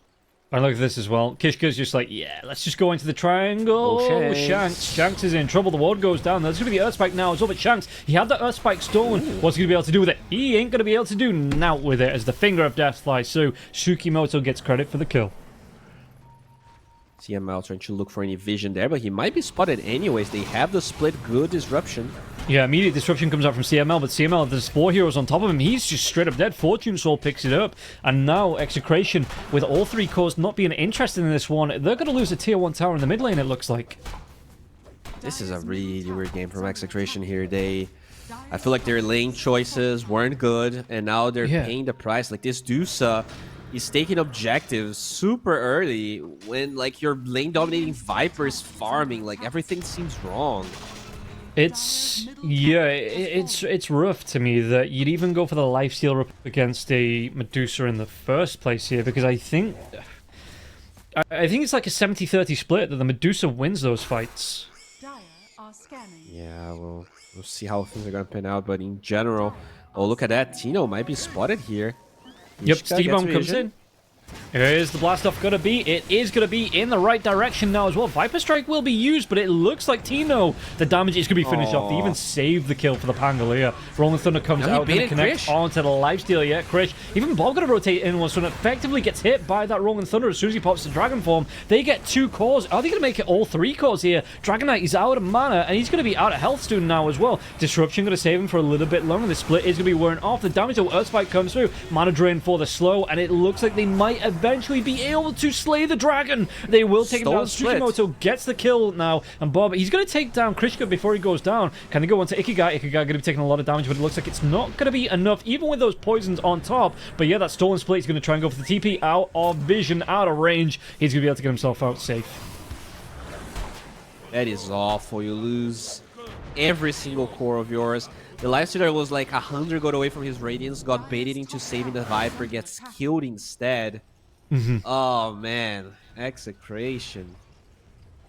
And it just, losing all 3 cores like this, it's just rough, especially because, you know, you still have the Medusa on the other side of the map just getting free farm out of this while you commit all 5 heroes on the side of Execration to try and fight this one out. Yeah, I mean, and if you're just watching this game and you see the 3k goal lead, you think we're maybe exaggerating.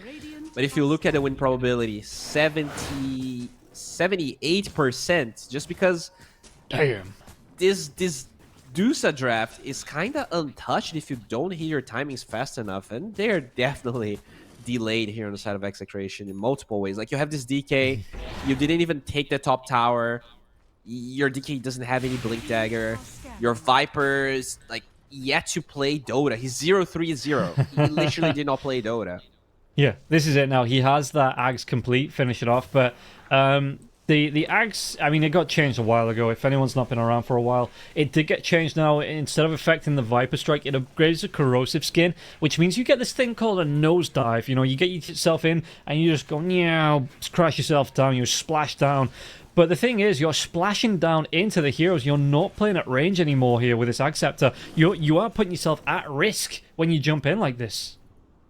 Yeah, it is definitely not very farmed. The Lion is pretty close network-wise to him, and you know, the disarm is great if he gets to pop it, and he just used it now, so it's gonna cool down for 20 seconds. But overall, you know, there's obviously still a chance. The Radiance did get completed here on Chukrish. The thing is, you need... He's going Manta first. That Ags is gonna be so delayed for him. Yeah. And Medusa, it's going to be a straight-up disperser coming out after the Manta style that...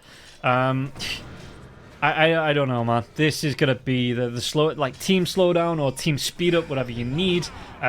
It's just a lot that you can do. In fact, there's going to be another fight coming through now as well. Fortune Soul, if he needs it, he's got that Stone Gaze as well. Tsukimoto, he's already got that shard, so he's got that mana, the magic resistance coming through on the mana drain now. Kishka gets a really good blast off. He's going to be able to drop the mines now as well. Tino getting caught out. They're going to be able to use this Stone Gaze, and Tino, he should... the Infest, it's not going to be enough here. And the damage comes through. They pop the Viper. Fortune Soul now. He's going to be getting close, though. He's getting low out of mana now. Gonna go for the TP. Anything to stop this one. No Dragon Tail, no damage. He will be able to get the TP away. I think everybody got a little bit of lag there. Yeah, Calais comes through, even on the stream, on the players. But the important part is that the Medusa got out alive. Yeah, that was maybe a little bit of a harsh... Dragon Tail, if he held on it for a little bit, just drained enough mana, she wouldn't have enough mana to TP after the stun duration. But still not a bad fight. But remember, that's a fight where the Rubik had split stolen. So that's supposed to be like a huge steal, and even through all of that, they barely trade even. And yeah, it's... I suppose even if you only take down 2 supports, so you didn't get a call for execration, and that's a big thing that... If that was like a 2 for 3, but you take down the Pango and the Brewmaster, that's a good trade there for execration. But getting the supports, it's not... I mean, any trade is a good trade at the minute here for execration, but it's not the optimal trade that you wanted. Yeah, they're definitely on a timer. You need to start actually winning these fights. But it's not happening, at least. Not just yet. And Rubik's dead. It's going to take a little bit of time, but Eka Guy's going to be able to pick it up. And yeah, Shanks just way out of position, under vision there. And there was no way he was getting out alive. Not with the 2 supports as well as Eka Guy being on top of him. So Lifestealer, he bought himself a Yasha. And then as he was leaving the base, he sends it back. Now buys a Sanj, thinking that he needs to be a bit tankier. And I don't blame him, you know. There is, after all of that disable on the Lion. But it does mean he doesn't run as fast. He also doesn't attack as fast. No, he's actually going to go back into Heaven's Halberd, so he's taking this mantle of just getting up in the Medusa's face, stopping those right clicks coming through, and then once that is down, really, what have you got? I mean, you've got the Stone Gaze, but while you are disarmed, that's going to make you... it's going to make you fish food. Well, no, just... I don't know what kind of food you can make out of a snake, but... Lifesteal is definitely going to be trying at least something. A pretty dry steak, right? It's you don't necessarily want to eat it, but you can if you try really hard. And yeah, so far, there's places that eat snakes, and I'm thinking, you know, I'm trying to work in the Radiance cooking, you know, as well. And it's just there's nothing coming to mind. I mean, it's pretty. I guess if you're slow cooking the snake, maybe it's not going to be as dry. It's going to be more moist. Yeah. Where's an Australian when you need one to tell us what you can make out of snakes? A snakes 2, maybe? Oh, they're gonna get a Tormentor here for their trouble. You definitely want the Rubik one. I mean, actually, both supports have great shards here. Yeah.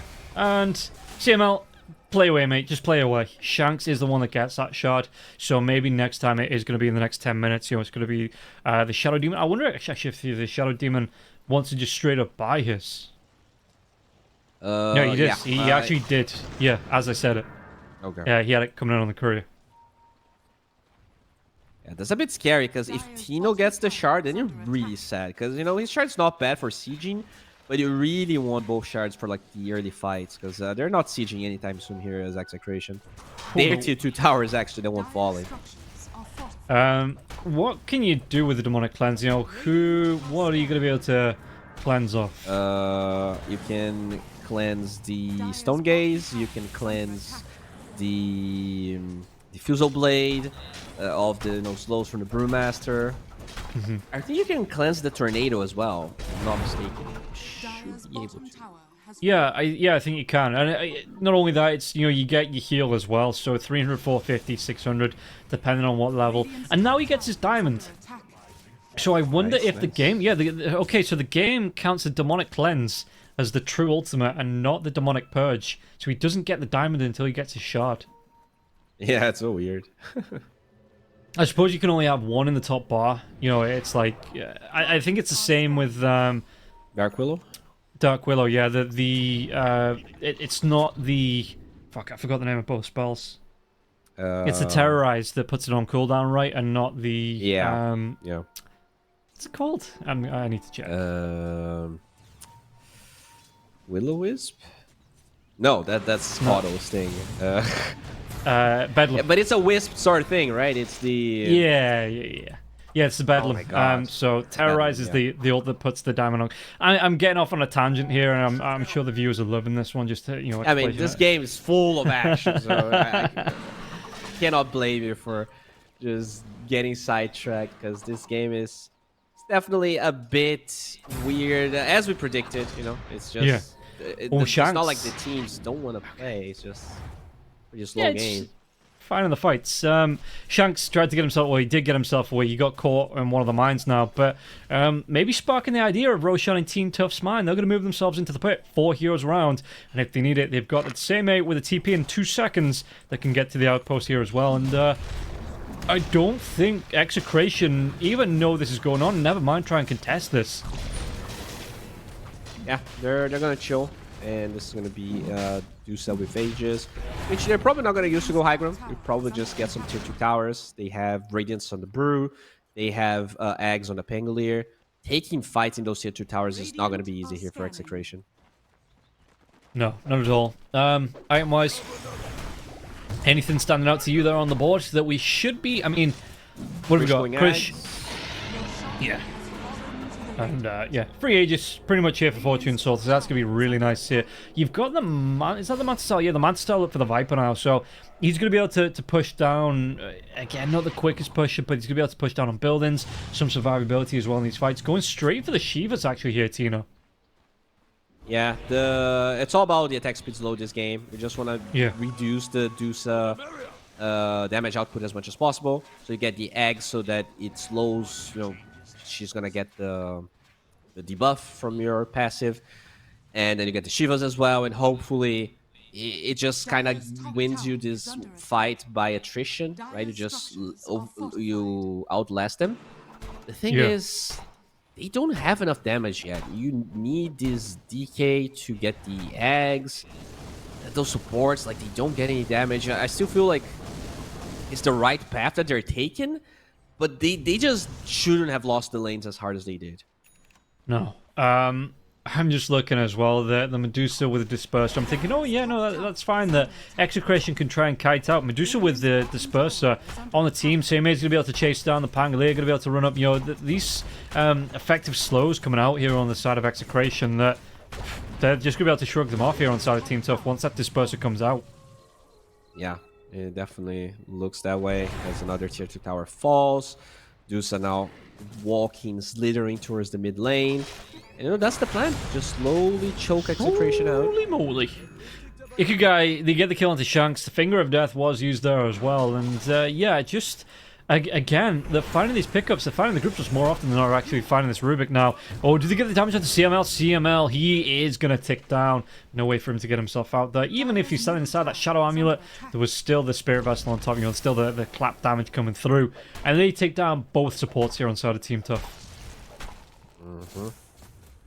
Now Fortune So, tanking here for the catapult. Looks like Krish is going to try and stop this. Yeah, and that's another thing, right? I literally just mentioned it, but I'm coming back on another tangent here. Tino gets himself onto the high ground. Actually, the chase out from Krish. Krish, yeah, surely he's going to abandon that one. The big thing with a lifesteal is you want to get on top of a hero to get the Ghoul Frenzy proc off, get that movement slow off, and that's how you stay on top of a hero. You know, that's the entire point of the lifestealer. But the Disperser completely negates that strength of the lifestealer, and I think he's going to be hard kited here in these fights once it starts to, if these try and go for 5v5s. Yeah, that's the same for his shard. Another way that he tries to utilize to, with the not get open kited. wounds. But yeah. But you have Manta Style and Disperser. Not even counting the dispel that the Brewmaster has with the Pandas. So the Eggs kind of helps because you just get on top of them and you're going to be applying Radiance everywhere, but it's just not enough damage. Someone else is going to have to pick up the slack. And looking at all these heroes, I'm not sure they have it yet. No, the DK is about just under halfway towards his Ag Scepter, which is going to be a big boost, especially because he's not too far off level 18 as well.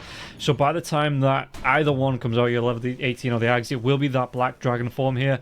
And we've seen how much work that can do. You know, a great siege tool there as well. Smoke from Execration gets instantly denied by one mine. Yeah, that is rough. That is really rough there for Execration. They give it up. They just go. Lifesteal's going to go back to farming. So is Teemo here as well. Oh my god. Yep. It's a tough one. You know, they're going to try and get some wards around the map, but overall, Execration just unable to play Dota. They're doing a good job at keeping the net worth even, despite having like no Midases and everything. But the momentum is just not on their side.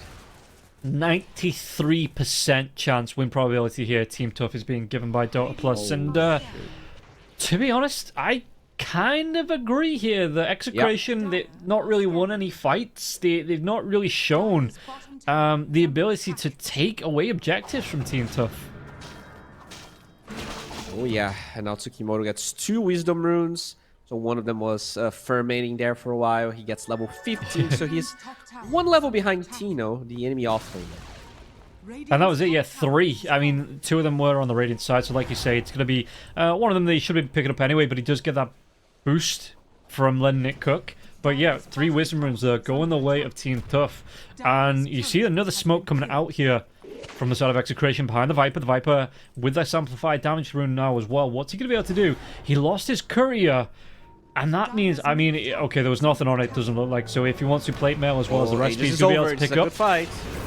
I think he'll be able to get the catch out, though. The split comes out immediately here. Tino, Finger of Death onto the Viper. The Viper is going to be caught out. Disruption is going to save his life for a little bit longer. Tsukimoto trying to run himself away. The damage stacking up, though, onto Tino. Tino going to be disarmed here by that taser. Can he get himself away? The Force Staff trying to force himself, or not force himself, but his teammates trying to get himself away from this one. They get the kill into Shanks. Tsukimoto, Tino will eventually fall. 3 heroes dead. Krish, anything to interrupt this TP? There is not. The Rage is still going. No Basher there, nothing like this one. But Bob, he might not be so lucky. Doesn't have a BKB. He's going to be stunned up, has that TP scroll, but it's going to be immediately cancelled off there. He tried to get cheeky behind the tree, and he's going to pay with his life because of it.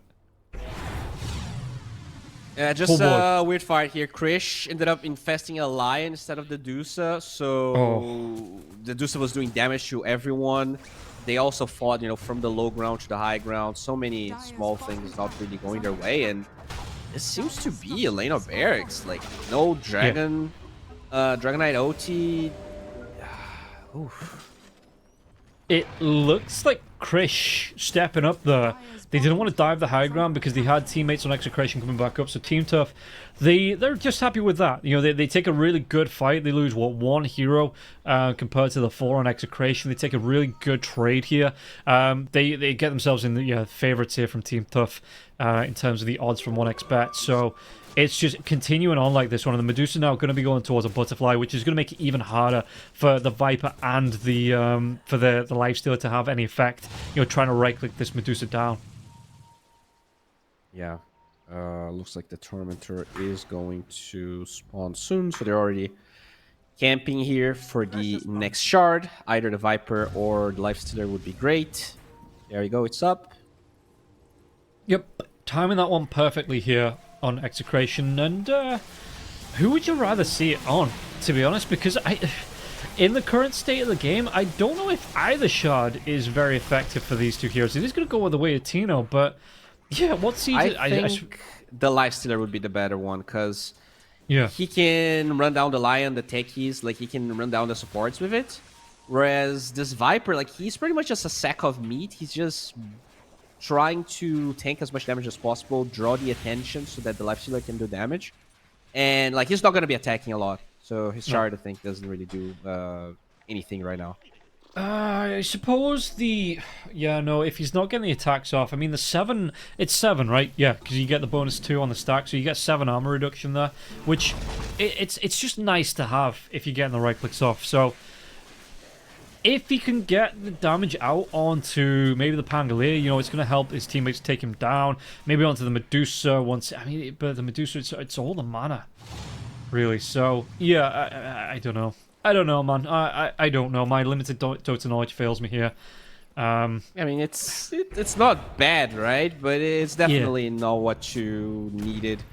The shards are not going to win this game, basically. What you need is you have to somehow buy time. You have to somehow deny the next ages. You have to somehow find a way to smoke and not get a single mine to stop you. We've seen games like this in the group stages where a team consistently tries to smoke on attack his team, and it almost feels impossible. And we'll see just how Execration, like I said, they were behind it. 9k net worth. What's this? Okay, MKB. Is this the MKB? No, it's not, because he's still going to buy up the Demon Edge, but it is going to be completed just as the Medusa. In fact, I think the Medusa's got that butterfly flying out to her now. Yeah, the Talisman of Evasion coming through. So the MKB isn't going to be here for this fight for the Lifestealer. This is going to be a big jump up now as well. And yeah, Fortune Soul, he gets the butterfly out on the field just as this fight breaks out. What can they do? The Rolling Thunder's going to come through now as well. Tino, he was disrupted by his own teammate, just trying to save his life. They already get the kill onto Kishka. Can they take him down now? Stormgaze has been used. Rolling Thunder's going to wear off, and Tino trying to run himself away from this one, but the bash coming out there, and Fortune Soul, the double kill comes through, but they've got the backlines. Yes, Tsukimoto, he's going to fall to the right clicks of Krish, and it looks like buyback coming through from CML. He wants to get himself right back into this one, but so does the Lion. Chase down onto Krish. Krish, he's got that infest onto the Medusa now as well. Bob trying to catch up. Where's that Blink Dagger for the Dragon Knight? It's a second away. He's going to be able to blink himself in. Maybe save the Lifestealer. Lifestealer, he's so low. The mana drain comes through. Krish is going to fall. Ikigai's going to get the credit to take down Shanks now. And again, 2 heroes left. Don't forget CML Bob back into this one. Bob trying to do what he can on the backlines here. He cliff teases one of his illusions, and they might try and take it towards his target. Bob, you just got to leave, mate. Get that Blink Dagger out. You're on top of the cliff. You've got a TP. No! What? That's 4 heroes you're coming back into here, Bob. There's a Basher on Ikigai. You're dead? Huh. What? I don't know what happened there, but it was bad. Roche is up, but they got so many kills that they might actually try to force a buyback. Unfortunately, or fortunately, there's no buybacks to be forced on the side of Execration. And this could even be a lane of barracks. I think they have no glyph for 30 seconds here. I am in utter confusion. Why did the Dragon Knight come back into that? I mean, the fight was over, right? His ulti was on cooldown. So I'm not sure it would have mattered. It's just this entire game has been weird, you know. A lot of weird decisions coming from Execration. Okay, I don't know, man. I'm baffled. Yeah, to be honest, I didn't like the draft from Execration to start. Like the Lifestealer into the Medusa, to me, man, when you've got something like a Slark available, something like that, this Lifestealer is just it thrown me through a loop. And yeah, some of the decisions from Execration here in this game, I'm not 100% that this was the draft, to be honest. Yeah, they also lost their lanes terribly. They smoked with no MKB on the Lifestealer. And even the Lifestealer, like, I think there was a point in the fight where they were ahead, like they killed both Lion and Techies. And the Lifestealer infested Zusa aggressively as if he would kill her. And obviously you're not going to kill her. So if they just kind of reset the fight, it could probably have been good enough. Oh, I have a really big Kali right now. Oh, boy. Oh no, well, we're going to be seeing the fight coming out, at least I should be seeing the fight coming out now as well. Dragon Knight, he's going to be able to pop that Manta style now as well. The Rolling Thunder comes through, and Kishka, well, there's going to be the split from Seme as well. He's going to be able to get the chase down, backlines jumping from the Pangolier, trying to do what he can, that roll up now as well, stopping him in his tracks. He's going to be able to do a lot of damage to CML, as well as Ikigai, and both the supports are going to fall here. Tino, he might be the next one. He does get that Viper Strike out, but the damage, it's going to be way too much on Tino. The Infest saves his life for a little bit longer, but eventually I think he should go down. In fact, no, they changed targets onto Krish, because Krish getting a lot of damage here, but it's only going to be onto Tsukimoto now as well. The mana drain, Shanks did buy back into this one. Going to be able to get the slowdown on the other side, so he takes down that line. That line is dead for 50 seconds, but Shanks, this might be a dieback here. Ikigai couldn't try and get on top of him, and Ikigai going for the TP away onto this one. Seimei is going to go for the next TP, but the Dragon Tail, they've got the stuns, they've got the lockdown, and Seimei, with that Infest, bursts out of him like the chest burster from Alien, ripping him apart, and Seimei will fall, and now inside the Roche Pit they go. All of a sudden, Execration. Right? Yeah. Execration. Despite the fact they won the fight, they're 15k gold ahead on Execration. I think it was just Shanks on the buyback, actually. Yeah, just Shanks. Oh, yeah, you're right. But, like, the way this Pangolier is fighting the backlines is crazy. You can see both supports, they feel so... They don't have anything to stop this Pangolier. So, Ikigai, 12-1-10 this game. I think, we're talking about the Dusa, but he's been the silent kind of winner of this game. Like, yeah, you have this tanky DK you cannot kill. Like, sure, just go around, kill the supports over and over again. They don't have items. They don't really have any way to help their team because they get insta-gibbed at the beginning of the fight. Yeah, Fortune Soul now has a full Bloodthorn as well, so he's going to be able to use that. I mean, Lifesteal with the Aegis, this is a bit of a lifeline here. It was a good fight for Execration, and maybe they pull something back from this one. But again, Bloodthorn comes out, so as soon as that Rage is down for the Lifesteal, I suppose that actually, no, you have the Cleanse coming through from the Shadow Demon, so you can wait for that Bloodthorn to be used and get the Cleanse off onto Krish, as long as he's not dead, that is.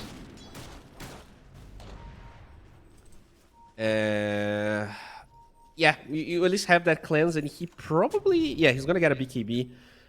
Can't have both BKB and Aegis at the same time, but if you backpack it, you should be fine for the next fight. The Shivas is definitely helping here on the Viper. It felt like that was the first fight Tino survived the entire thing. Yeah. So now he has Ecstatic's Cap on top of Cheese. No Scotty on the Dusa just yet, so he's finally online. It took him 38 minutes. But he got to the point he wanted, at least, considering the draft.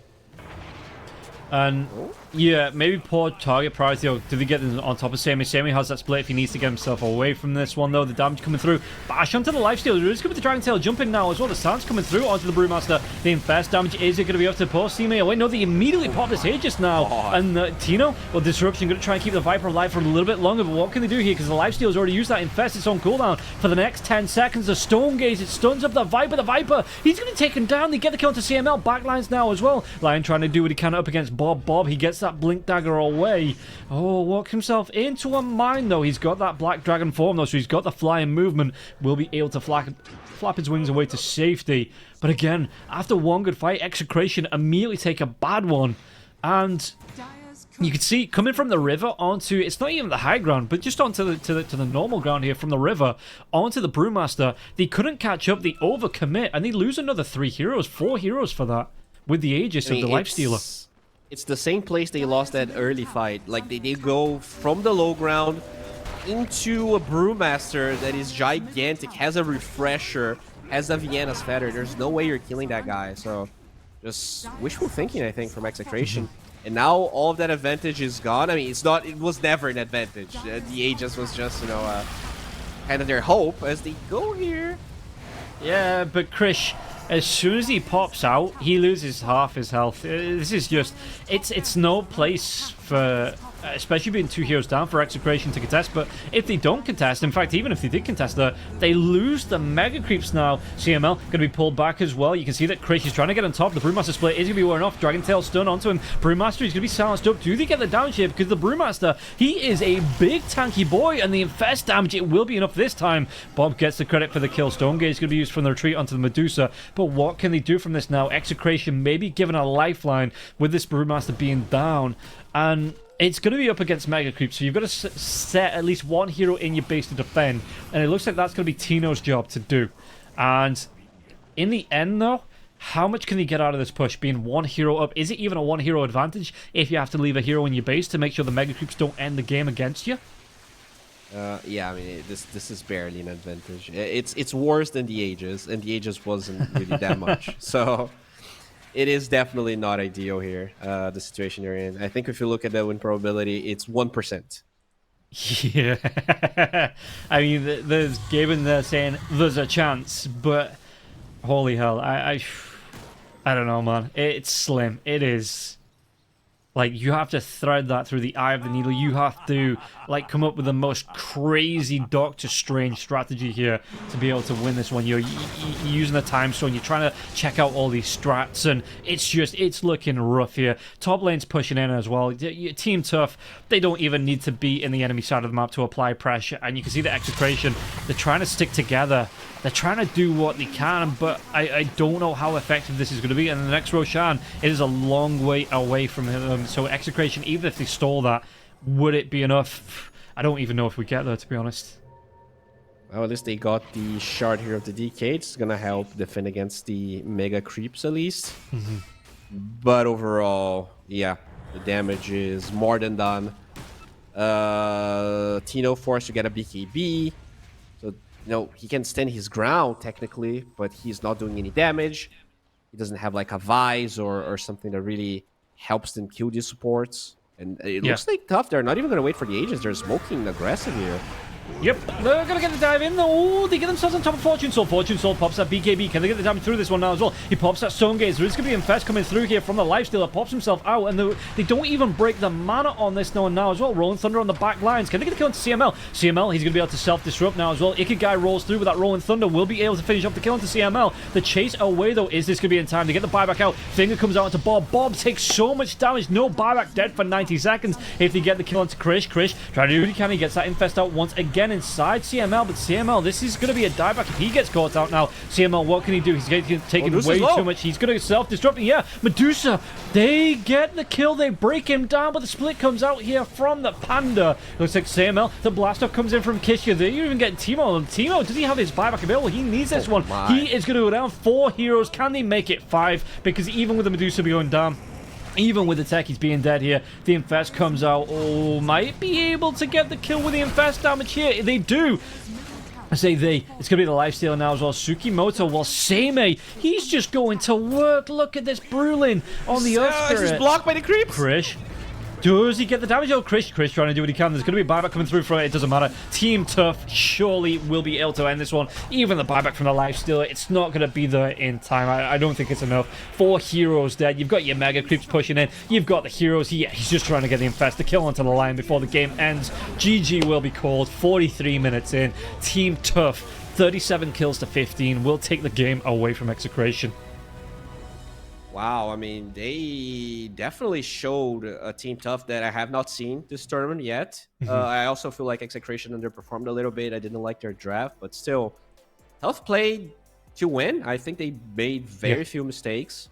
Kind of hard to make mistakes with their draft, honestly. I feel like they were just kind of set to win this game, but still, very impressive what they were able to achieve. And maybe, our ideas here of which team was strong and which team wasn't, were just wrong, right? We had IHC taking the game out of Bleed. Maybe Group A was just much stronger than B, and we were not aware.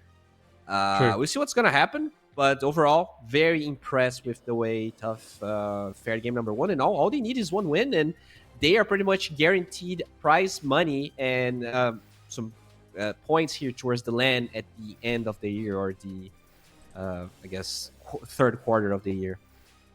Yeah, and like you say, that they just looked super impressive. They had a game plan, they stuck to it, and Execration, they just couldn't execute whatever idea they had for their draft, couldn't get it around the Team Tough lineup here. So that is going to be it for game number 1. We'll see if Team Tough, are they going to surprise, well, at least me and Bowie here, maybe a few people in the audience as well, taking this at 2-0, or Execration, can they fight back? We'll find out after this break.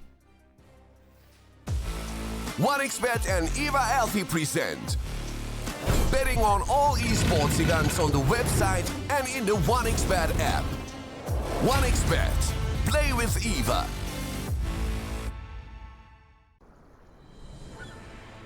What if Kunka knew that he could not only play Dota but also place bets? Better the best black hole.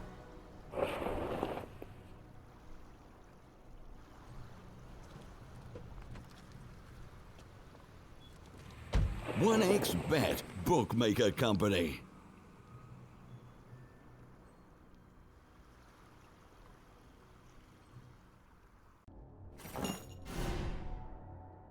Chances of breaking items in a tournament match are non-existent.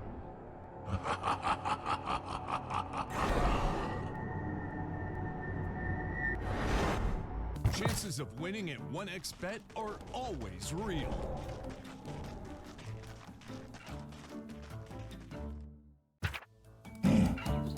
Join with me. At your service. Stealing Aegis from Roshan is very difficult.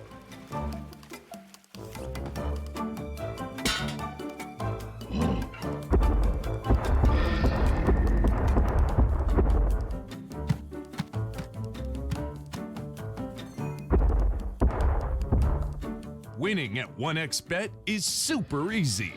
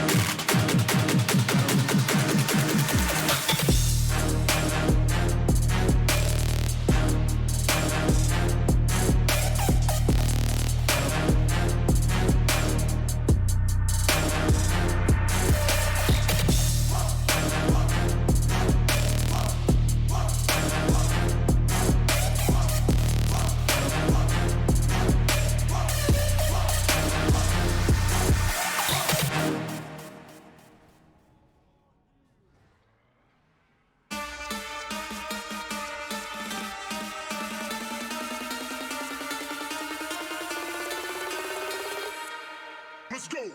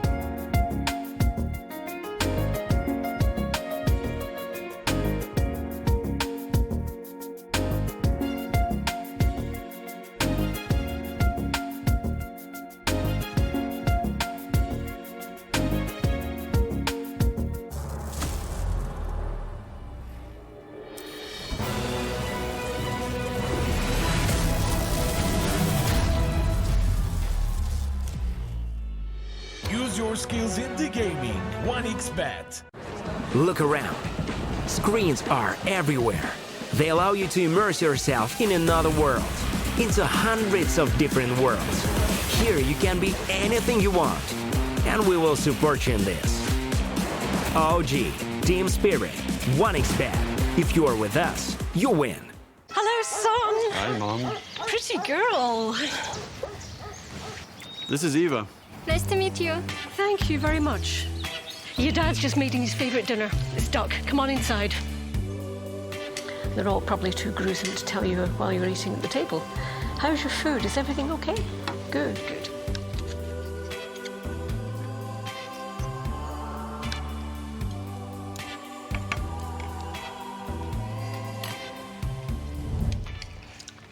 You seem to know each other. Yeah.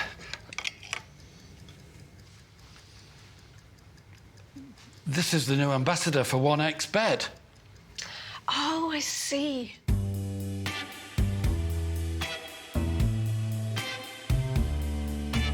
Everyone felt good when Eva Elfie became the new ambassador of 1xBet.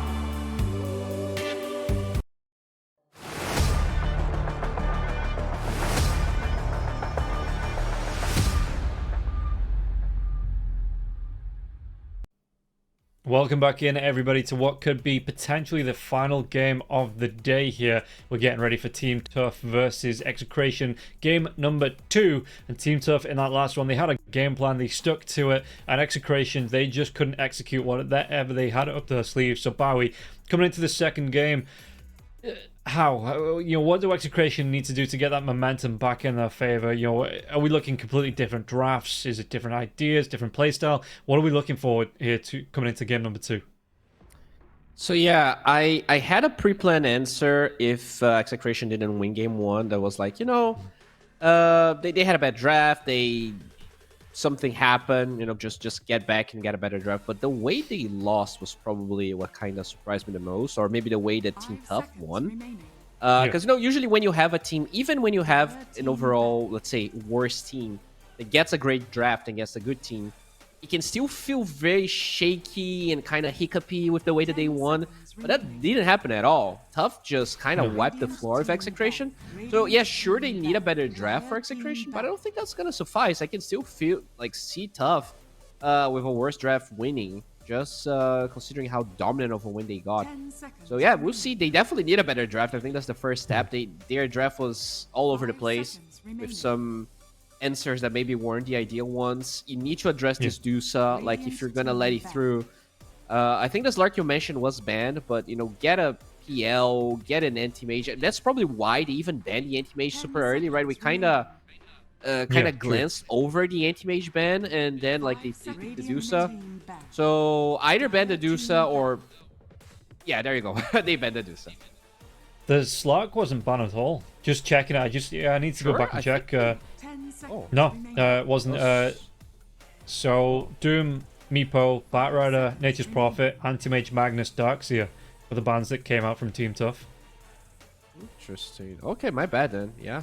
Because I was thinking that as well. That why wouldn't you? I need to go back and check. And like you say, Execration, they take away the Medusa, but it does leave the Nature's Prophet in the pool. Then Meepo, Shadow Demon, as well as the Batrider being taken out. On the other side, they take away the Medusa, the Dragon Knight, the Timbersaw, and that Doom. So standard bans apart from the Medusa, which we're seeing maybe a spark of life here after that first game. And Magnus going to be taken up here by Execration, excuse me. And that's something we're talking about with the way that the game was executed. Execration had that one good fight around the Roche Pit that let them get the Aegis, but apart from that, every single fight felt like it was going even or Team Tough's way. There was no break in favor of Team Execration. So, bless you. As, coming through, it was just...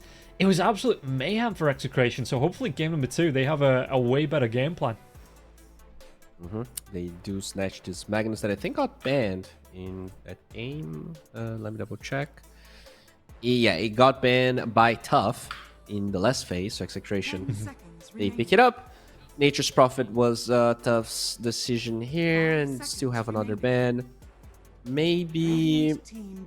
Yeah, they did remove the DK anyways, and they're just gonna take away a TA. All right.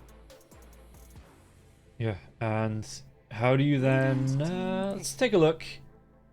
Because this the TA is never getting through. This TA is never ever getting through. Sorry if I'm a bit distracted. We're getting a drive put in the front, and there's just a massive like drill going off at the minute. It sounds like there's a washing machine like right next to me here in my room. But so yeah, looking through Execration, gonna be able to get a techies pickup here as well with the Magnus. Not a bad pickup. You know, you're gonna be able to skewer heroes back into mines, lay a lot of traps, the RP into blast off there as well, or blast off into RP. There is some good synergy between the two heroes. So it's a nice pickup. I think Execration already going in a different direction. It felt like from the last draft.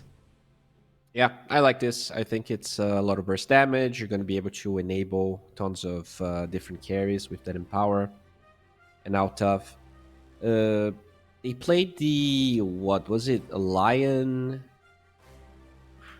Their draft had the Lion plus Techies. The Lion Techies. And they're going to get steal the Rubik from Execration against a Magnus. That always feels pretty good. Yeah, it's going to be very nice here, especially if Execration... I mean, you can run this Techies 5, and if they were thinking of running something like the Enigma as the 4, you know, alongside the Magnus in the lane as well, it just... even with only the Magnus, like you say, just be able to potentially steal that RP. There is a big threat here that the Magnus has to think twice about where he uses that spell and make sure it doesn't get caught out by the Rubik. Now, what is... I guess you can probably pick your carry here, because... Oh, well, Magnus could be flexed to the mid position, but I feel like picking the offlaner right now is a bit scary, because you don't know anything about their safe lane, but they're going to go for the Centaur with Mars open. So Execration has the option to pick that and kill the flex of the Magnus, or they can pick just a support if they want to. Yeah, I would have thought that... I mean, teams feel comfortable, it looks like, playing this Magnus in the offlane and not really playing it in the mid all too much. I'm not saying it's not going to be there, but I think for them, I'd be like 90% sure this is going to be the offlane Magnus. Yeah, no, it's a good lane. I think Mars Techies also works if you really want to try and counter the center, but you don't have to, especially if it's not something that you're not comfortable with. Here for Tino, they did play that Viper again, number 1. I just want them to steer away from that Viper. I want to see a more normal offlane hero, you know, something that gets on top of people. And, well, another flex. Another hero can be pretty much every lane as a core. I'm surprised. I suppose they had to do it one way or the other because they had the next 2 picks, so it didn't matter which way around they picked it. But yeah, they get the second support. They get potentially, I mean, Magnus, Razor both can flex. Razor between all 3 roles, so we'll see. I'm thinking this is the Faceless Void comes out from Team Tough, so we'll be able to jump away from the static link with the Time Walk here once those team fights start to come out. I am not a fan of Execration's draft. I'm a hater of Crystal Maiden. I look at all those heroes and I just see this Crystal Maiden being like 0-10, minute 20. Like, you have NP teleportation. Yeah, you can frostbite someone, but everyone's going to be running at max speed in front of you. And it's not like the center was a response to the Maiden. They picked into it. Yeah. Yeah, not a fan. Just not a fan. It could be that they have a very strong lane, right? If the Razor is their carry, for instance, like it's supposed to be very strong in the early stages. And hopefully, if you snowball off of it, it might not matter. But in general, I just don't like that hero.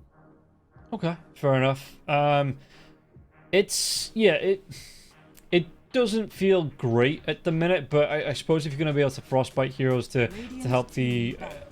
even though the Faceless Void came out afterwards, you know, you're going to be able to frostbite Faceless, stop him from being able to get away from the static link. You've got the blast off that can follow up. You know, it's damage that comes over the RP as well with the ultimate coming out from the Crystal Maiden. So I can see why. I don't think it's a bad... I don't think I hate it as much as you, but yeah, maybe not the most comfortable hero to pick up here for Execration. 5 seconds remaining. They do ban the Beastmaster here, so expecting the Razor to be carry. Invoker gets banned because they're obviously lacking a mid hero. Yeah, Invoker is probably the easiest one, and they also ban Puck. And What are we looking at then here for Execration? Excuse me, for Team Tough after those two bans. Have you got anything that pops out in your mind that they might want to go for to complete the lineup? 10 seconds So I think they need more lockdown. The only reliable lockdown is the CM or like RP. It's just their lockdown is all over the place right now. I think you definitely needed a little bit of that. Ideally, coming from a melee hero, because you do have that in power after all. So Ember doesn't strike me as awful. Maybe Void Spirit? Yeah, maybe. You know, to get that drag back in. I don't know what I feel like here for Execration. Whether this is actually... Do you think it's going to be the safe lane Razor then? I think so. It should destroy the centaur, I think. Yeah. But they do ban Storm here. So just making sure. So tough. For them...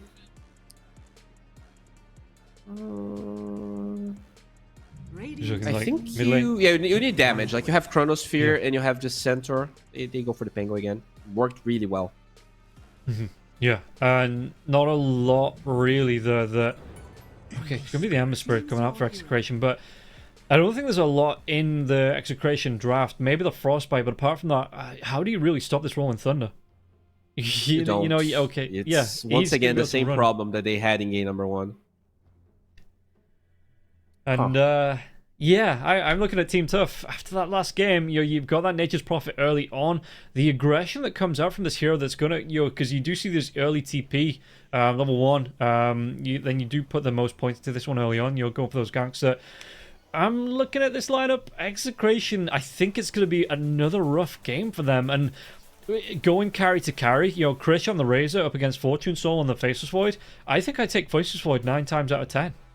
Yeah, and I would agree with you. I think this is just a really weird draft here from Execration. Do they have strong lanes? Kinda, but not really. Like Razor CM should beat the center, I think. But a Magnus Tech I don't think it's that strong. I feel like the Void can time walk most of the damage. Maybe you can kill the NP a couple of times. And I think that's probably what makes that lane stronger is the fact that the NP is rotating. So maybe because of those rotations, Fortune so he's not going to have the best time of his life. But, if Ikegai plays 50% of what he played in game number 1, it's still going to be kind of hard here for Execration. I struggle to really see the synergy within their draft. Yep. I think I'm back in Team Tough once again coming into this one. After that last game, again, Execration's draft to me doesn't look any stronger than the last one, and I just think Team Tough, they just look so good on execution.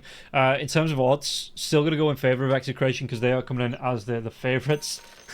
Bob's just like, tip me. But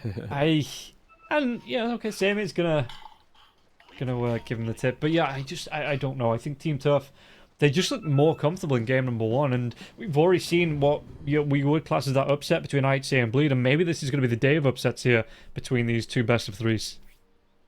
Yeah, it is looking pretty possible here. They are one game to claim that prize money and to eliminate here Execration. We'll see if they're going to be able to keep at it. They kind of got lucky even being here, but they are kind of seizing their luck and making their day. Yeah, and we'll see a smoke coming out here from the side of Execration, looking for that wraparound, but not actually going to be finding anybody. And again, something that we saw similarly in that last game here. CML leading the line. Well, he might actually be coming across Sammy. Sammy, though, is going to be underneath the tier 2 tower. Is it going to be enough? He's going to be slowed down. The Blood Grenade now as well. The Fade Bolt damage reduction, though. It is close, and Centaur's going to have to go all the way back to base, use his TP, but they don't get the kill on him, and that's a big use of utility coming through here.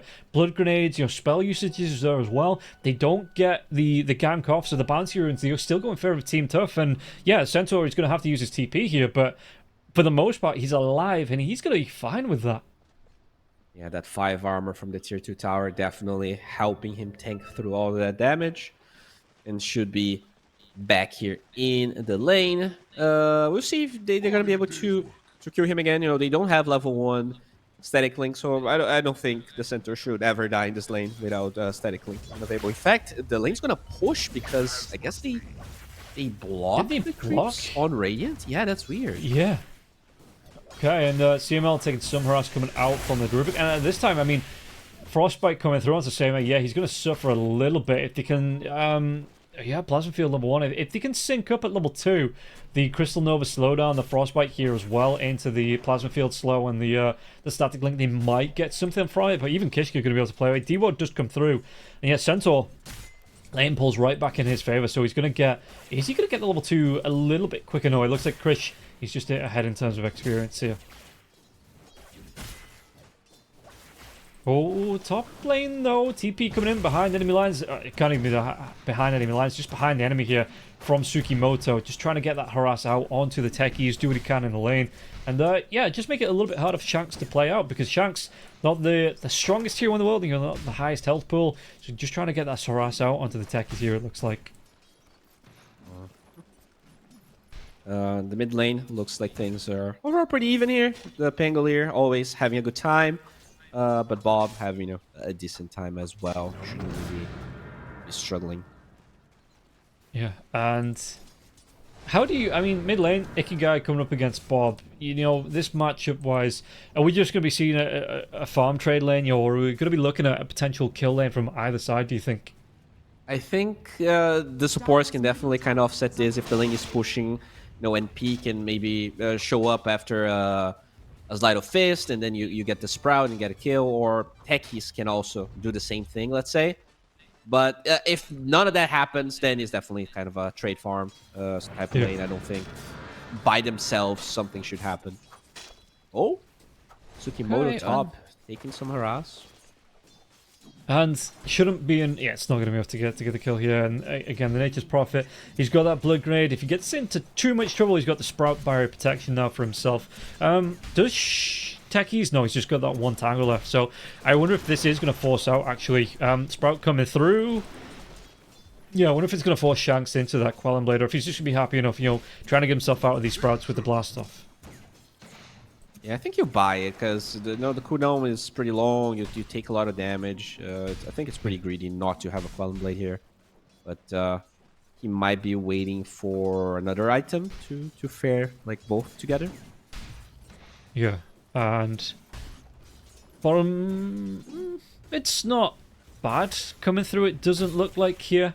Yeah, you've got. I mean, the center is ahead of this Razor by a huge margin. I expected the center to be struggling. Instead, he has 17 CS. Yeah, I was like say it's not bad, but because you've got that level advantage, it looks like for the Razor. Or you did have it. It's about a quarter or a third of a level, so he is getting ahead. But it looks like CML's just not been able to set up for the Razor at all to try and take advantage of the static link. Yeah, I feel like once again it's Team Tough getting away with a lot. Like when you look at CS here, out of the top 3 heroes here from Team Tough, this Razor only has 13 CS, and it is a hero that his power curve is really weird. Like it's supposed to be really strong early, and then you can farm a lot, get a BKB, the hero kind of feels strong again. Then he falls off, then you get a refresher. But against a Void, it is definitely one of those heroes that I think doesn't care about Razor at all. You can jump out of the static link, you can just chrono kill him. There's no saves on the side of Execration whatsoever. Yeah, and that's the thing, right? That you've got the control coming through. If the Faceless Void is the one to jump, gets that Chronosphere off, the Razor, he is going to suffer to Fortune Soul. So it's, I mean, I don't like the Razor 2, great. Razor 3, absolutely fine with that. But Razor 1, I don't see it having the power spike, because a lot of late game heroes do pick up. Speaking of that Razor, taking some burst damage here. Yeah, the telekinesis come through now as well. Krish Blood Grenade comes through. Kishka I mean, 4.5 minutes in. I think this is the longest we've gone in a while without a first blood being on the board. But Krish, he was super close to it. Teleportation from DNP? On the side, yeah. TP, this should be it. It is going to be Tsukimoto that picks it up now. In fact, he's going to be able to get himself the double. Takes down CML now as well. Techies looking for the kill into Seme. Seme, not a lot of life left. Will be able to trade it up in the end. And Shanks now with a... Ooh, Telkis, it stops the blast off mid-air. Sticky bomb. It might still take down Tsukimoto. No, it's not going to be enough. He's going to get the TP away. 30 health left on this Nature's Prophet. And with the help of Kishka, he gets himself 3 kills on the board. And they do get the kill into the Centaur. But that's after the Razor's already gone down, so he gets no benefit from that. Oh man, that's huge. That's the NP earn already up. Unfortunate that he didn't get any charges from, because obviously he completed after dying, but yeah, still, really scary performance from Tough here. In terms of the lanes, that Razor 19-3. No, Defenseless Void is not having an amazing time, but that is a hero. Oh, no way. Oh, they get him again, and that was the TP until it's a walk of shame time here for the Razor. And this is just, it's no other way to put it. Walk of shame comes through. You've got this Nature's Prophet. This is why you've seen him ban out so early on. You know, he's a support. He's already got himself the Urn of Shadows and what, 3 kills, 2 kills and 2 assists on the board here. Mid lane, they might even be able to go into Bob. Bob's going to have that, where's the rune spawning here? It's going to be Bob that picks up Arcane Rune here. So he's got himself a couple of remnants left. He's going to try and go. Sleight of Fist comes through. Tsukimoto with the right-click damage now. Sprout just immediately gets himself out with the Queln Blade and jumps himself away to the remnant. Yeah, he doesn't want to pick a fight though up against 3 heroes. Yeah, I mean, gets the rune, uses it, barely does anything. Just forced to run from a support NP. By the way, is going straight up for that vessel. Some pretty tinky heroes on the side of Execration. He becomes pretty tinky just by having it as well. Oh, TP. Just baiting. Yes. Okay. And Razor, again, 3. Is this going to be 4 now? Krish, Rolling Thunder is available as well. They could come in back lines. He could be spotted out, he could guy, but yeah, Krish. Sprout comes out. Krish going to try and eat his way through that one with the Queln Blade. He's got the static link. Doesn't matter. You got Rolling Thunder damage, man. You are dead once again. And again. They just pick him up. They're going to be able to get another kill. Rolling Thunder. They leave that one for Ikugai. And Krish, within the last 2 minutes, he spent most of it dead or walking to lane. He's going to have a TP back up this time, but again, he's not going to have a tower to TP to. And Krish, this Razor, he isn't a jungle hero. There's not a lot he can do to... he's going to be falling behind this Faceless Void as well. If Faceless is going towards the Maelstrom, this is going to put him on the back foot, and I don't know how he springs back off it onto his front foot. Yeah, I mean, you can jungle with level 6, but he's like level 4.5 right now. Like yeah, more than a level advantage here on Seme. Even the Void is getting close to his level 6. This is definitely one of the saddest Razors perform. I mean, he already queues up the Midas, and I think he's right. Like, if you're winning this game, it's gonna be 50-minute plus victory here. Yeah, and it still feels bad though that you have to go for that Midas in the first place. Yeah, it slows him down, and again, he just has to take what scraps come through from the wave that gets pushed in here. And you can see that Same, he's pulling the creep wave in. He's trying to deny as much as he can away from this Razor, make this jungle so uncomfortable for Krish. And like you say, hand Midas, but how? He's gonna be. It's gonna be still what, 5 minutes away from that one at his current pace of farm. Yeah, about that for sure. And that's being generous, 500 GPM when you don't have your OT, when you're level 4. Like, look at him go. Like, he can't even hit creeps that are fairly close to his tower just because the center is pulling, just because the threat of that stampede with DNP is so huge. Like, if he shows he's dead, basically. Yeah, absolutely here. And you can see that Prophet trying to get these pulls through. Again, they're being hyper aware that they can't let these creep wave push up to the tier 2 tower, so they're getting the camp pulls through on this wave. Yeah. This camp here, they're using a small camp that's close to where that tier 1 tower did stand. They're just making sure that Razor, again, he is going to suffer here at the minute, and I don't know. Unless you get like a 5-man rotation from Execration to help him out here. If Krish, yeah, he's just going to be falling behind this Faceless Void, and I don't know how he's going to try and catch back up. And like I say, Hand of Midas, no, he's changed his mind. He's going to go for the Maelstrom into the full Mjolnir, it looks like. Okay. Alright, we'll see if that's going to pan out for him. As, yeah, like, I think better than a rotation in that lane, you need to create pressure somewhere else so that those heroes TP and the Razor can finally show up in the lane. Tino, though. Oh, they find the Pango. Damn. And they're going to see these stacks as well in the Radiant Triangle now as well. Rolling Thunder comes through. Going to be the jump away from Bob. That Ember Spirit, he is out of there here. Ikigai rolling around on the trees. CML might not be so lucky. Sleight of Fist damage. CML. And that's a stolen Sleight of Fist by the Rubik, by the way. That is not Bob's Sleight of Fist. That is a Crystal Maiden killing Sleight of Fist. There's Bob on the other side of the river trying to do what he can. And I wonder if they try and keep an eye on these stacks. They've got the ward down. So Tsukimoto, he is ready to help out in case anyone on the side of Execration, they come in for these stacks. And Bob, is he out of remnants? No. He's got a lot of mana left now as well. And Bob, he's going to be able to run himself away TP. And is this a bait?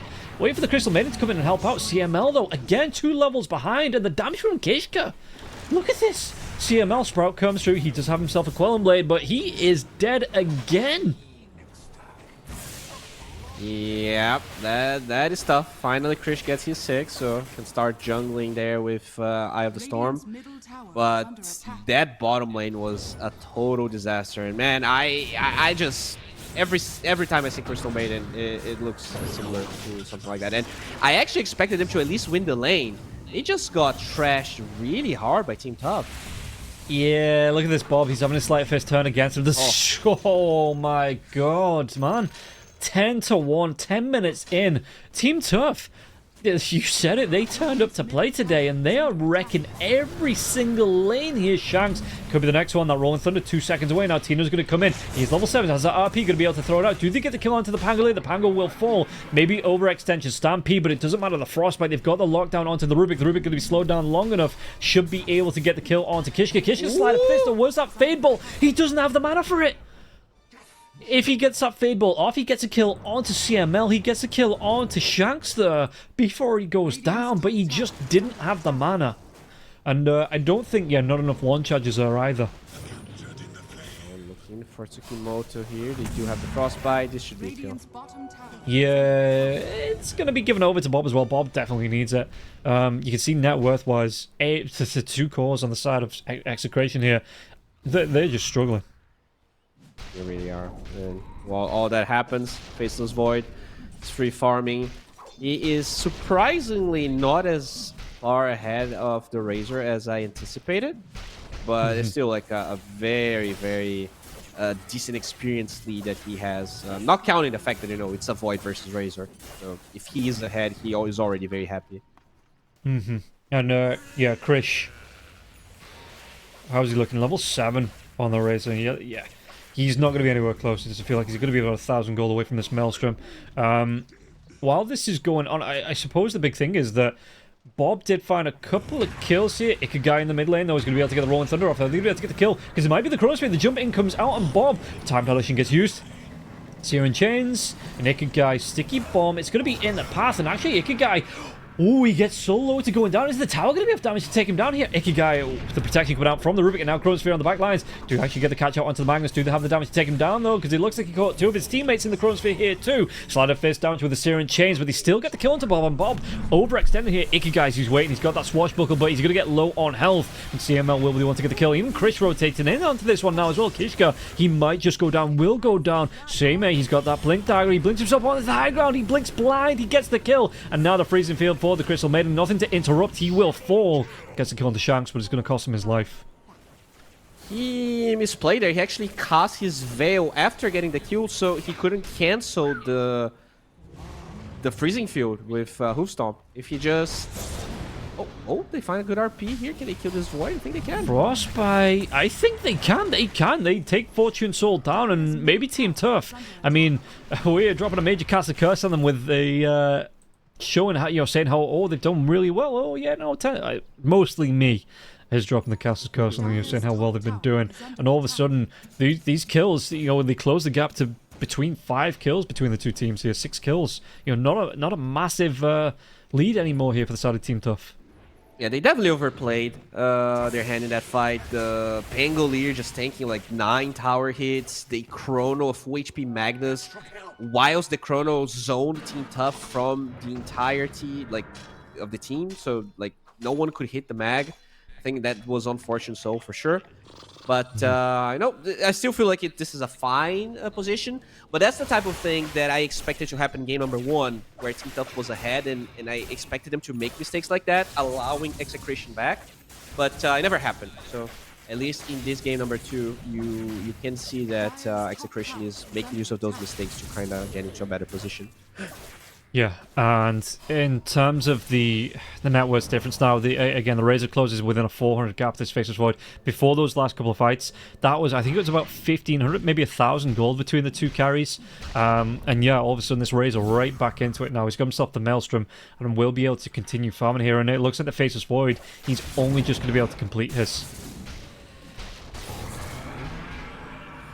Do see a use here. Is this... Do they get the kill into this one? The Iron Storm's going to be out. Krish. Oh, the Sprout. It traps Seimei in. Well, it traps the Razor in with Seimei. And they do take him down here. So just as I say, who's going to be able to catch up Faceless Void? You know, the gank comes out from Team Tough. They do get the kill onto Krish. Right. Looks like they're going to be farming here. And now a smoke without the Stampede. Who are they looking to find? Maybe only the techies, honestly, here on the top side. Yeah, it's the mags there as well. And Chrono is up now. There's going to be that jump in if they can set up. Maybe that Chronosphere coming through. No Fortune, so he's blown up way too quick. And now back line, so Seimei comes in. Gets that stomp out onto the techies. The damage coming through now as well. Swashbuckle. Can they get the kill into the techies? Going to be that TP in now as well. The Rolling Thunder interrupts the freezing field. And Crystal Maiden CML in the end will go down. Both supports dead for a Faceless Void. They do have Orchid now in this bag. Really good skewer. But the jump in now, the stomp, the damage coming out, and Tino, can he get himself away? Quelling Blade will be used. It doesn't matter, the creeps trap him in. He will fall, and Tsukimoto gets the kill. Bob on the back lines. Telekinesis, anything to get the lockdown. The silence, the root, maybe enough damage to get the kill. They do. They do lock him down. And yeah, Kishka, that stolen Frostbite, it was more than enough to set up for the kill. Oh, that stolen Frostbite with the spell steal debuff amp. It lasts for so long. That's 3.3 seconds right there, and more than enough for them to get the follow-up. And that was the thing, right? The Faceless Void goes down, you trade off your two supports. I'm like, yeah, okay, that's a trade. You shut down the Faceless Void, you still get your Razor farming, and then you lose a core, and then you lose another core. And all of a sudden, Team Tough, once again, 9 kills above Execration in the game. In fact, they might not be done just yet. And they've still got the Chronosphere if they want to go for a full 5-man team fight as well. And yeah, that's the thing. Like you go in the Void, you lose your you lose some people because they were kind of pincering you, trying to use the Void as bait. Sure, that's fine. But then the Ember walks into them, knowing that they're dead heroes, knowing that Frostbite was stolen, knowing that there might be vision there. So I think that's definitely on Bob there. And he actually got a fairly... I think his hero was the last pick for Execration, right? Yeah, it was the last... Was it the last pick overall as well? In the river, though, there's going to be maybe the RP gets committed onto the Pangolier. Do they have the lockdown? 4 heroes around him. They should! And they will be able to get the kill onto him now as well. Seimei rotates in. The techies, he might not survive through this one. Right click's coming through from the Nature's Prophet now as well. The Chronosphere. He traps 3! They're going to be able to get at least a Crystal Maiden from this. Can they get Bob as well now? What's that Frostbite going to be able to get the damage onto him? And it looks like the damage on with the Telekinesis. They take down Bob and Krish. It looks like he's going to be the next target now as well. But they take down Fortune Soul. Seimei. Stomp comes out, and yeah, Bob gets himself right back into this fight here. They're going to be able to get the kill into the Centaur. Bob will get the kill. He gets 2 of them after falling by and back. Even gets himself the amplified damage rune, but that's still... It's a 3 for 3 and a buyback on the Ember. And they that's killed not the feels Razor. Good. Tsukimoto killed the Razor. Ooh. Damn. Doesn't have a TP though, so this might be a hard one to get away from. I mean, he just get away from me. He wants to carry on fighting here. Okay, they will be able to get the kill. Bob pops that amplified damage rune as well, and Kishka could be in trouble. Ikigai coming in. Has that Rolling Thunder. Does he want to try and save his teammate? No. We might be having a bit of a Saving Private Ryan syndrome here coming through. Ikigai comes through. Rolling Thunder, though. Just use it to get away, bud. Just leave. Just leave. You're not going to be able to get the kill onto Bob. Oh, with his 2 supports around. Yeah, just use the last of that one to get yourself away. All right, so... I mean, super lucky that he comes back, gets a double kill, finds a double damage, gets another double kill. This is the dream scenario here for Bob, and as we were criticizing him, he now is 6-4-3. So finally, finding his way into this game. But that Razor still having a terrible time, I guess. Luckily for them, Fortune Soul is having a shitty game as well. 0, 3, and 6. That Orchid on the Magnus making his life very hard. Yeah, no, that like Chronosphere that caught 3 would have been great if they still had the Pangolin, you know, if you could get the swashbuckle damage off, because they were all lined up neat as well here, but Bob, it just feels fun to say. They get the jump in now, he's going to try and get that remnant jump out, and it looks like it's going to be Tino that's the sacrificial lamb. He goes down, and Tsukimoto, well, what is he, 9, 2, and 8 on this Nature's Prophet already. Yeah, it's really farmed and going for a pipe now. I was not expecting that. They do have a fair amount of magic damage, so we'll see how that's going to pan out for him. It is a pretty slow progression. I wonder if the Centaur is still going towards the Eternal Shard. He's got that Shiva's picked up. That was his first item. Just went straight for it now. And he's going to have the cloak already on the Centaur War, and it's still going to be a ways away gold-wise. About 2,500 gold from picking up the Eternal Shroud, but still, even, you know, with this pipe on top as well, Seimei, he's going to be magic immune, it feels like, even without a BKB. Yeah, sure. It is definitely... It feels like Centaur is not even that good of a hero, but Shiva's is so good and so cheap and so easy to build that, you know, it kind of fits exactly what a hero needs, which is armor. So I feel like if they nerf Shiva, Centaur might just get kind of pushed out of the meta just because of that. Speaking of pushing out, they are trying to push Execration out of this tier 1 here. This might be... Well, they don't really go for the tower. They're just trying to poke. Yeah, I mean, yeah, you're talking about the Centaur being pushed out. Even the Heartblade Mail meta that we saw in the last patch that was just... It was absolutely every offlaner picking up. The Centaur wasn't the popular pick for that. You know, you'd expect him to be like, that is his bread and butter, but yeah, no, there were other heroes that took way more of a priority on the Heartblade Mail meta, it felt like. Yeah, that Kanka. But that's because the hero itself was actually busted, right? Yeah, Heartblade Mail is good, but ideally you want to pair a good hero with Heartblade Mail. And Centaur, unfortunately, you know, decent, but not OP in the slightest. And... just take a look at the replays while we have a bit of a lockdown. Excuse me, a bit of a slower portion of this game here. So we're looking at it: 23 kills, 14 kills on Execration here.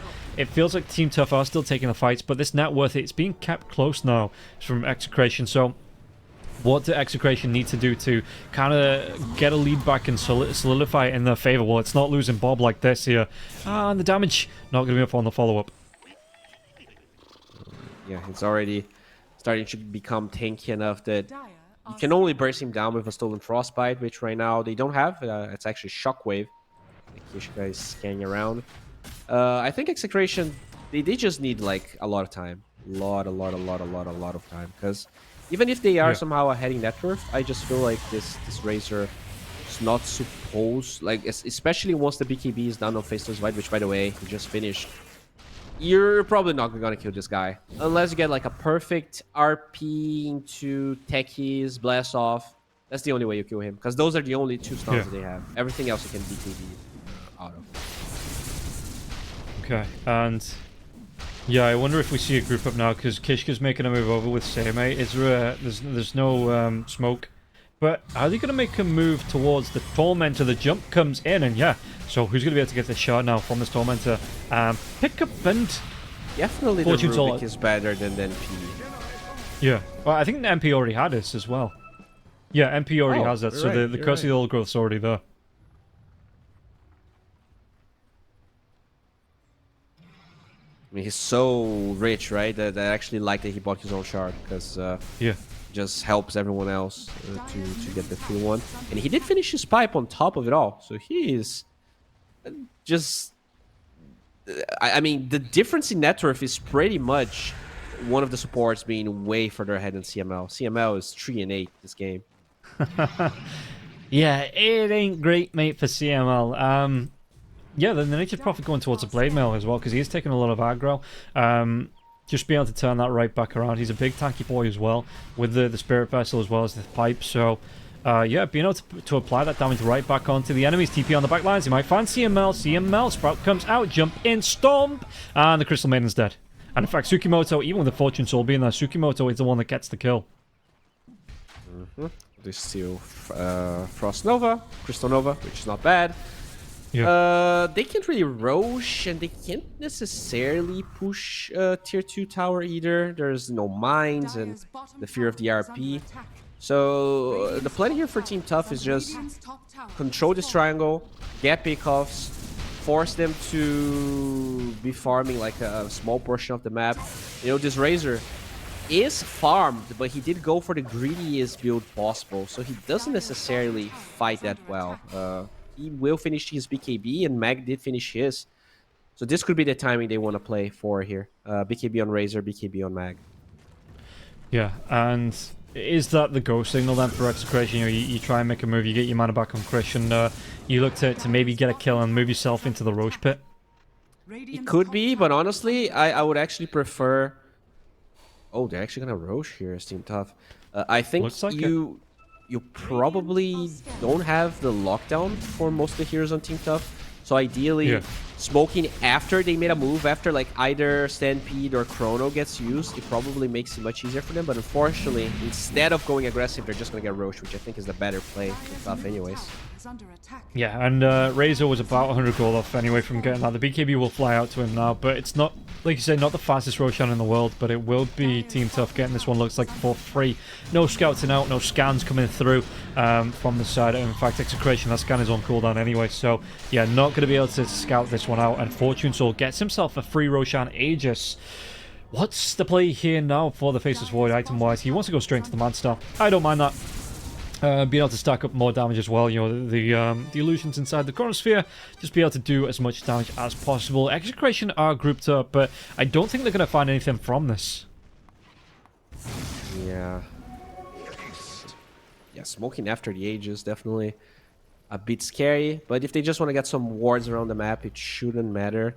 They also do have these mines, so maybe that's what they're counting on, just getting a good RP into the mines. They even ping it out, but Team Tough did leave the area. And yeah, that oh god, it brings me back to the good old, I say good old days in quotation marks, of techies, you know, where you have like 20 mines stacked up somewhere and you have like a pudge on your team that drags enemies heroes into it, or yeah, any kind of relocation spells like the Magnus Skewer back in, and it's just like instant, especially if you get like 2 or 3 heroes in the blast as well, and it's just like, cool, I spent like 40 minutes setting up these mines and this is where it starts to pay off. Oh yeah, that was definitely not the good old days. Maybe for techies players, but for normal folk, that was a nightmare. And yeah, looks like the nightmare might be starting here for Execration. They will start poking. Oh, never mind. Boy, to lose the Crystal Maiden's going to jump in. Yeah, Crystal Maiden's going to be taken out of this one, it looks like. Given the kill of the Seme. Razor comes in, though. Surely just finished the job, yeah. In fact, did he steal it off? He did. Freezing Field's going to be going the way of Rubik. Doesn't have enough mana left to use it, though. Chronosphere comes out. What are they going to be able to do? Magnus looks like he's going to be the main target here for the Faceless Void. One more right click. Is it going to be able to take down Tino? And Chris trying to do what he can with that static link. Will be able to get the kill onto Tsukimoto, but you've got 3-4 heroes stacking up around you. Telekinesis comes out now. They're going to be able to take down the Razor, and the Techie's the last one standing. He will fall. Really good chrono from Void. He shows up hitting tier 2 bottom, insta TP stop, and because he shows only after the mag shows, he gets that chrono before the RP, and now this is an 8k goal lead. And you know, kind of goes back to what we said, their drafts is just easier to execute, their heroes just have better matchups, and oh, look at that, they even feed the bottle to Fortune Soul because he understands how important that level 20 talent is. Yeah, and this is like, that could have gone, I don't know. I don't know if it could have gone better for Execration, to be honest, because the heroes that got caught in the Chronosphere, the Crystal Maiden having that Freezing Field Storm. Rubik didn't even cast a Freezing Field, though. That was the thing, that they got that Chronosphere off, and the Rubik was out of mana to use the Freezing Field, so that could have ended a lot quicker on the side of Team Tough if he did have the mana to use that there as well. Yeah, that's really tough. Yeah, I mean, 10k goal lead. The Razor did a decent amount of damage in that fight, but the Chronosphere just hinders you so hard. Like, you can only show after the Chronosphere gets used or you're dead. No saves, as we said. They only have, like, Solar Crest. That's the only thing. Solar Crest and Mech. And yeah, the Crystal Maiden was dead, so wasn't able to get that Solar Crest off. And maybe if the Solar Crest is there, the Magnus lives long enough to get the RP off after the Chronosphere wears off. But yeah, that Magnus, he just disappeared under the pressure from the Faceless Void. Yeah, it is.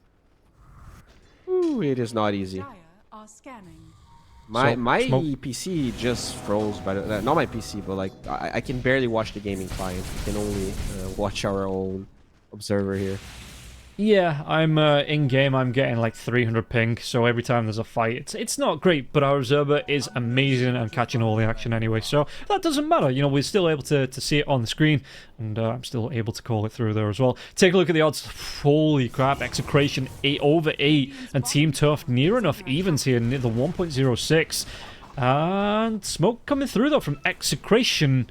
Are they going to be able to find a jump? Chronosphere is back available now as well. Aegis is still up for the Faceless Void. Yeah, still 45 seconds, so still a decent window here to fight.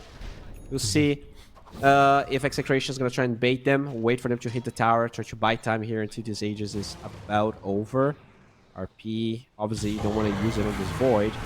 Look at this, they get another jump. Crystal Maiden now going to be targeted down by the Faceless Void. Using that freezing field, will be killed off though. Chronosphere still available, and Kishka, he still has that freezing field of his own. If he wants to use it, once the Chronosphere come out, it's going to be the... It actually stops the freezing field, but it doesn't matter. The techies as well as the Razor coincide the Chronosphere. They are both going to go down. It looks like Rolling Thunder, and Kishka's going to survive for a little bit longer here. Fortune Soul, Aegis RP will be used here, but the Aegis hasn't been popped just yet, and the Rolling Thunder still continues on. Tino, he's going to be the next one to go down on the next drop, and Bob, he's getting low. Can he get himself away from this one? Aegis was over. No. Yeah, he did. I mean, really cool play, but it's still a disaster. Yeah, I mean, okay, you still get 4 heroes here from the side of Team Tough. You've still got your Pangolier that can force it in. Let's take a look. He waited the skewer up so that the Aegis... He could actually got the kill faster, but he waited for the skewer. Really nicely done. And... okay, Tino, yeah, he was, skewers himself out there. He did bait that RP, and the techies inside, I think the techies got off the protection onto, yeah, that's why the Razor lasts so long. There's the Solar Crest as well as the Greaves, and yeah, the heals coming through. Now, though, back on live, we could see a bit of action. Yeah, you're right, the skewer came through last second as the Aegis expires. Back on live, though, Bob's going to try and do what he can up against Tsukimoto. Tsukimoto trying to go for that TP out. Does he have it out in time? Nothing to interrupt. Seimei could be in trouble, though. Goes for that Stampede. The Searing Chains, Frostbite, locked down.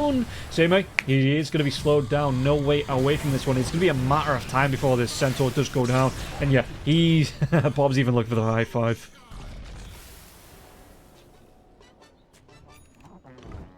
Alright, so... he got a tier 3. Void did die, but this is still like such a good position. DNP with that pipe we talked about. He's going for the eggs now. The defensive capabilities here of Team Tough make it really hard for anyone to die. Like, they don't have the lockdown. It's just the Ember. But, you know, there's BKBs, there's Mantas, Greaves on the Rubik to deal with the chains as well. So most heroes can... You have Manta on the Spangolier. Might even get a Disperser eventually. Their lockdown is just not strong enough. And they lost the lanes too hard. So the Ember... never got to play with the Razor and the Mag early on to kind of abuse that. And once all of those items are up for Tough, like the Emperor, like he's hard to kill, but that's about it. He doesn't do anything else. And at least they defended the Raxa. Like I said, without the Faceless Void, it was a lot harder for Team Tough to take the buildings. So this time, Faceless Void, no Aegis as well. He might be a prime target for the jump if they get a good RP in onto him. Take Fortune Soul down early. They can take him out of the fight. But he wants that Skadi. He's going to tank up a little bit more. He's going to have more fight back on that there as well. So, Execration. Smoke coming through from Team Tough as well. Do they want to try and execute? Maybe try and take down this... take a fight and take down a set of racks? I mean... if they get a good fight, maybe. But the ideal play here, you know, they're in no rush. You just wait for the next Aegis. You're going to have Cheese probably as well, because it's going to be on the top side. Oh, Chrono on Bob. Bob, the damage coming through here, he is straight up dead. It is more than that. You know, there's got no buyback here either. And That's... it's Stolen Remnants, it is. It's Stolen Remnants shards coming out for the Rubik as well, so he's able to throw that one in and just get that damage inside the Chronosphere because he's got a shard. So that's... I'm not getting that wrong, right? He gets the upgrade from the shard on any spells he steals. Yeah, he does. It is doing damage. So. Radiant's middle tower is under attack. Ooh, okay. So Roche, 2 minutes. It's gonna take a while, which means, you know, Execration. Ideally, they're all gonna be up. It will be on the top side though, so another Team Tough advantage is as if they didn't have enough this game. Yeah, Razor's gonna leave. He's kind of guessing at the time. It's still 2 minutes away, but like you say, it is gonna be that dire side Roshan spawn. Razor, how's he looking? BKB wants to go into that butterfly now as well, so he's got the net worth wise, he's only about 2,000 behind the Faceless Void, but it just feels like, I know it's not a massive difference, but it just feels like the Faceless Void, he's a timing ahead, or you know, he's just that power spike, that little power spike ahead of the Razor in these fights. Yeah, I mean, look at the win probability, 13% for Execration. It's just easier for them to take fights. The supports have way more net worth on the side of Team Tough, and they're also better in these later fights. Crystal Maiden is just food every fight, whereas this NP can teleport, he can get deep wards, the Rubik can steal spells. It's like CM is supposed to at least win the laning stage, and when you get trashed like that, it's hard to expect anything from this hero. Yeah, every time she gets caught out, tries to throw out that freezing field, and it just makes it so easy for the Rubik to steal as well, because it being that channel spell. The CM, there's no Lincolns, there's no BKB for protection. This is a poor Crystal Maiden. Half the net worth of the closest hero, which was the techies, on 12,000 gold. That's big feels bad as they're gonna smoke here on Tough and on the side of Execration. Still 30 seconds for Roche. Centaur, that is not the target you want. That is the worst target possible. Yeah, they cancel his blink, but he's going to be the one that face checks here, backs himself away. No Syrian Chains for the lockdown. And everybody on the side of Team Tough will smoke. Doesn't matter now. Sukimoto's going to run himself away, but yeah, the dive comes in. They actually get that early kill onto the tower, the early damage onto the techie. Sure, he does die from this one now as well. CML on the high ground, trying to do the best he can. What are they going to be able to do? Faceless Void. Does he want to go? The right click's coming out onto him. He's going to Chronosphere after that Frostbite was off. And yeah, Bob is just straight up dead. And it looks like Krish trying to run himself away from this one. Tino on the back lines or reuse that RP, but Krish, no BKB left. The stomp comes through. They get the kill. They get a full 4-man. Are they going to make it a full 5 here? As no, Tino goes for that TP away. But what they can get is that big boy in the pit here. The tasty Roshan. Oh, yeah. And that's, perfect fight. The Centaur tanks the entire smoke. The team can just wrap around, having vision of everyone else. They're even going to get a champ that's on the ground right now here from with Kishka. This is looking almost impossible. Like, having Aegis on Fortune So, he's going to get closer to 25. And, this Razor, honestly, I'm surprised this game lasts that long and then the Razor was able to scale as much as he did. But I don't think he's at the level he needs to be. No. This is what I was talking about in the draft again, that Razor carry, it's just not for me. Razor 2, Razor 3, absolutely fine with that. But when you've got the game, I mean, the Razor was planning for the game to go long anyway. You had that Midas queued up, but when the game goes long, in terms of power spike, I think there's only a few heroes that do it better than the Faceless Void anyway. But Razor, it absolutely isn't one of them. Yeah, definitely not. As now, this Faceless Void does get that Aegis, cheese on the Centaur, so those Scotty picked up as well onto Fortune Soul. Very true. So, with this Aegis, what are you expecting here? What's the game plan for the next 4.5 minutes here for Team Tough, do you think? I think you can go high ground if you want to. Usually you would be scared of mag and mines. But there's not that many mines in the base, and they're really underfarmed on the side of Execration. Like, it's probably quite obvious here for Tough of what's going on. You just wait for your cooldowns, right? You wait for the chrono. You wait for... Yeah, pretty much just the chrono. I love that Same Ace playing Minesweeper now as well. Centaur Stampede comes out, who they're actually chasing on. They're going to be able to get themselves... No, Bob, he gets that dive away to a Remnant. And no follow-up here, but it does... I mean, it forces a Stampede out. it's only a minute cooldown, so it's not the greatest 65-second cooldown on that. It's not the greatest expenditure of spells in the world. There was no Chronosphere or anything like that, so yeah, 60 seconds or so, it will be back up. Fortune Soul going to take the Watcher. Oh, they're going to be able to get the Skewer back now. Yeah, they've got that lockdown where the RP gets committed onto this one. Do they get the follow-up onto this? So, because the backlines, his teammates are going to be coming in the same way. He gets a 3-man stomp. That's going to be absolutely massive for the Rolling Thunder follow-up now as well. Chronosphere on the backlines. They're going to be able to get absolutely everybody, it looks like, out of this one. Yeah, it's going to be another kill. Krish goes down. Only Tino gets back to the fountain. 4 heroes dead. No buybacks. And that's the perfect skewer. They take away the Aegis. I don't even know how the center was that fast, but he just got an insane stun. It would be 4 men if the Razor didn't DKB. Yeah, and they're just going to be able to zone. I mean, there's no buybacks available anyway on the side of Execration, so this should be... Fortification is going to be used. This should still be Mega Creeps coming out, though. And, yeah, Team Tough paying the respect that they don't know the buybacks aren't here. So they're just going to try and take the buildings away from the base and not completely go for the end here just yet. Yeah, I mean, they don't have anyone that sieges really fast. No TB, no Luna, so might as well just get the Mega Creeps. They are centimeters away here from knocking down the favorites, like Execration. They were second in their group. Definitely felt like contenders here for top 2 in my mind, and they're just being, I want to say, easily handled. Like, there were definitely a couple of good plays from Execration, but in general, the entire series was Team Tough's.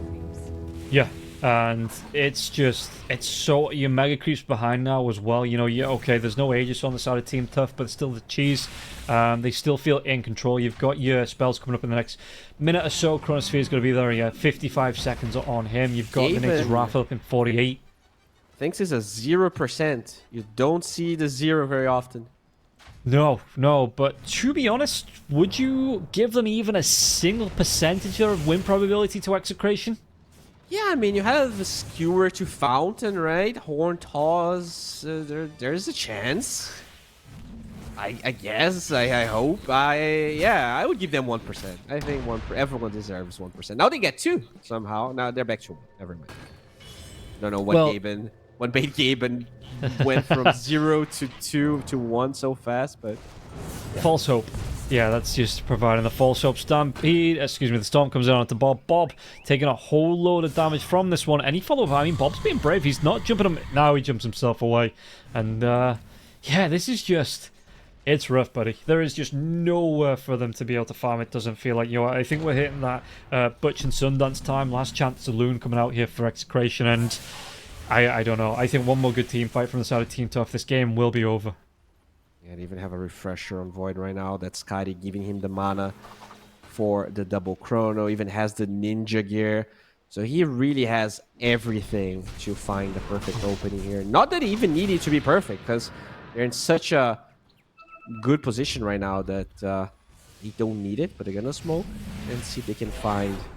Razor's probably the best target. Magnus is also really good, but he's actually.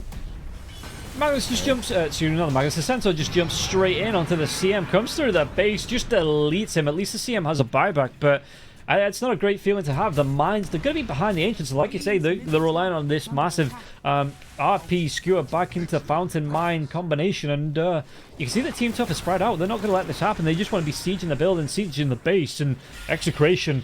Now, the dive, how are they going to try and play around this one? Bob trying to do what he can. And even outside of the base, Tino just being shut down by the Nature's Prophet, stopping him coming back for the TP to defend his base. Has to go back a little bit of a distance here. And by the time he gets back, they have lost a tier 4 tower already. In fact, they might lose Bob. Telekinesis comes through. The damage is going to be way too much showing now. No, does he get the slider face off with the Searing Chain? It's Remnant jump away, but it's not going to be as lucky for the Razor here. So Bob still survives. Slither of health to get the buyback on the Crystal Maiden. No buyback on the Razor.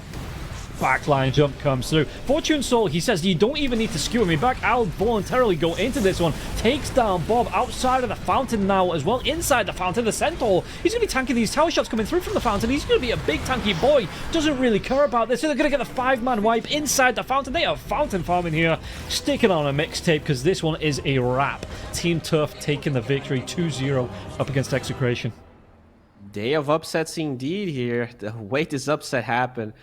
I mean, what a ride.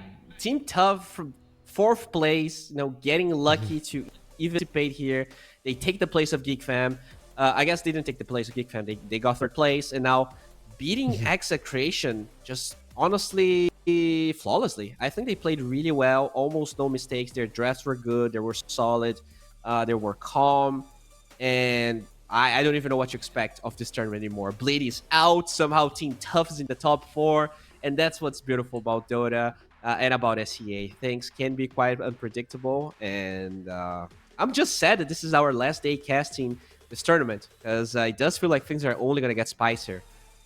Yeah, it is going to be it for me and Bowie as we take a look for the table. But we're going to leave you in so many capable hands here with Hurry Freak, with Kips, with Milan T Panda as well. Going to be taking you through the final 2 days into that grand final to see who's going to win the prize money, who's going to be taking away the maximum amount of points. I think it's 100 points for first place here. Yeah, so that's going to get you getting towards the LAN at the end of the year as well. Mag Indonesia versus IHC Esports, and then Talon versus Team Tough will be coming up tomorrow. But for now, that is it for the day. Bowie, before we throw it to the end screen, any final thoughts on the day? Alright guys, keep watching and never give up. You see here 2 teams that were definitely not the favorites, doing really well. So who knows what awaits them.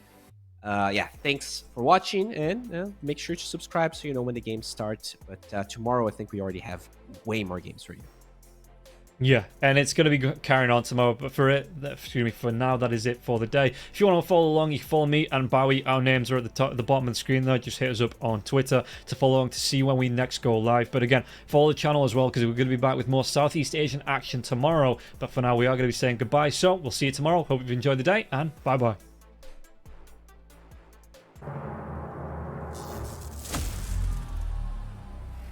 Fuck.